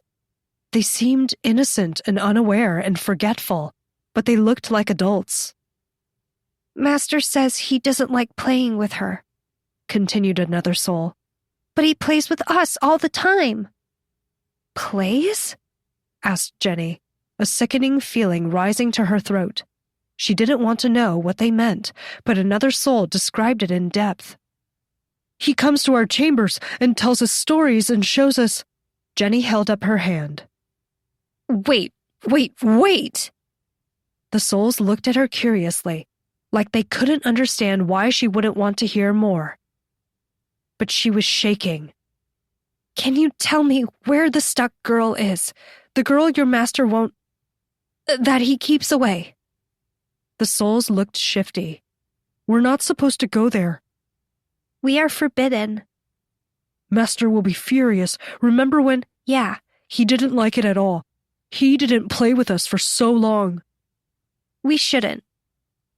But Jenny didn't wait for them to decide. If the chamber to the right lead to their bedrooms, then that only left the chamber to the left, where everything seemed dark and hidden away. She glanced at the black throne, trying not to picture Azrael sitting there. She'd gotten lucky that he wasn't around, but Miriam wasn't around either. He must be busy with her. She tried not to think about that, tried not to wonder if Miriam would end up as a blooded soul too, what that might mean. Iblis spoke with his crackling voice. There is a girl in that room. I cannot see her face. She is kept in the dark. But there is a cross, as Yeshua was kept on the cross. Jenny's heart leapt into her throat. Excuse me, she said to the souls, moving between them. They didn't flinch away from her touch. They weren't ice cold, like the souls she'd met below. They felt warm and alive and soft, and they all looked at her curiously, exchanging nervous glances. You can't go there. Master has forbidden it. Please, we'll get in trouble. Jenny didn't bother responding to them. She shouldered them aside, and they rushed around her, their faces growing increasingly worried. Some of them tripped over their long, bright gowns. Please! Their voices rose in pitch and volume.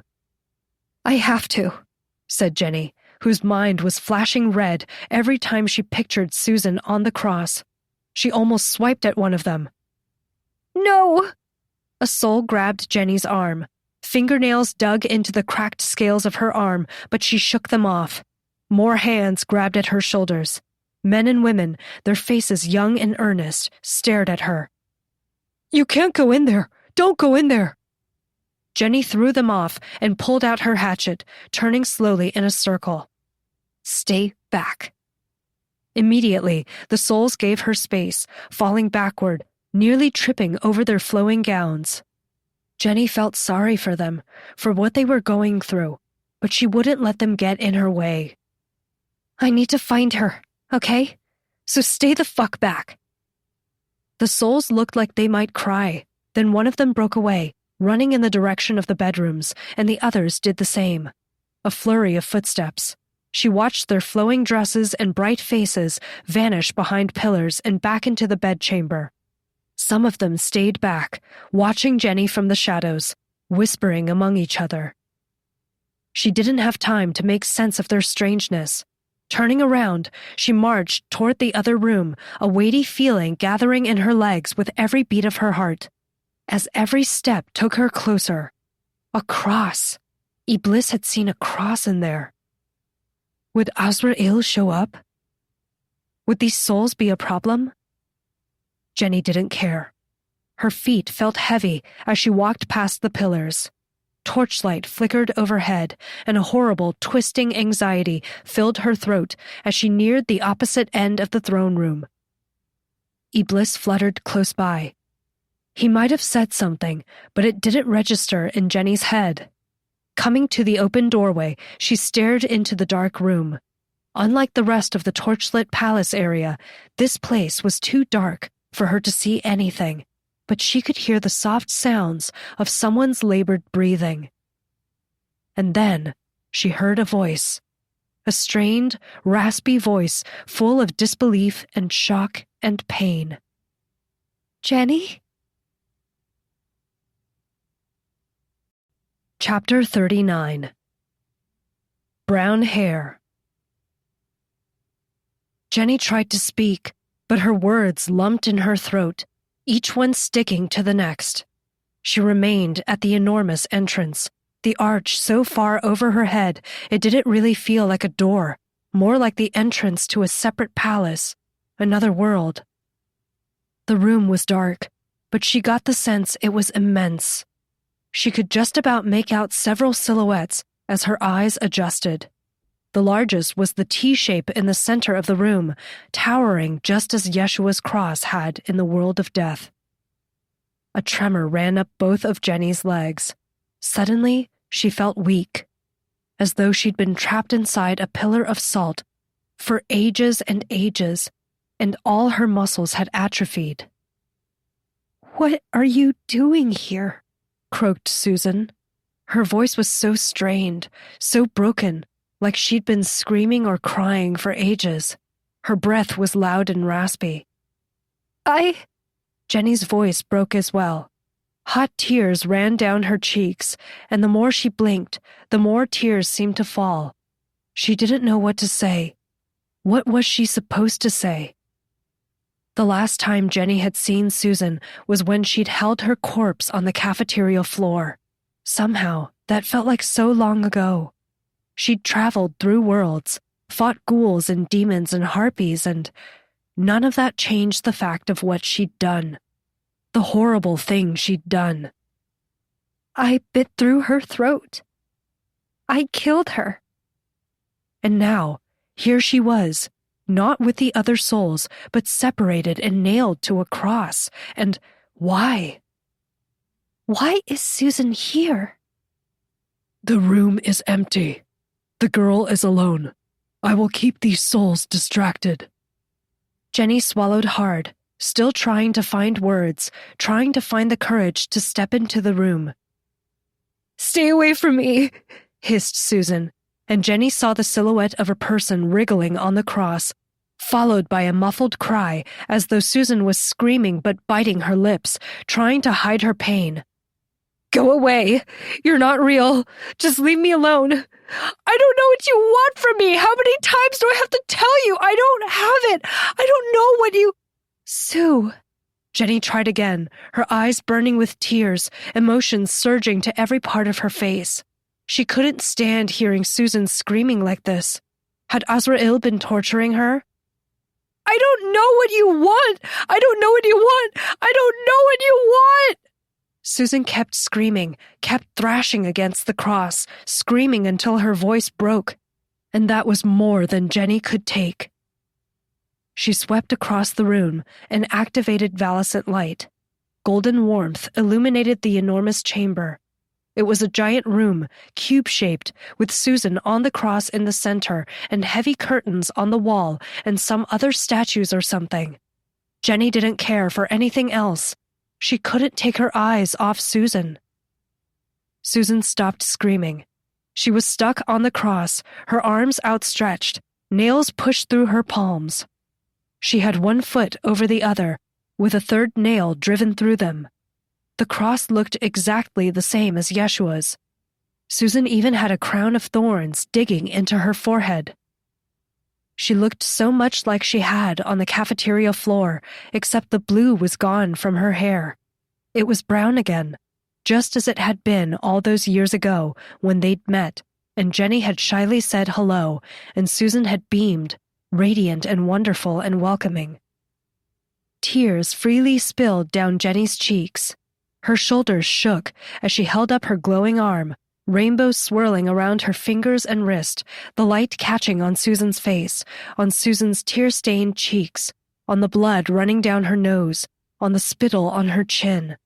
She wore a gown, too, like the princes and princesses, a purple one that matched the curtains around them.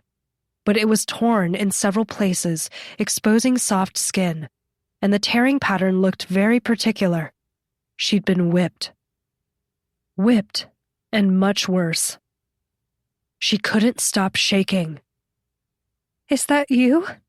whispered Susan, tears falling from her eyelashes as she leaned her head forward, as she strained against the nails. Her elbows cracked. A hiccup escaped her throat.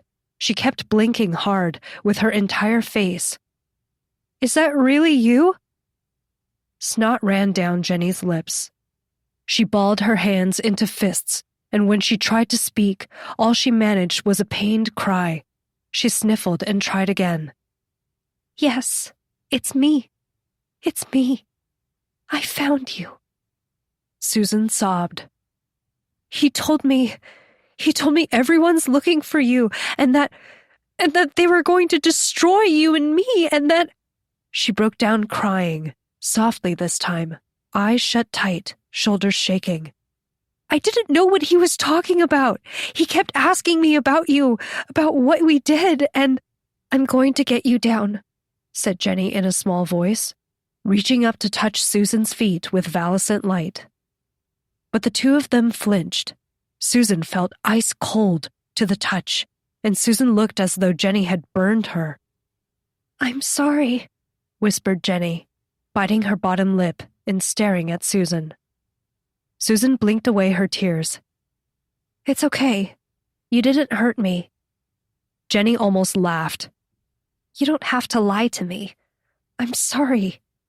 For everything." She emphasized the last word, trying to find the courage to say, "I'm sorry for killing you." Susan shook her head and sniffed. More blood ran down her lips and dripped off her chin. I wanted to save you. It was my fault. I shouldn't have." "It doesn't matter," she said with a sound that was half a sob and half a laugh. Yeah. Jenny wiped her eyes and sniffled deeply. Then she took a shaky breath and tried again. Grasping Susan's feet firmly, she tried to get a good hold on the nail. Susan whimpered several times, but Jenny knew the only way to stop the pain was to set her free, no matter how much that hurt, and she had valescent light ready to heal. Just as she was about to suggest it, Susan said it out loud. "Just rip it off." Jenny could tell she was trying to sound brave. "Just rip it off. You have my light thing now, so just... okay?" Jenny's throat felt like it was collapsing. "I don't know if that works on souls." She blinked several times, trying to go through her memory. "But it looks like souls just heal on their own. You can't die again." Guilt unfurled in her chest. But Susan was shaking her head. No, he told me that the cross was special. It'll keep me here. Jenny remembered how Yeshua had been forced back through the worlds, back into the bloodstorm with all the ghouls, and when she'd returned to find him, she'd found him nailed once again to the cross. There was something about it that completely trapped someone. Yeshua had to drag his around. She took another breath. It's okay, she said, trying to sound steady. I met someone else who was crucified. I know what to do. Someone else? Whispered Susan. Her eyes fluttered like she was struggling to stay awake. Her shoulders sagged, her arms bent slightly, and she jerked back awake, eyes wide and bloodshot. She looked like she wanted to scream again, glancing around several times before spotting the glowing light of Jenny's arm. When her eyes met Jenny's, she seemed to shrink back. Once again, she asked in a broken voice, "Are you really here?" Jenny swallowed hard and nodded. "Let me get you off the thing. You'll heal, or we'll use something, okay? And then we just have to get you out of here before... Wait." She licked her lips and put out the valescent light, plunging the room into darkness again. She couldn't see Susan anymore, only the faint outline of the cross and Susan's body. What if I just open another doorway here? Jenny looked around for Iblis. "Where are you?" she called. "Iblis?" But something had changed. There was a disturbance in the air, like the humidity had gone up, like the room was closing in on them. She was about to reactivate her light or use Ignite to see again, but then an involuntary shudder ran up her spine. Susan cried out, "He's here! He's here! He's back! He's here again! He's going to hurt me again! I knew it! I knew it! You're not real! You're not really here!" "Who?" whispered Jenny, but she already knew the answer. Her heart was breaking, listening to Susan whimper and cry and say the same thing over and over. "Come on! Come on!" she muttered under her breath as renewed panic pounded through her thoughts. Guilt and anguish and heartbreak and rage, with fear swallowing everything up so that she couldn't think, couldn't breathe. She had to use severed spirit, had to open another doorway, had to grab Susan and the cross and get out. But where was Iblis? "I can get us." "The sinner went in there!" shrieked a loud voice from the entrance hall. "She went to the forbidden room!" "Punish her! Save us from her sin!" Susan was shaking so hard the cross seemed to be rattling. Jenny chewed on her bottom lip, trying to snap herself out of it, but something heavy and awful reverberated through the floor, and she felt that immense, dizzying wave of dread again. Like she was standing on the shore and watching a towering ship bearing down on her. Why won't this stupid thing just... She had plenty of heartbreak, plenty of hurt to pull on, so where was it? Where was severed spirit? Why couldn't she cut through the air again? Why couldn't she stop shaking? Susan's voice had dropped to a rapid, incoherent stammering. Jenny held her breath as the lumbering footsteps drew near, as the suffocating sense of despair sank in. She looked up at Susan in the dark and touched her feet. "Everything's going to be okay," she whispered to her trembling best friend, knowing fully well that she was lying through her teeth. Chapter 40. Azrael.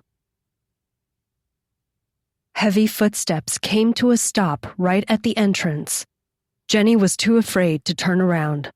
She swallowed hard, wondering if she should just stay in the dark. She flashed back to childhood memories of when the lights would go out and terror would flood her system. She'd lie in bed, clutching the blanket, too afraid to pull it over her head, hoping if she remained as still as possible, whatever was in the dark wouldn't notice her. But this was the angel of death. Jenny just needed more time, just a bit more time to open a passageway. A stench filled the air, something salty, metallic, like blood and sweat coming in on a musty breeze. The smell of dead things, accompanied by heavy breathing. "So, we finally meet," said a twisted, rolling voice. Another footstep, and Jenny knew the angel had entered the room. "I thought I sensed something peculiar down there with the filth." She still couldn't turn around. Susan was crying softly above her, whispering something over and over. Please, please, please. Interloper, said Azrael. Then, with what sounded like a clap of thunder, light illuminated the entire chamber, and Jenny felt utterly exposed.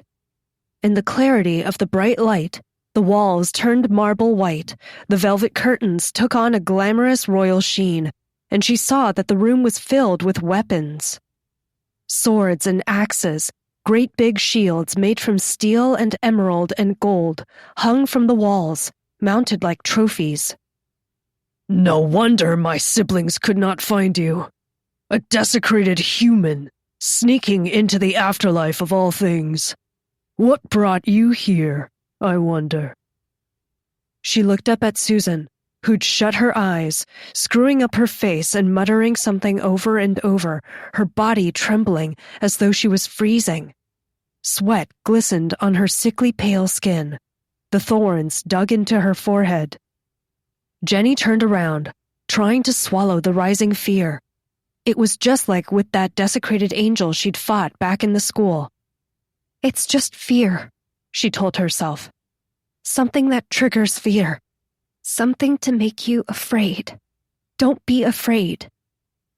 But she was holding her breath, clenching her insides. And when she turned all the way and faced Azrael, her legs nearly buckled. Angel, Stage 6, Level 332. He was massive, his head coming nearly to the top of the chamber, and he was so wide he blocked the archway behind him. Contained in the chamber, Jenny felt like a mouse standing up to an elephant. He was broad-chested, the dark-covered skin of his chest and limbs exposed. Instead of hair, vicious red snakes that might have been larger than Jenny snapped from his head. Around his waist was a loincloth made of leather, and from his neck, hanging loosely on his chest, was a necklace made of skulls. His eyebrows were snakes, too, their tongues flickering over his smoldering eyes. The fancily dressed souls stood around him, mostly behind him, their hands folded over their fronts, each one staring at Jenny with a mixture of pity and disapproval. The tallest of the bunch barely came up to Azrael's waist. Jenny was sure she could fit a bunch of them into one of the angel's beefy thighs. He stared at her without saying a word, red eyes glowing brightly. Then he tilted his head and looked at Susan, and his dark lips twisted into an ugly smile as two of the snakes on his head hissed. So, I was right to keep this one. My sister, Raphael, noted you two had a special bond. And when I learned of your ability to cross worlds, well... He took a menacing step forward, arms open as though he were coming in for a hug. Jenny stepped back and bumped into Susan's feet. Susan gasped in pain while Jenny winced. Her hand went to her hatchet. Azrael glanced down at it. You think you can fight me with that? Humans, why are all of you so hopeful? Her mouth had gone dry. Azrael's booming voice echoed all around the chamber, rumbling from every direction. Her legs were shaking, but she shut her eyes, even as Azrael took another menacing step closer, even as the chamber shook and the other souls whispered accusatory words. She forced herself to take a breath. He hurt Susan. He hurt Susan's soul. Anger unfurled like a roaring beast. She braced herself. She was vastly overpowered, completely and utterly useless in a fight against the towering angel, but what was the point in running now? I can't panic. I can't run away. I can't hide from my emotions like I always do. I'm afraid, but I'm going to protect Susan. I'm going to get her out of this. This is my fault. Take responsibility for yourself, screamed a voice inside her, and when she opened her eyes again, she steeled herself, pushing her shoulders back, raising her head, trying to look as defiant as possible. Her legs still shook. She still wanted to pass out from the dizzying aura emanating from Azrael, but she wasn't going down without a fight. And if Jenny died and had to come back as a soul and fight him again, she would do it as many times as she had to. She inhaled deeply through her nose as Azrael cocked one of his serpent eyebrows. A wide grin spread across his face, revealing tombstone-sized white teeth. Have you gone mad with fear?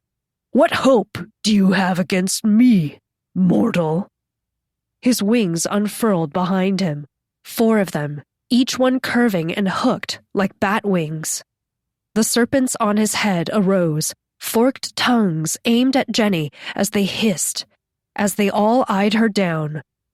Jenny's tentacles burst out of her back with several pops and cracks. Her exoskeleton gushed from her belly button, and she squeezed her hatchet firmly as the gelatinous red substance spread over her armor, covering her from head to toe in a second layer of protection. Around her skull, it formed a helmet with a visor she could see through. Iblis, where are you? She screamed inside her head.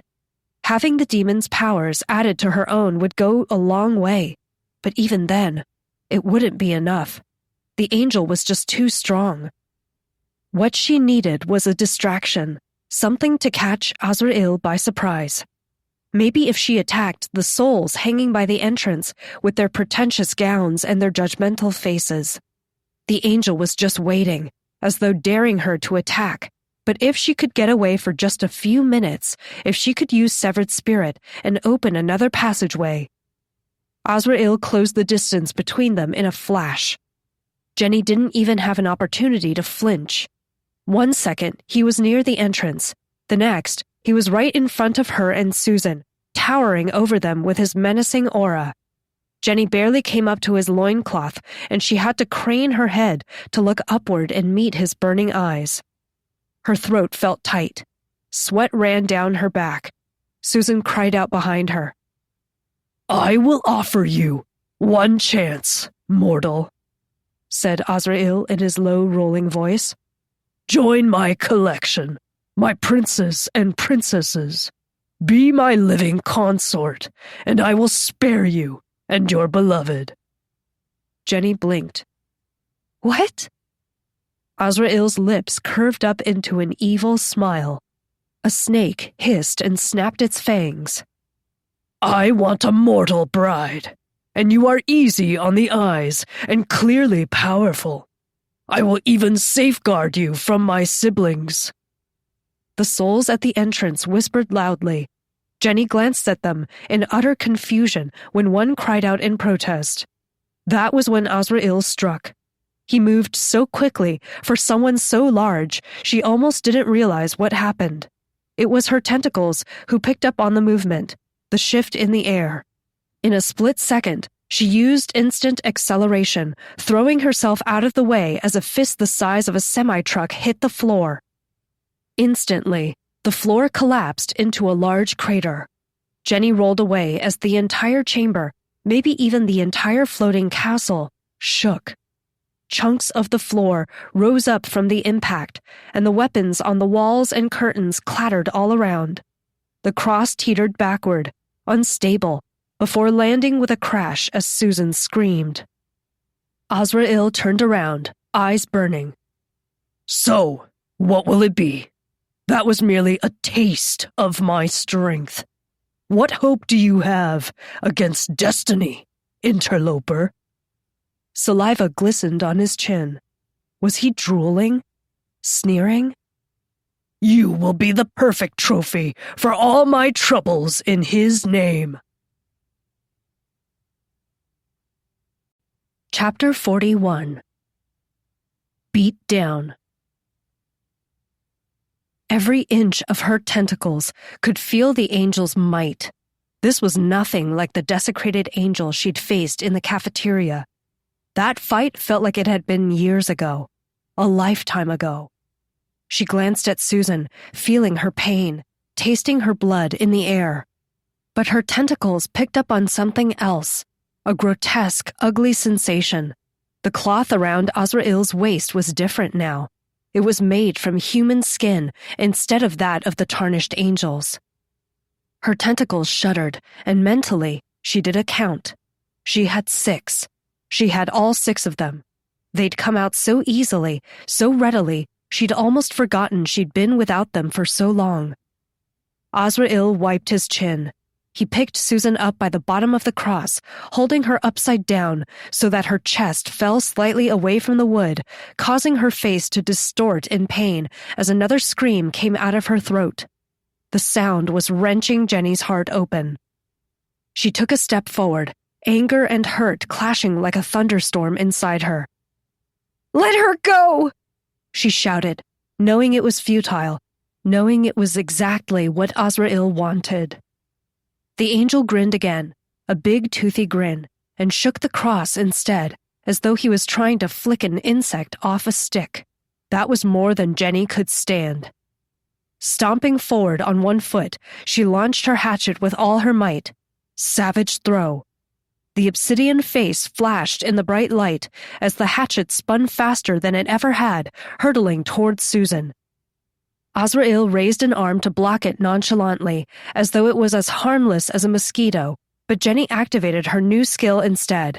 She only had one chance to make this work. Flashing to where the hatchet was, the world ripped and came back together around her, placing her inches from Azrael's enormous body. His serpent eyebrows went up slowly in amused surprise. Bracing herself with her tentacles and carefully keeping them out of his reach, Jenny roared with ignite, screaming into the angel's face with a burst of orange and blue flame. He laughed heartily, raising a hand to block the fire. But he wasn't her goal. She bounced off the floor, slapping the stones with her tentacles, and swung again, apologizing silently as she sliced through Susan's ankles. The hatchet cut through the wood, freeing Susan's legs. Before her severed feet hit the floor, Jenny tossed the hatchet away to the opposite side of the chamber and carried her best friend by the thighs, by her torso, praying this would work. Susan's face was white with shock, full of tears and spittle and snot. And then, just as Azrael realized what was happening, Jenny, holding Susan, flashed back to where she'd tossed her hatchet.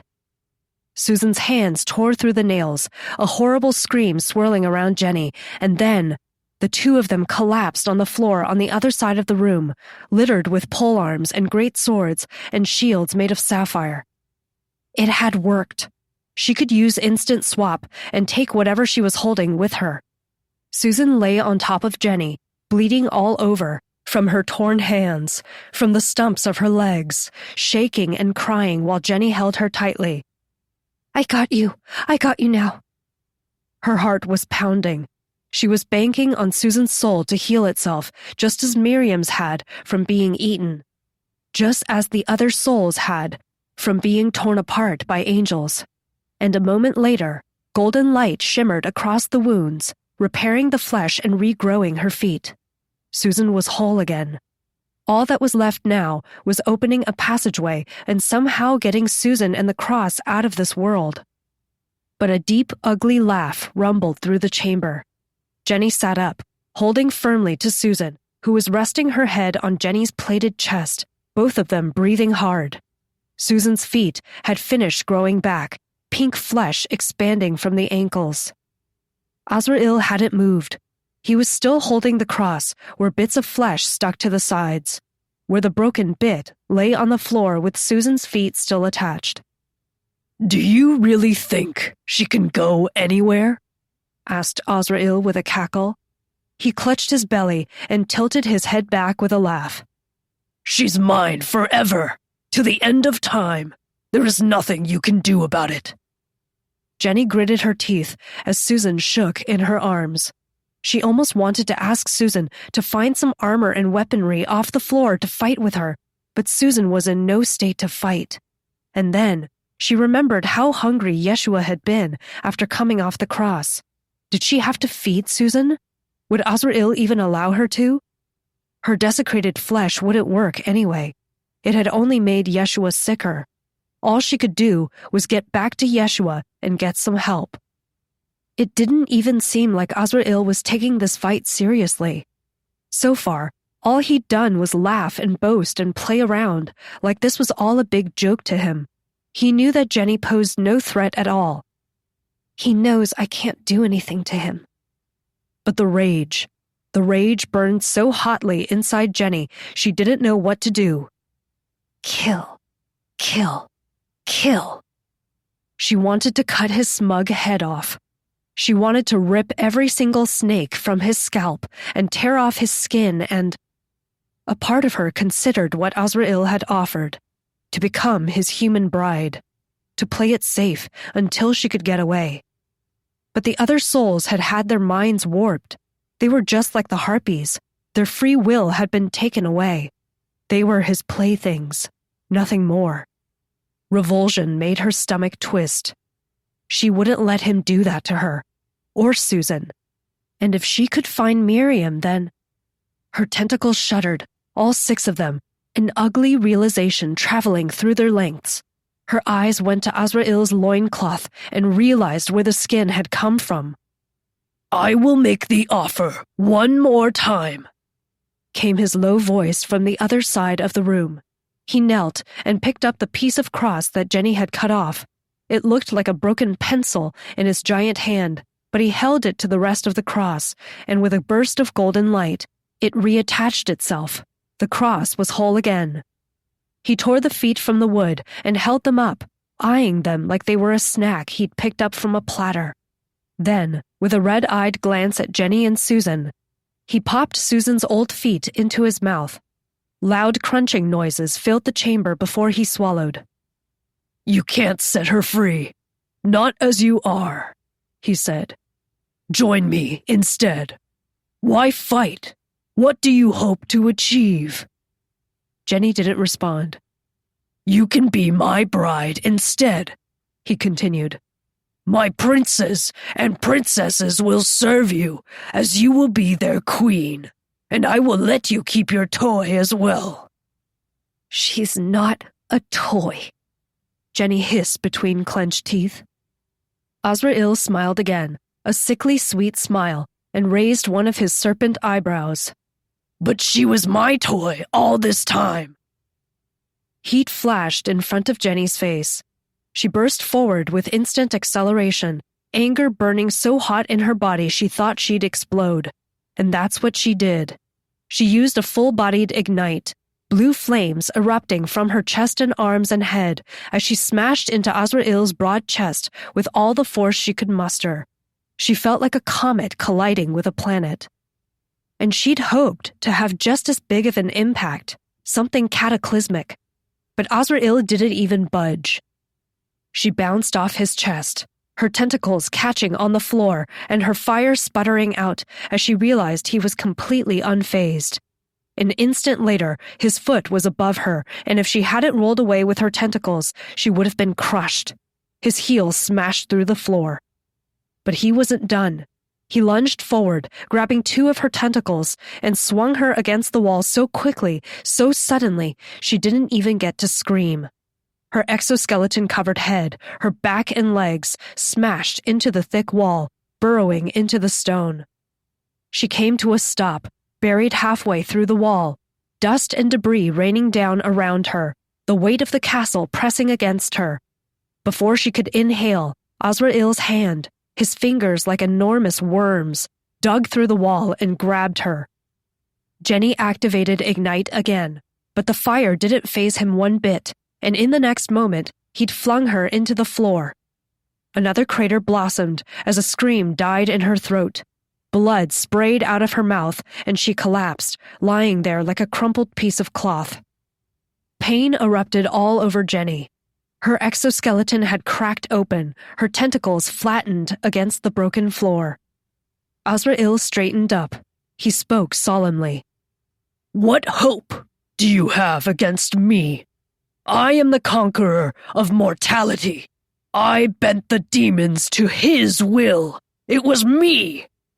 He knelt, resting his arms on his knees as Jenny lay in the crater, too hurt to move. He brought his face closer to her so that she could look right into his burning eyes, so that several snakes could dart forward and flick the blood off Jenny's face with their tongues. I will have you, interloper. I always get what I want. And when he descends upon the mortal plane, you will be by my side, conquered and bent to his will, the pride of the underworld, ready for what is to come. Jenny couldn't move. Was the fight over so quickly? Her arms and legs felt broken, her ribs snapped inward. Blood was filling her lungs, gushing through like a bursting dam. There was pressure from all around. Was she drowning? Every breath sounded raspy. Every breath was strained. She couldn't breathe. What was she supposed to do? What was the point of all this bravery if she couldn't fight? She needed a potion. Several potions. She had so much energy. What could she make to even the odds? What could she do? Her mind raced as Azrael gloated on top of her, as his snakes licked her face, as he looked into her eyes with a look of maddening glee, like he was so happy to see her broken like this, so happy to take her as his own, to add her to his collection. Everything inside her recoiled, repulsed. It was too much like the look she'd seen sometimes on her mother's face when Jenny was young, when her mom was so angry, when anything Jenny did was an affront. A voice crackled through Jenny's mind, and she wheezed for breath. You have to open the passageway. Now! We cannot defeat this angel. I have created a distraction. Azrael's face changed. His nose curled. He looked like he'd smelled something rotten, snorting with flared nostrils. He looked up, sniffing as smoke swirled through the light. Demon scum! He hissed. Why do I smell a demon in my halls? Chapter 42. A gentle push. Heavy smoke swirled through the light. Azrael's face a mask of fury as he stomped back toward the entrance. Her neck popped as Jenny turned her head, lying on her side in the cratered floor, watching Azrael's hulking back ripple, watching his four wings bounce lightly with his every step. Demon! He shouted, his voice booming. The souls were crying out, screaming, flooding into the chamber where Jenny lay broken to escape the heavy smoke. Orange and blue light flickered and burned through the dense smoke, and Jenny almost grinned despite the pain. The souls were covered in ash, their fancy garments dirtied. Iblis must have set the place on fire. Using her tentacles, Jenny willed herself up. Parts of her armor cracked and fell away, revealing bruised skin. She winced from the pain, wanting to use Valicent light to heal herself, but there was no point. Once she opened the passageway, she would heal as she fell through the light. She hobbled towards Susan, two of her tentacles dragging behind her, limp and hurt from Azrael grabbing them. The others swirled, ready to attack if the souls tried anything. They stared at her in disbelief. One or two of them called her disgusting. Another called her a monster. I've never turned into anything like that. She's hideous. Jenny collapsed on top of Susan, her breathing ragged, her tentacles swirling and swishing, keeping the souls at bay. They didn't know what to do. Do we stop her? Asked one. She looks broken. Why isn't she healing? We always heal after Master hurts us. She's not like us. Susan, whispered Jenny, looking down at her best friend. Susan had her eyes shut. Blood dribbled down from the thorns in her forehead, and Jenny wanted to rip the crown off, but she barely had the strength to move. Instead, she pressed her palm to the floor as more smoke wafted into the room as the souls coughed and became more difficult to see. Her tentacles kept track of everything. Severed spirit, she whispered, feeling a sense of relief as the heartbreak came gushing to the surface. It was easy this time, thinking about how much pain Susan had gone through, what Azrael must have done to her, how much pain Jenny's body was in, and how sorry she was. She called mentally for Iblis, but the demon wouldn't respond. Sounds of clashing came from outside the chamber, and the souls cried out as the floor shook as more things crashed. Just as Jenny opened the ugly, dark wound in the floor, the darkness gushing out and spreading like liquid, just as Jenny could feel the fabric between worlds, there was a loud boom, and the wall Jenny had been flung into collapsed as a burning figure burst through it. It landed beside Jenny in a splattering of wings, and she whipped around despite the pain to see Azrael's silhouette stepping through the smoke. Raising his beefy arms, he clapped them together, and a furious wind slammed Jenny and Susan and Bliss in the brood mother's body against the wall. The smoke was forced out of the room. Even the souls were knocked into the armor and weaponry and curtains. Azrael's snakes were snapping and hissing as he lunged over the rubble. Jenny reached out with a tentacle, desperately hoping, desperately urging the rainbow light to run down from her chest, through its length and into the darkness.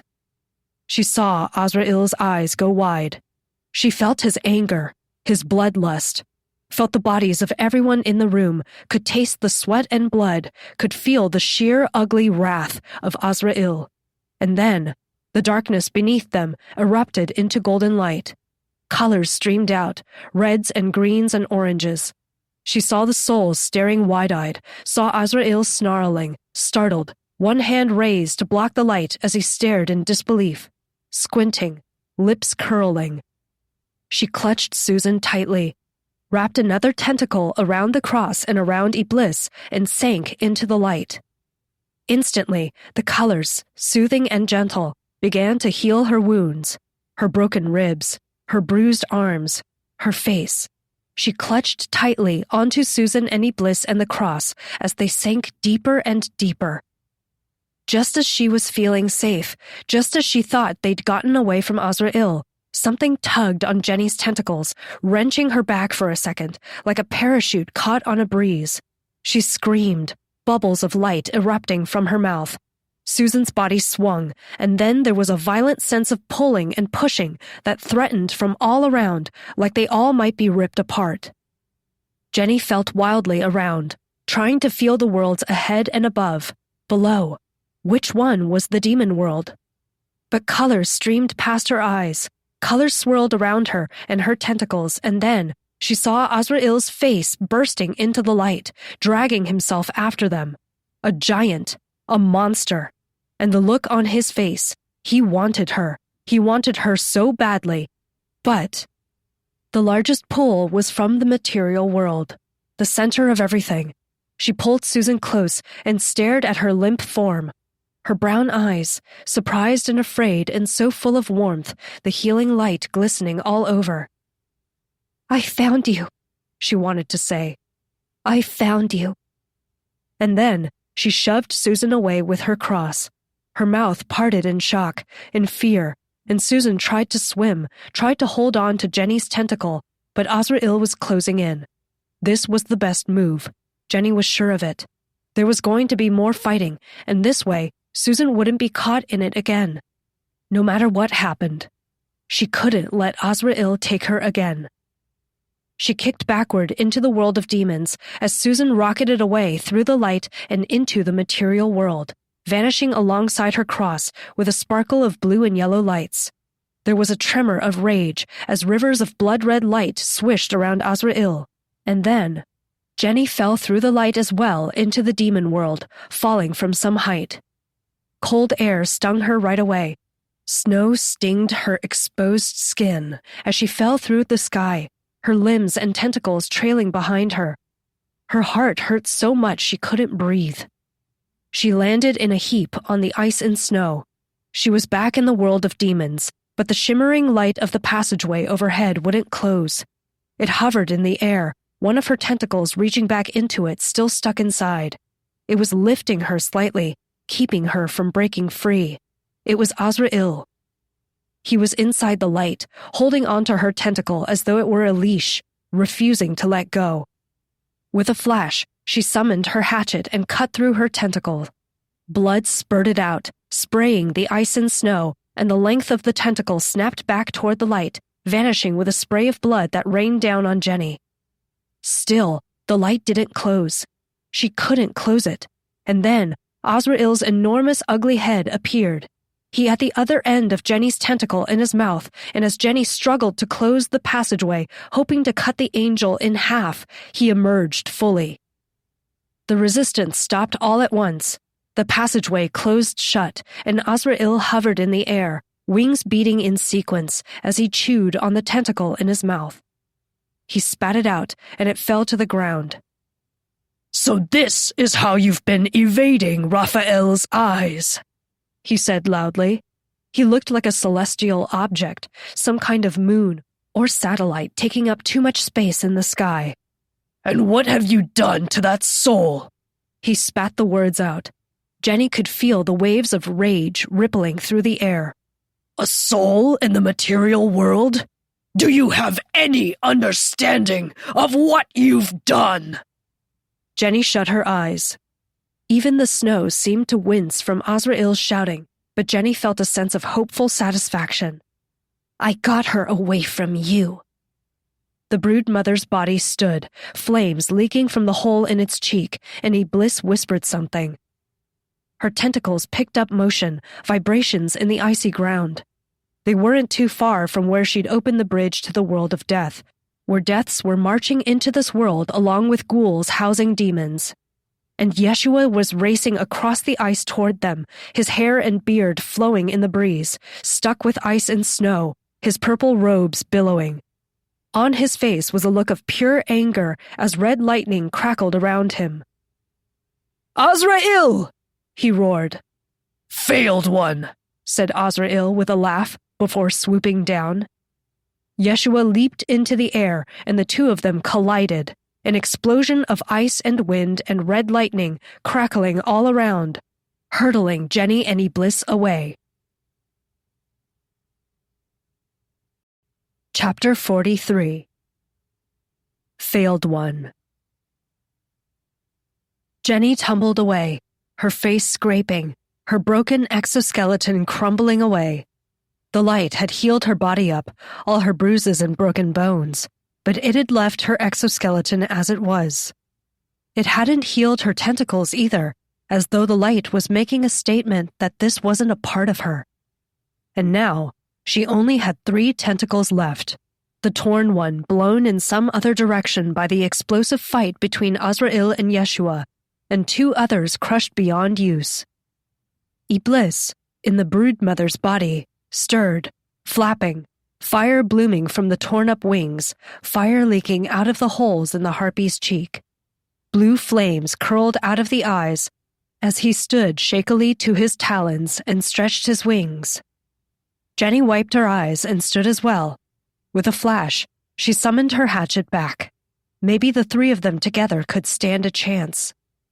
In the distance, she saw the ghouls, their eyes burning with fire and light, the demons. And she saw the gathering of deaths, so many more of them than when she'd left the world to find Susan. They had formed miniature armies. They were prepared for war, though she didn't think the deaths would be of much use in battle. But the demons, the ghoul bodies, she felt bolstered by their presence. "Come on," she said to Iblis. She was trying not to think about pushing Susan through the light, sending her to the material world, and the way Azrael had responded. Would Susan be all right there?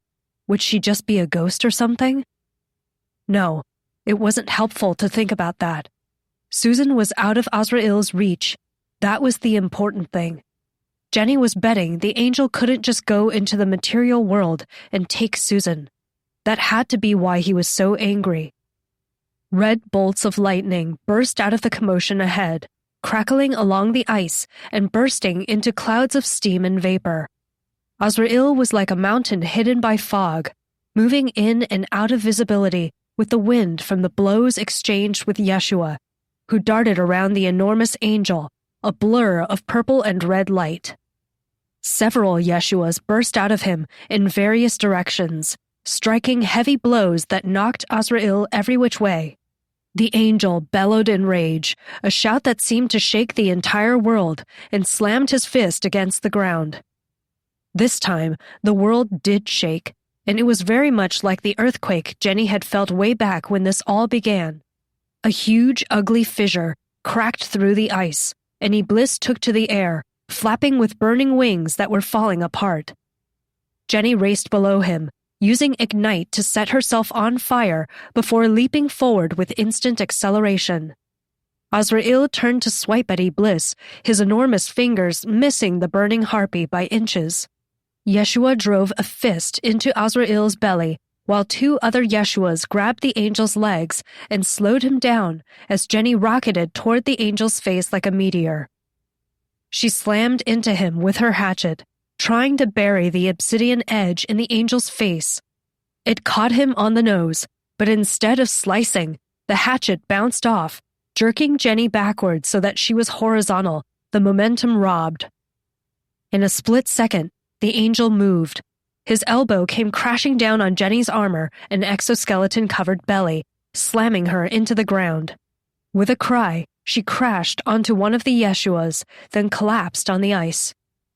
Azrael would have slammed his foot down on top of her, his loincloth flapping against his muscular thighs, but Iblis swooped between his legs, grasped Jenny in his talons, and flew her out of reach as another Yeshua slammed into Azrael's raised leg from the side.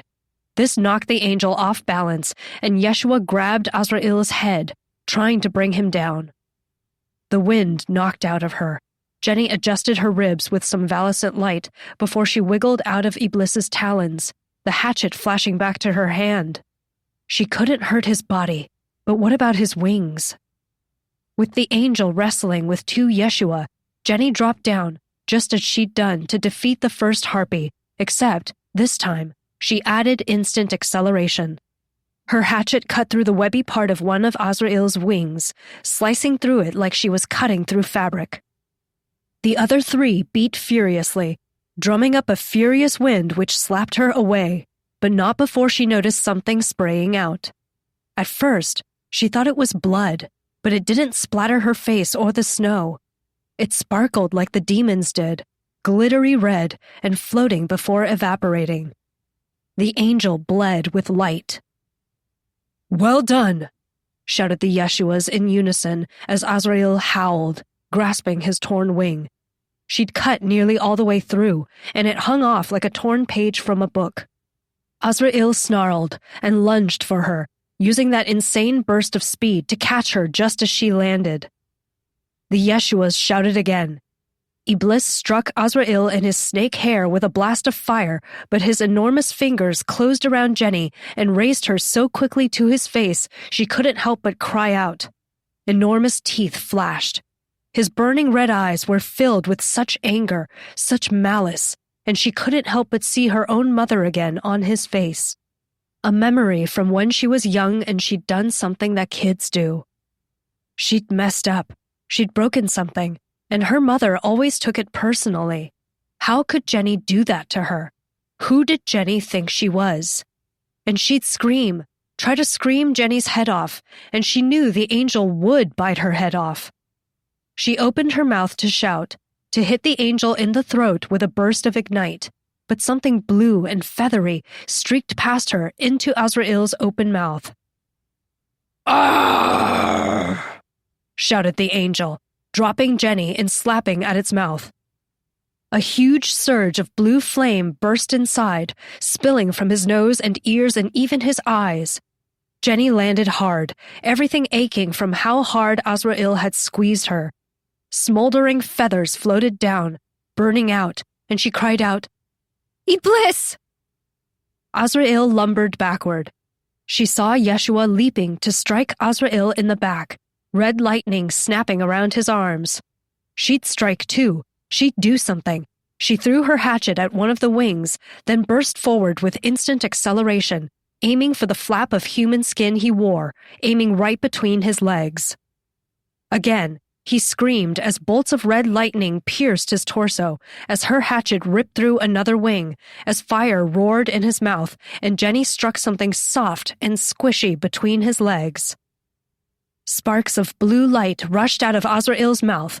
The angel spun rapidly, throwing off the Yeshuas, and struck out with a foot, kicking Jenny hard in the chest, sending her skidding across the ice as though she'd been shot out of a cannon. When she came to a stop, blinking ice and snow out of her eyelashes, all the breath forced out of her, her entire body aching from the blow, she saw Azrael ripping something to shreds. It was the broodmother's burning body. Screaming, ugly screaming, raging like a toddler as he tore it to bits. Alarm flashed through Jenny, and she was about to call out again when the voice flickered through her head. Please, allow me to possess you again. Yes, she cried out in relief and resolve. The demon's mind pushed against her own, and blue fire flared to life in her eyes. Warmth spread through her, and new strength flooded into her own. All her stats were boosted again, and she felt the surge in raw power. The Yeshuas were recovering as well. They swept the hair out of their faces and glanced at Jenny with a nod. Azrael dropped what was left of the broodmother's body, a furious scowl on his face. You pointless mortals! He hissed loudly through his teeth. You will never change. He looked like he was about to charge them down, but then he stopped and took a breath. His snakes hissed and snapped, and he grabbed his 2 torn wings and ripped them off completely, flinging them away like the sails of a crashed boat. Grabbing his remaining wings, he tore them off too. Red light burst out of his back and flickered away. He took a loud breath, then in a flash, he turned and grabbed 2 of the Yeshuas. Before anyone could react, they burst like water balloons in his grip, splattering the snow with blood and chunks of flesh. Blood dripped down from Azrael's hands, the corpses falling to the ground like burst grapes. Then, Azrael leaped for the remaining Yeshua. Chapter 44. Bright blue sparks. Fall back! Shouted the last Yeshua, as he caught Azrael's arms head-on, holding the enormous fists over his strained face. Jenny moved to rush in and attack. She felt superpowered with Iblis's possession coursing through her veins. But Yeshua shot her a look of desperation, his teeth bared, his eyes wide. He was terrified. I am the conqueror! Roared Azrael, who flung Yeshua around and launched him through the air, the purple robe billowing behind him. I fucked this land! I fucked these people! I am the one who conquered mortality! You conquered nothing, screamed a hoarse voice from Jenny's throat. You lied! You stole! You damned! Azrael's face twisted with fury. His serpents snapped furiously, growing large, their fangs gleaming, and with an explosion of ice, he stomped toward Jenny, closing in so quickly she only had a split second to defend her tentacles to take the blows. She dashed back, bursts of instant acceleration on every step, fire spilling from her eyes, blue flames climbing up her tentacles to lash at Azrael. The only thing keeping him from popping her like the 2 Yeshuas was Iblis sharing her body. While one of them focused on skipping backward with speed, the other focused on parrying his fists, unable to stop the brute force, but able to knock it slightly off course so that the blows didn't land. Azrael's teeth gnashed, his eyes burned, and from his back, trails of evaporating light drifted behind him. Jenny swore each of his punches broke the sonic barrier, reminding her of jets causing the air to explode around them as they burst forward. Then, just as she thought Azrael would catch her, Yeshua flew in from the left and collided against Azrael with another explosion of snow. Go! He shouted. Get the deaths, get the demons, and go! And close the passageway! He can't find you without— A fist knocked him in the head so hard, Yeshua's face and shoulders were buried into the ice, another ugly fissure spreading from the crater. His legs stuck out like a popsicle as his robes fluttered down around his waist. Jenny was sprinting back to the deaths, who were scrambling to get back through the passageway, colliding with a group of freshly possessed ghouls trying to enter the world of demons. Back! She screamed desperately. Go back!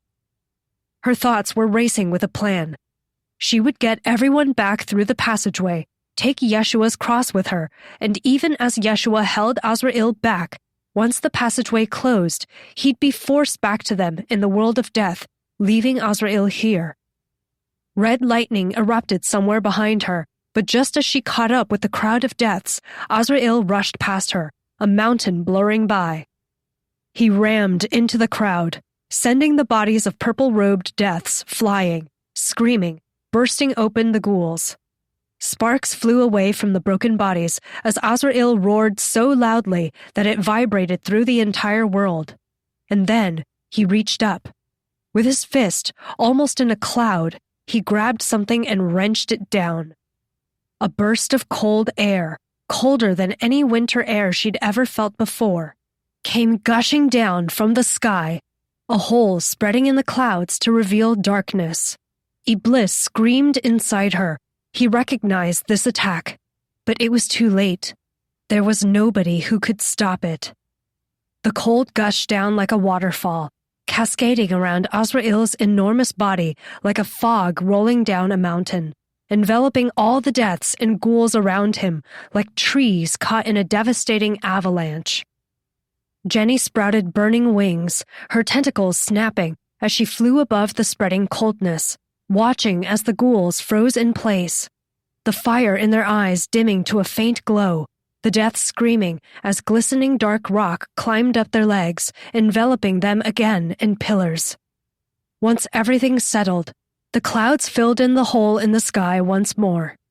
Jenny remained fluttering over the field of frozen bodies, the pillars littered between them like strange rocks. Iblis's hurt ignited inside her, and she almost flew in to attack Azrael, who stood triumphant over the frozen forms, standing in front of the rippling, colorful passageway, the light shining on his enormous body. "They have done nothing to you!"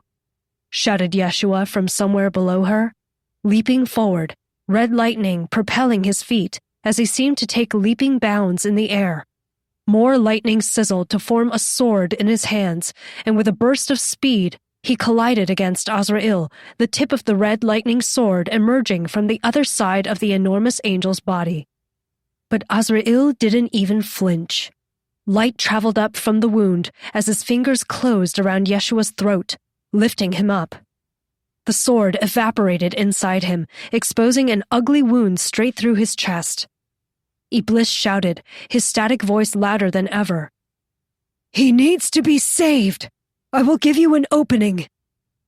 Jenny wanted to scream, but she understood Iblis's plan.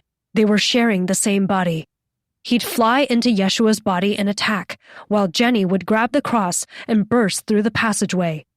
If she and Yeshua got out of this okay, then they could save the deaths again, could open another passageway and try again, could come back and revive Iblis again. She plummeted to the ground, scanning with her tentacles and eyes for the cross until she found it a few feet away, in the midst of frozen ghouls and pillars. Blue sparkles shot through Yeshua's back. A heartbeat later, blue fire enveloped him, turning purple as red lightning crackled. Yeshua raised a burning fist and struck Azrael in the face with a blow so powerful it kicked up a fierce wind, and for the first time, Azrael stumbled back from an attack. Jenny ran for the cross, grasping it with 3 tentacles. She tried to snap forward with instant acceleration, make a break for the glowing passageway, but it hardly budged. It was heavy, insanely heavy, so much heavier than Susan's. What was wrong with this cross, or did she have to be holding Yeshua too? The cross and the crucified had to be held together? Was that it? She ground her teeth, looking desperately at the burning Yeshua exchanging blows with Azrael.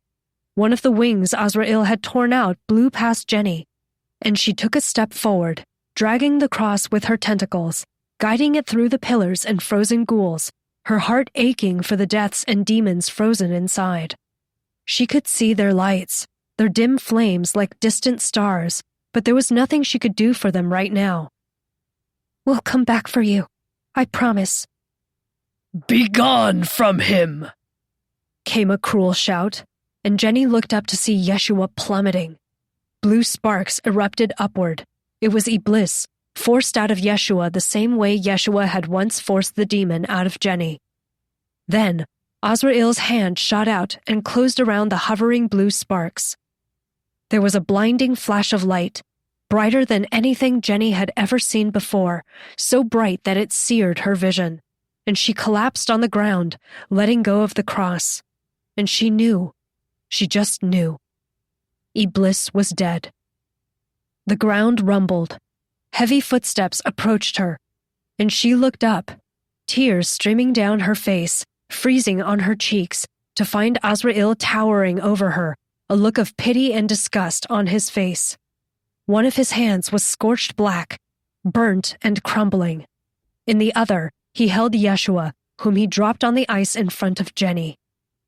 Then, as Jenny watched, the black rock of a pillar grew along Yeshua's body, forcing him upright, contorting and twisting his body as he stared at her, blood running down his face, his eyes still wide with fright, his lips trembling. He turned his eyes toward the sky as though in prayer. Then, rock grew upward, covering his throat, and then his face, sealing itself over his head.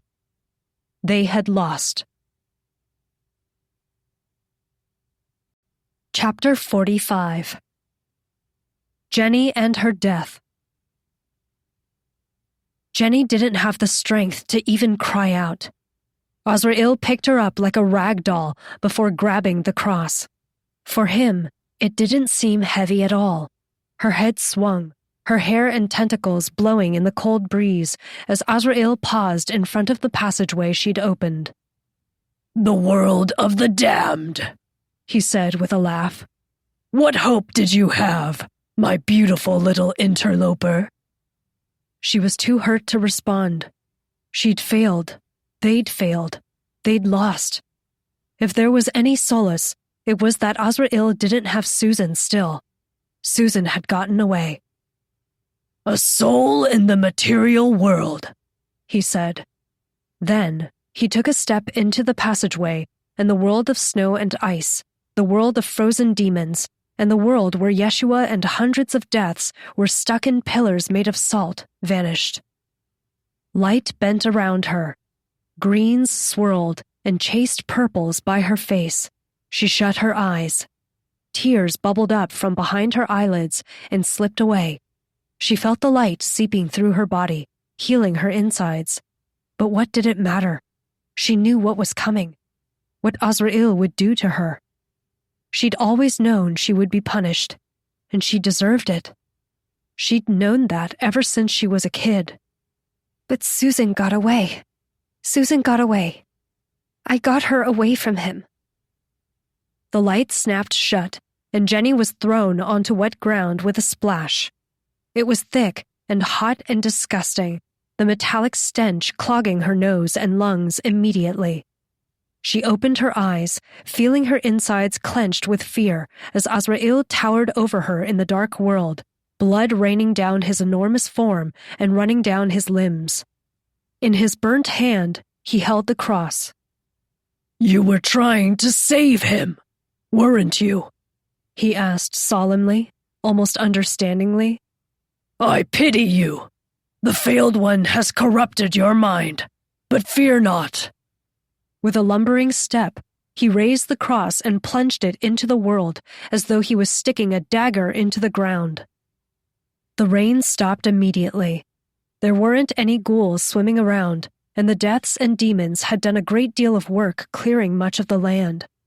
The nearest pillars were quite a distance away, and Jenny scanned the area, trying to spot any demons or deaths who'd gotten through the passageway when the order for retreat was called. Were they hiding? Had Azrael's power reached through the passageway? There was nobody in sight. She tried to get to her feet, but her arms gave out. Something inside her felt broken.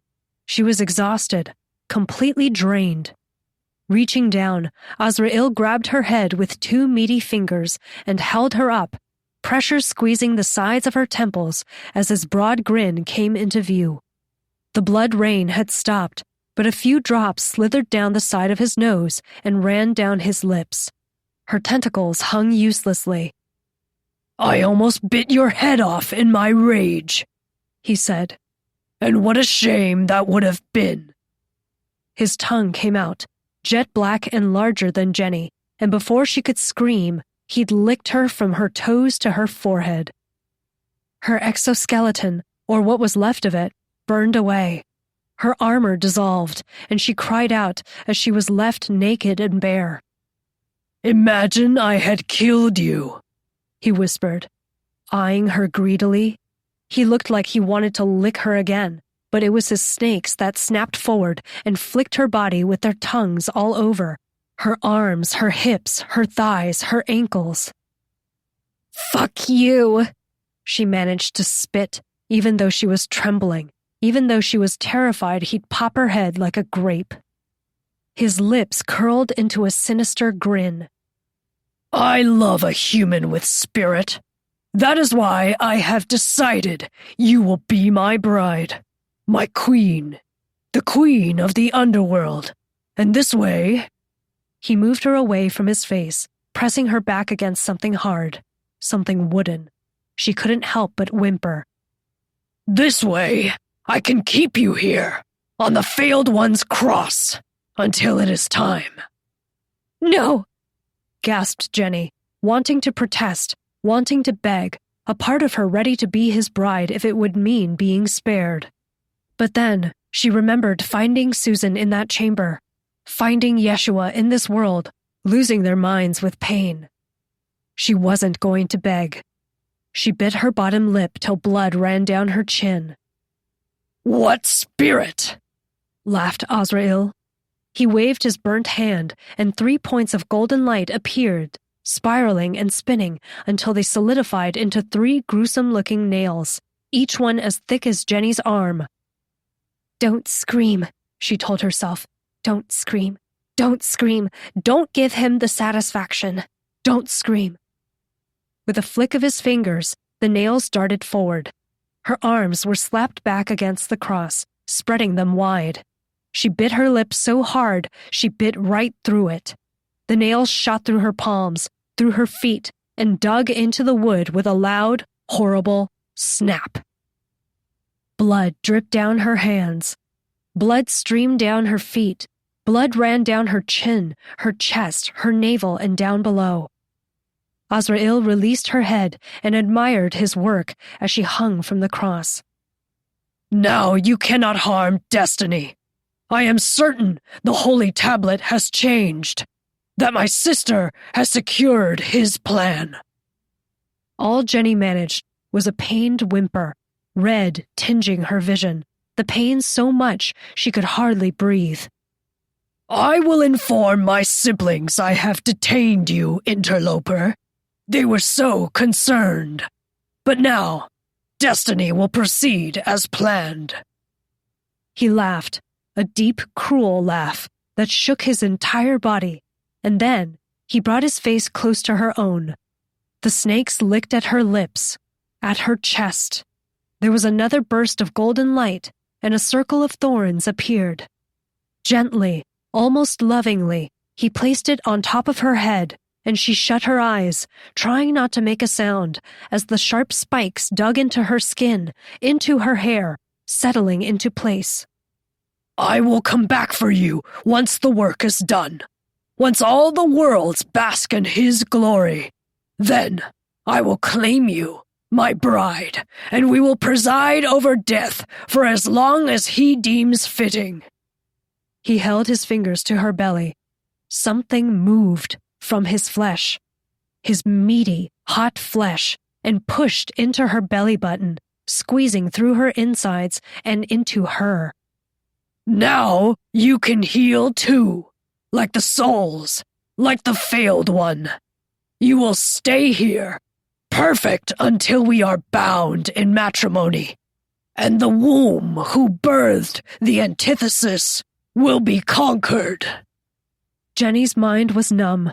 Something wriggled inside her stomach, worming its way through her chest.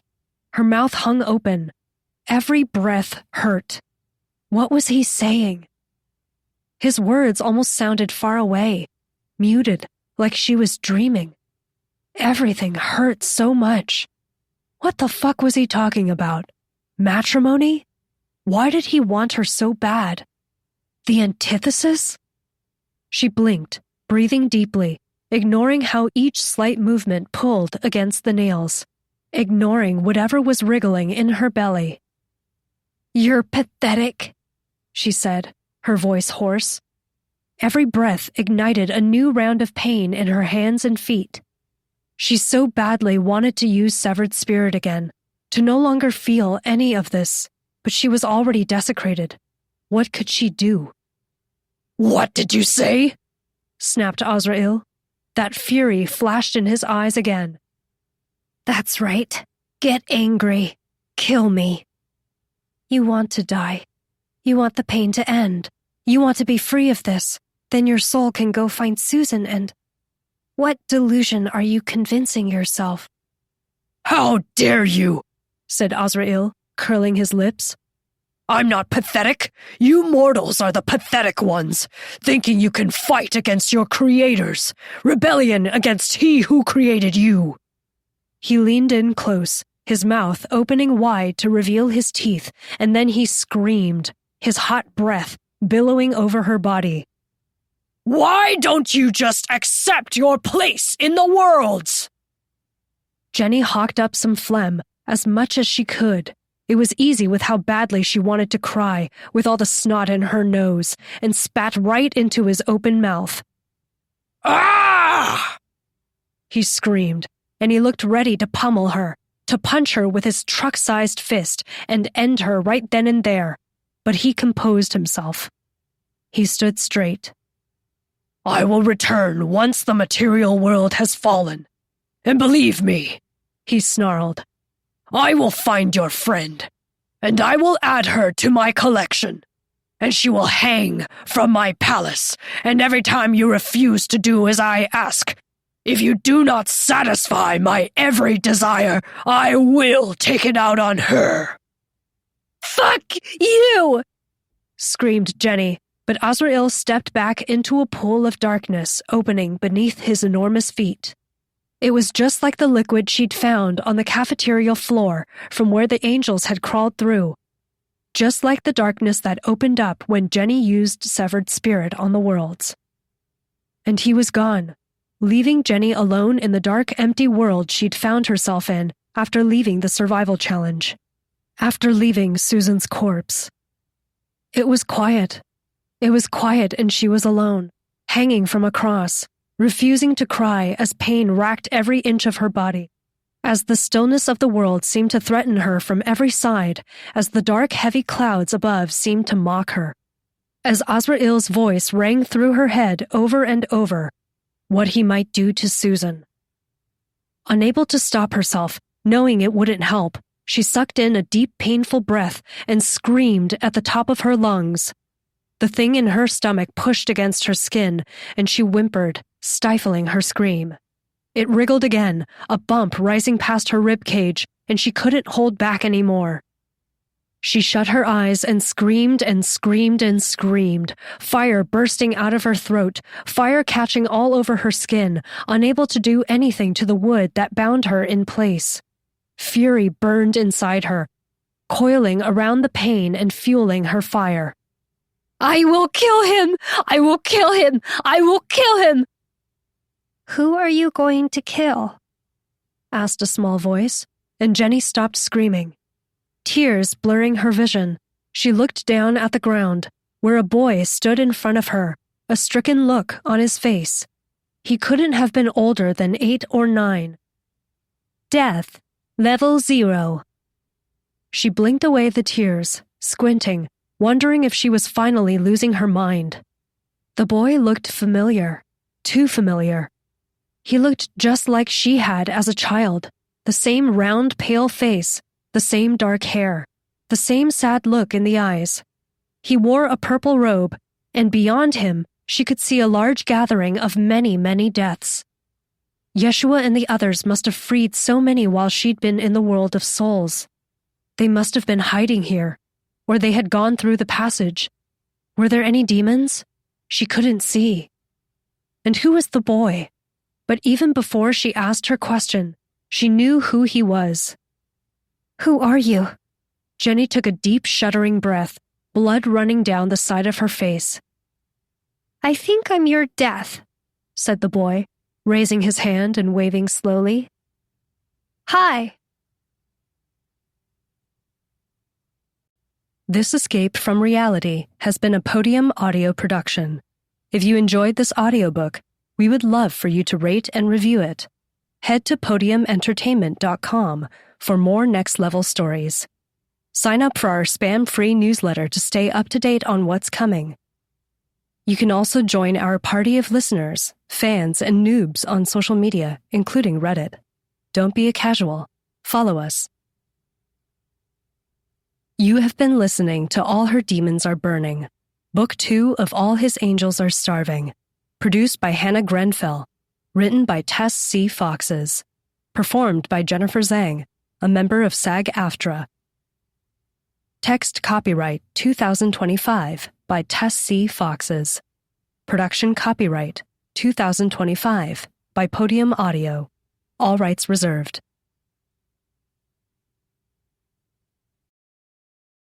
Audible hopes you have enjoyed this program.